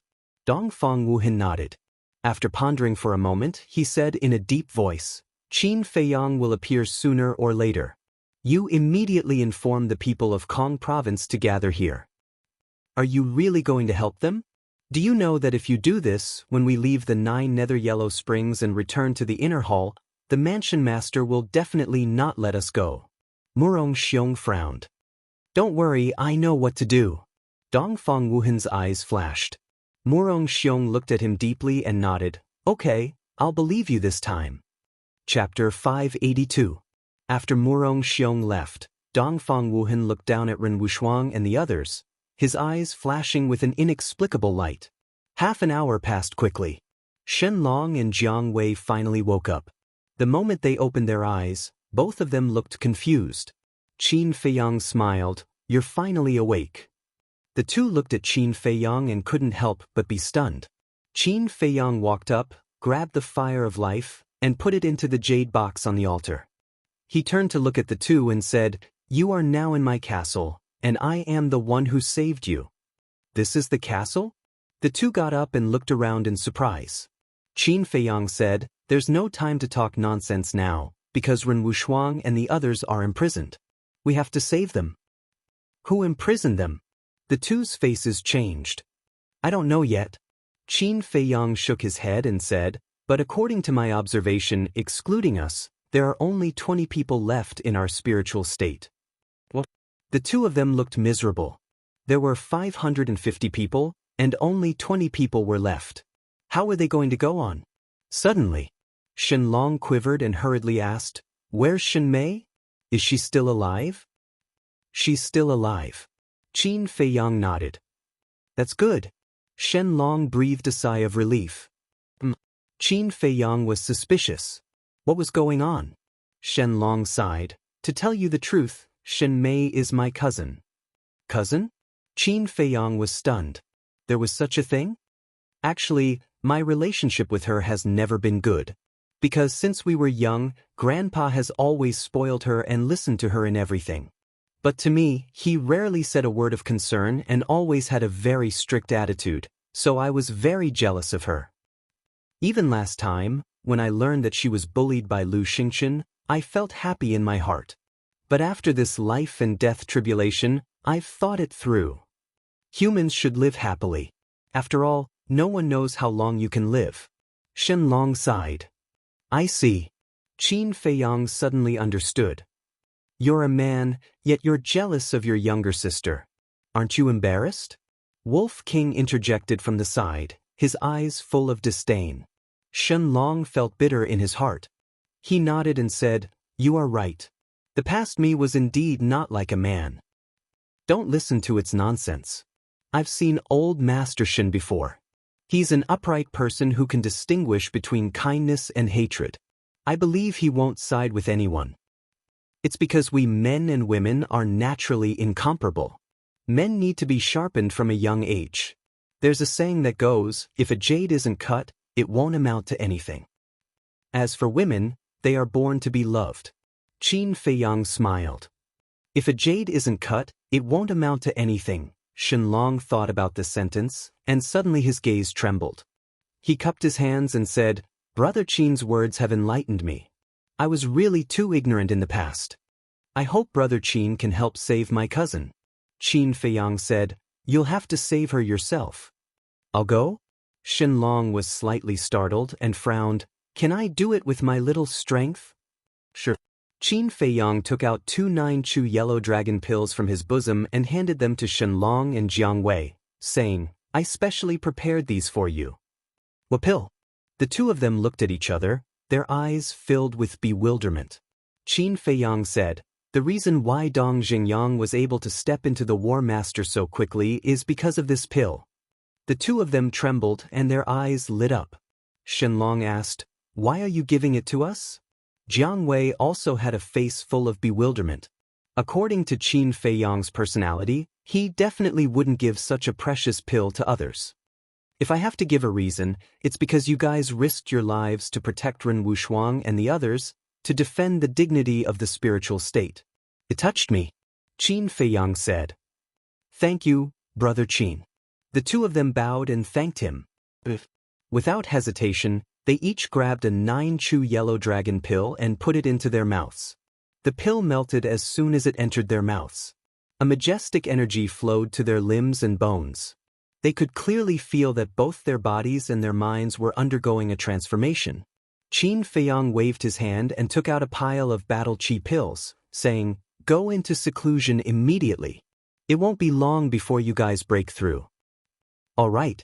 The two of them sat cross-legged beside the pile of battle chi pills and began to meditate. Qin Feiyang looked at Fatso and said, "I'll go out with White-Eyed Wolf to scout out the other party's situation. You have to be prepared for battle at any time." Fatso nodded. Qin Feiyang waved his hand and brought Wolf King to Dong Xingyang's side. He looked down. The group of people were still gathered on the grass by the lake. Some were washing the dirt off their bodies by the lake. Some were sitting cross-legged to recuperate. Some had set up a bonfire, roasted meat, and were eating heartily. These damn bastards. When Wolf King saw Ren Wushuang, a cold light flashed in his eyes. "Don't worry. Soon they will pay the price." Qin Feiyang smiled coldly, turned to look at Dong Xingyang and asked, "Did you find any other abnormalities?" "As you can see, they are very comfortable." Dong Xingyang sneered. Qin Feiyang lowered his head to look. Suddenly, he frowned and said, "Have you ever thought about why they imprisoned everyone?" Dong Xingyang was stunned. He really hadn't thought about this question. How cruel was the War of the 9 States? When the people of the 2 states met, They should kill each other, leaving no one alive. Because everyone was a potential competitor. But now, they only killed a portion of them and imprisoned a portion of them. Qin Feiyang pondered for a moment and said, I think either they are full of confidence, or they are waiting for someone to save Ren Wushuang and the others. You mean, they used Ren Wushuang and the others as bait and want to catch all the people of the spiritual state in one fell swoop? Dong Jingyang was bewildered. Qin Feiyang said, we can't rule out this possibility. Dong Jingyang clenched his hands tightly, his eyes bursting with killing intent. Qin Feiyang said, let's go closer and take a look. Dong Jingyang nodded. The two were about to go down, but Wolf King suddenly spoke. What? Qin Feiyang was puzzled. Wolf King looked at Dong Jingyang and asked, are you sure nothing happened before? Dong Jingyang said, I've been guarding here the whole time, nothing happened. It was a little strange. Why did Wolf King ask this? Wolf King pointed to the neighboring mountain and said, then why is there the smell of other people over there? Dong Jingyang immediately looked over, his eyes full of surprise. Qin Feiyang also scanned the mountain, but the vegetation was too dense and he couldn't see anything at all. He looked at Wolf King and said, are you sure? Of course. Wolf King rolled his eyes at him in annoyance. Could it be them? Qin Feiyang and Dong Jingyang looked at each other, immediately restrained their auras, and quietly rushed towards the mountain. So, they arrived at the mountain and hid behind a large rock. Looking ahead, they saw Dongfang Wuhan standing in the grass at the edge of the cliff, also looking at the group of people below. It really is him. Dong Jingyang's eyes flashed with a cold light. He looked around and sent a sound transmission. Why don't I see Murong Xiong? Qin Feiyang said, why don't we go and ask? You still want to see him? Dong Jingyang was surprised. That's what I plan to do. Qin Feiyang said in a low voice, then walked out from behind the rock and said indifferently, why are you here? Qin Feiyang. Dongfang Wuhan was shocked. When he turned his head and saw Qin Feiyang and Wolf King, his pupils immediately shrank. I asked you a question, didn't you hear me? Two people and one wolf walked to the opposite side of Dongfang Wuhan, looking at him with unkind eyes. Dongfang Wuhan said, I followed your mark and found this place. Qin Feiyang sneered, facing Mo Wushan and the others, why didn't I see you so capable? Dongfang Wuhan looked at the two people and one wolf and sighed, it seems that you still hate me. I don't want to hate you, but I can't. Dong Jingyang snorted. Dongfang Wuhan said, I know, at that time, I chickened out and let everyone down. Qin Feiyang waved his hand.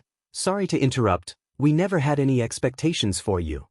Dongfang Wuhan's expression stiffened, and then with a plop, he knelt in front of Qin Feiyang and the others. What are you doing? Two people and one wolf were bewildered. Dongfang Wuhan said regretfully, I am already very regretful now, I hope you can forgive my foolish behavior at that time. What's the situation? Dong Jingyang looked at Qin Feiyang and secretly transmitted his voice. Qin Feiyang shook his head. He also couldn't figure out what Dongfang Wuhan was doing. Dongfang Wuhan said again, if you don't forgive me, I will kneel and not get up. Qin Feiyang pointed to Ren Wushuang and the others below, and said in a deep voice, this matter, it's not enough for us to forgive you, it's enough for them to forgive you. I know. So I thought of a way to rescue them. Dongfang Wuhan said. Qin Feiyang frowned and asked, what way? Dongfang Wuhan got up and said, earlier, Murong Xiong and I met people from the Kong province. I heard from them that they also met you. I believe you all know their strength. They are very strong. Qin Feiyang nodded. Dongfang Wuhan said, at that time, they wanted to kill me and Murong Xiong. Due to their strength, I could only compromise and pretend to cooperate with them. Pretend? Qin Feiyang raised his eyebrows and said, are you sure it's just pretending? I swear. Pretending to cooperate with them was just an expedient way to get away. But when I tracked them here and found that Ren Wushuang and the others were imprisoned, I thought of a perfect plan. Dongfang Wuhan said. Tell me about it. Qin Feiyang said. Dongfang Wuhan said, we can use the people from the Kong province to let them fight with the group below, and then we can reap the benefits. Qin Feiyang asked. Dongfang Wuhan said, "To tell you the truth, the people from the Kong province want to deal with you now." "Deal with me?" Qin Feiyang pretended to be suspicious. Dongfang Wuhan's face suddenly became strange, and he coughed. "I heard them say that you were peeping at the two women bathing in the pool." Cough cough. Qin Feiyang choked on his saliva. Chapter 583. Seeing Qin Feiyang's reaction, Dongfang Wuhan asked cautiously, "Is there really such a thing?" Qin Feiyang said lightly, "Whether there is or not, it has nothing to do with you. Just tell me your plan." "All right. My plan is, I will tell the people of the Kong state that Ren Wushuang and the others are very important to you. Knowing this, I think they will definitely find a way to capture Ren Wushuang and the others as a bargaining chip to lure you out. At that time, there will inevitably be a fierce battle with those people below." Dongfang Wuhan said. The two men and one wolf looked at each other. Needless to say, this idea was really good. On the one hand, it could preserve the strength of their side, and on the other hand, it could weaken the background of the other two states. It could be said to be killing two birds with one stone. Qin Feiyang said, "So, you have already asked Murong Xiong to inform the people of the Kong state?" Dongfang Wuhan nodded. "Well, we will carry out your plan, but don't play tricks, otherwise you will have no way back," Qin Feiyang said. "I know.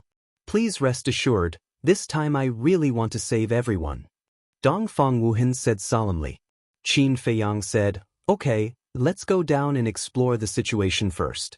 When the people of the Kong state come, you directly instigate them to go down." "You guys be careful." Dongfang Wuhan nodded. "As long as we don't fight, even if we stand in front of them, they can't touch a single hair of mine." Qin Feiyang sneered, and took Dong Jingyang and Wolf King down. So, the two men and one wolf came to the foot of the mountain, using the dense trees as cover, silently sneaked towards the lake. After a while, Wolf King, who was lying on Qin Feiyang's shoulder, suddenly said, "Little Qin Zi, with the people of the Kong state taking the lead, is it necessary for us to inquire about the situation?" Dong Jingyang also had a puzzled look. "Of course. Firstly, both sides are very strong. Their destructive power must be terrifying. We must ensure the safety of Ren Wushuang and the others. Secondly, I don't trust Dongfang Wuhan. I have a feeling that this matter isn't that simple," Qin Feiyang whispered. "You're saying that Dongfang Wuhan has other plans?"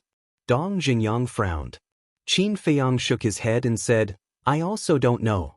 Dongfang Wuhan is more scheming and astute than Murong Xiong. It is very difficult to figure out what he is thinking. Right now, I only hope that I am thinking too much." Wolf King coldly snorted, "If he really dares to scheme against us, I promise to send him to hell this time." Dong Jingyang's eyes also flashed with an astonishing cold light. A moment later, two people and one wolf lurked beside the lake, lying on top of a small hill and looking at the lawn beside the lake. "What? 2. Qin Feiyang silently counted in his heart, and in the end, he couldn't help but frown. There were actually 36 people on the other side, and the word Yu was embroidered on their chests. It was obvious that these people were from the Yu province. Wolf King whispered, "Dong Jingyang, what is their cultivation level?" Dong Jingyang carefully observed for a moment, then transmitted his voice. 5-1 Star War Sect, 10-9 Star War Emperor, and 28 Star War Emperor. 5-10-20? Wolf King lowered his head and muttered to himself for a moment, then said, "Isn't this only 35? What about the other one?" Dong Jingyang said, "There is one more that I can't see through. He should be a 2-Star War Emperor." Qin Feiyang and Wolf King were bewildered. Dong Jingyang pointed to a certain place by the lake, his expression solemn. A man and a wolf looked over and saw a large round stone by the lake. A red-haired young man in white was sitting cross-legged on the stone. He was about 1.8 meters tall and had a high nose bridge. His eyes were as dark as ink, and his thin lips were faintly curved, giving him a cold and aloof feeling. The aura emitted from his body wasn't strong, but Qin Feiyang and Wolf King could feel a trace of threat. Without a doubt, this was a sleeping lion. By the time he woke up, even this land would be trembling. Suddenly, the red-haired young man seemed to have sensed something, and turned his head to look at the place where the two men and the wolf were. The two men and the wolf immediately lowered their heads, using the dense wild grass in front of them to hide their figures. The red-haired young man glanced at the forest, a trace of doubt creeping into his eyes. Then he withdrew his gaze and looked up at the sky. At this time, it was already noon. The red-haired young man's gaze gradually became sharp, and said, "If no one comes to save them before dark, kill them directly." The other 34 people looked at the red-haired young man at this moment and respectfully replied. Immediately, the red-haired young man closed his eyes. Although he didn't say much, it was enough to let people see his character clearly. He was a decisive and swift person. Dong Xingyang's pupils shrank, and said in a deep voice, "They are indeed using Ren Wushuang and the others as bait." Qin Feiyang raised his head and looked at the red-haired young man, and then looked at Ren Wushuang and the others and said, "Think about it, is there any way to get close to them? They are only 100 meters away from the red-haired young man, and there are 4 people guarding them. These 4 people are also 9-star combat emperors. It won't be easy to get close to them. However, I can send them a message." Dong Xingyang whispered. Qin Feiyang angrily slapped his head. Why didn't he think of this? Dong Xingyang was a combat master. As long as it was within a certain range, he could directly transmit his voice to the other party's mind. Qin Feiyang said, "Immediately send a message to Ren Wushuang. Tell them not to be nervous." Dong Xingyang nodded. However, just as Dong Xingyang was about to send a voice transmission, Qin Feiyang reached out his hand to stop him. He shook his head and said, "Let's forget about it. If they find out that we're here and reveal some flaws, it will ruin our plan." Wolf King said, "Then what should we do now?" Qin Feiyang said, "You guys keep watch here, I will go to Dongfang Wuhan's place to take a look." "Be careful," Wolf King warned. Qin Feiyang nodded, slowly retreated down the hill and turned back. Soon he arrived at the top of the hill again, but he did not show his face. He hid behind a bush and watched Dongfang Wuhan from afar. About half an hour passed. A group of people climbed up the mountain and walked to Dongfang Wuhan's side. It was Murong Xiong, Feng Hua and the others. "Where's that pervert? Why don't I see him?" The twin sisters looked at the lake below and frowned slightly. Dongfang Wuhan shook his head. "Qin Feiyang hasn't found this place yet." A burly young man frowned. "Then why did you call us here?" "It's because Qin Feiyang hasn't come that I called you here." Dongfang Wuhan smiled and pointed to Ren Wushuang and the others, saying, "Do you see them?" The twin sisters nodded. Dongfang Wuhan said, "They are the other people of my spiritual state. These people have a very good relationship with Qin Feiyang. As long as we get them, we don't have to worry about Qin Feiyang not appearing." "So it's like that? Feng Wuxia, take people down and get them," the twin sisters said. Xuaning Shuowei. Feng Hua hurriedly stopped them, then seriously looked at the lake and shook his head. "We can't go." Xuaning asked, "Why?" "They're obviously being held captive in there. And the group of people who imprison them are not weak, they should be people from other states. If we go down now, I'm afraid we'll get into trouble." Feng Hua said. "What are you afraid of? No matter how strong they can't be stronger than us." The twin sisters showed a look of disdain. Feng Hua said bitterly, "Two great aunts, we are indeed very strong, but you have to know that there is always someone stronger." "That makes sense." The twin sisters nodded. But before Feng Hua could breathe a sigh of relief, the girl called Xuaning said, "If that's the case, then let's all go down and beat them up." Feng Hua suddenly felt like he was suffering in silence, unable to say anything. "What? With the two of us here, you still don't dare? Feng Hua, when did you become so cowardly?" The twin sisters looked at him with disdain. Feng Hua said helplessly, "This has nothing to do with cowardice." Before he finished, the girl called Shuerhua said, "Then what does it have to do with?" Feng Hua was speechless for a moment, finally gritted his teeth and nodded. "Okay, I'll listen to you and go." "That's right. Let's go. Follow us to snatch people." The twin sisters waved their hands and walked down in high spirits. Murong Xiong also instinctively followed, but he was stopped by Dongfang Wuhan, who shook his head and signaled him not to go. Seeing this, Feng Wuxia said unhappily, "What are you doing? Hurry up and follow." "We won't go. After all, we are from the spiritual state. If Ren Wushuang knows that we are accompanying you to snatch them instead of saving them, when we return to the spiritual state in the future, the mansion master will definitely not let us go. So, I hope that you can understand." Dongfang Wuhan cupped his hands and said with a trace of pleading between his brows. Feng Wuxia raised his eyebrows. "Don't say any more, just let them stay here. Anyway, it doesn't matter if they stay or not." "That's right," the twins said without even turning their heads. Their tone was full of contempt. After the group of people disappeared from sight, Murong Xiong suddenly said angrily, "How dare they say that about us? They are too much." "Why are you angry? The one who can laugh in the end is the real winner." Dongfang Wuhan sneered. Murong Xiong was slightly taken aback and whispered, "What are you planning?" "Of course, it's to provoke them to war. Now that Qin Feiyang and the others are also down there, when the people of the Kong state go down, the three sides will definitely have a bloody battle. When the time comes when both sides are injured, we will go down and annihilate them all." Dongfang Wuhan said, his eyes flashing with a terrifying light.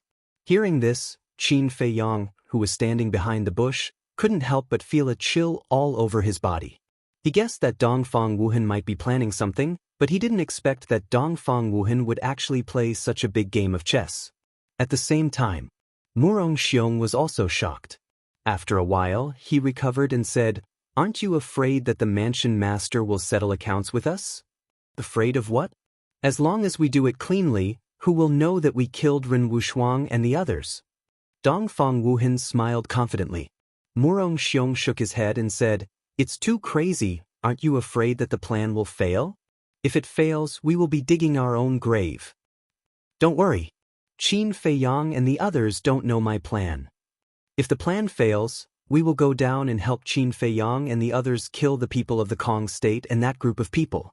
In this way, when the time comes, Qin Feiyang and Ren Wushuang may even be grateful to us." Dongfang Wuhan chuckled. "It turns out that you have a backup plan. Brilliant." Murong Xiong suddenly realized and immediately gave Dongfang Wuhan a thumbs up. "Brilliant?" Qin Feiyang, who was standing behind the bush, couldn't help but purse the corners of his mouth with a trace of ridicule. "Want to be the Oriole? Let's see if you have the ability."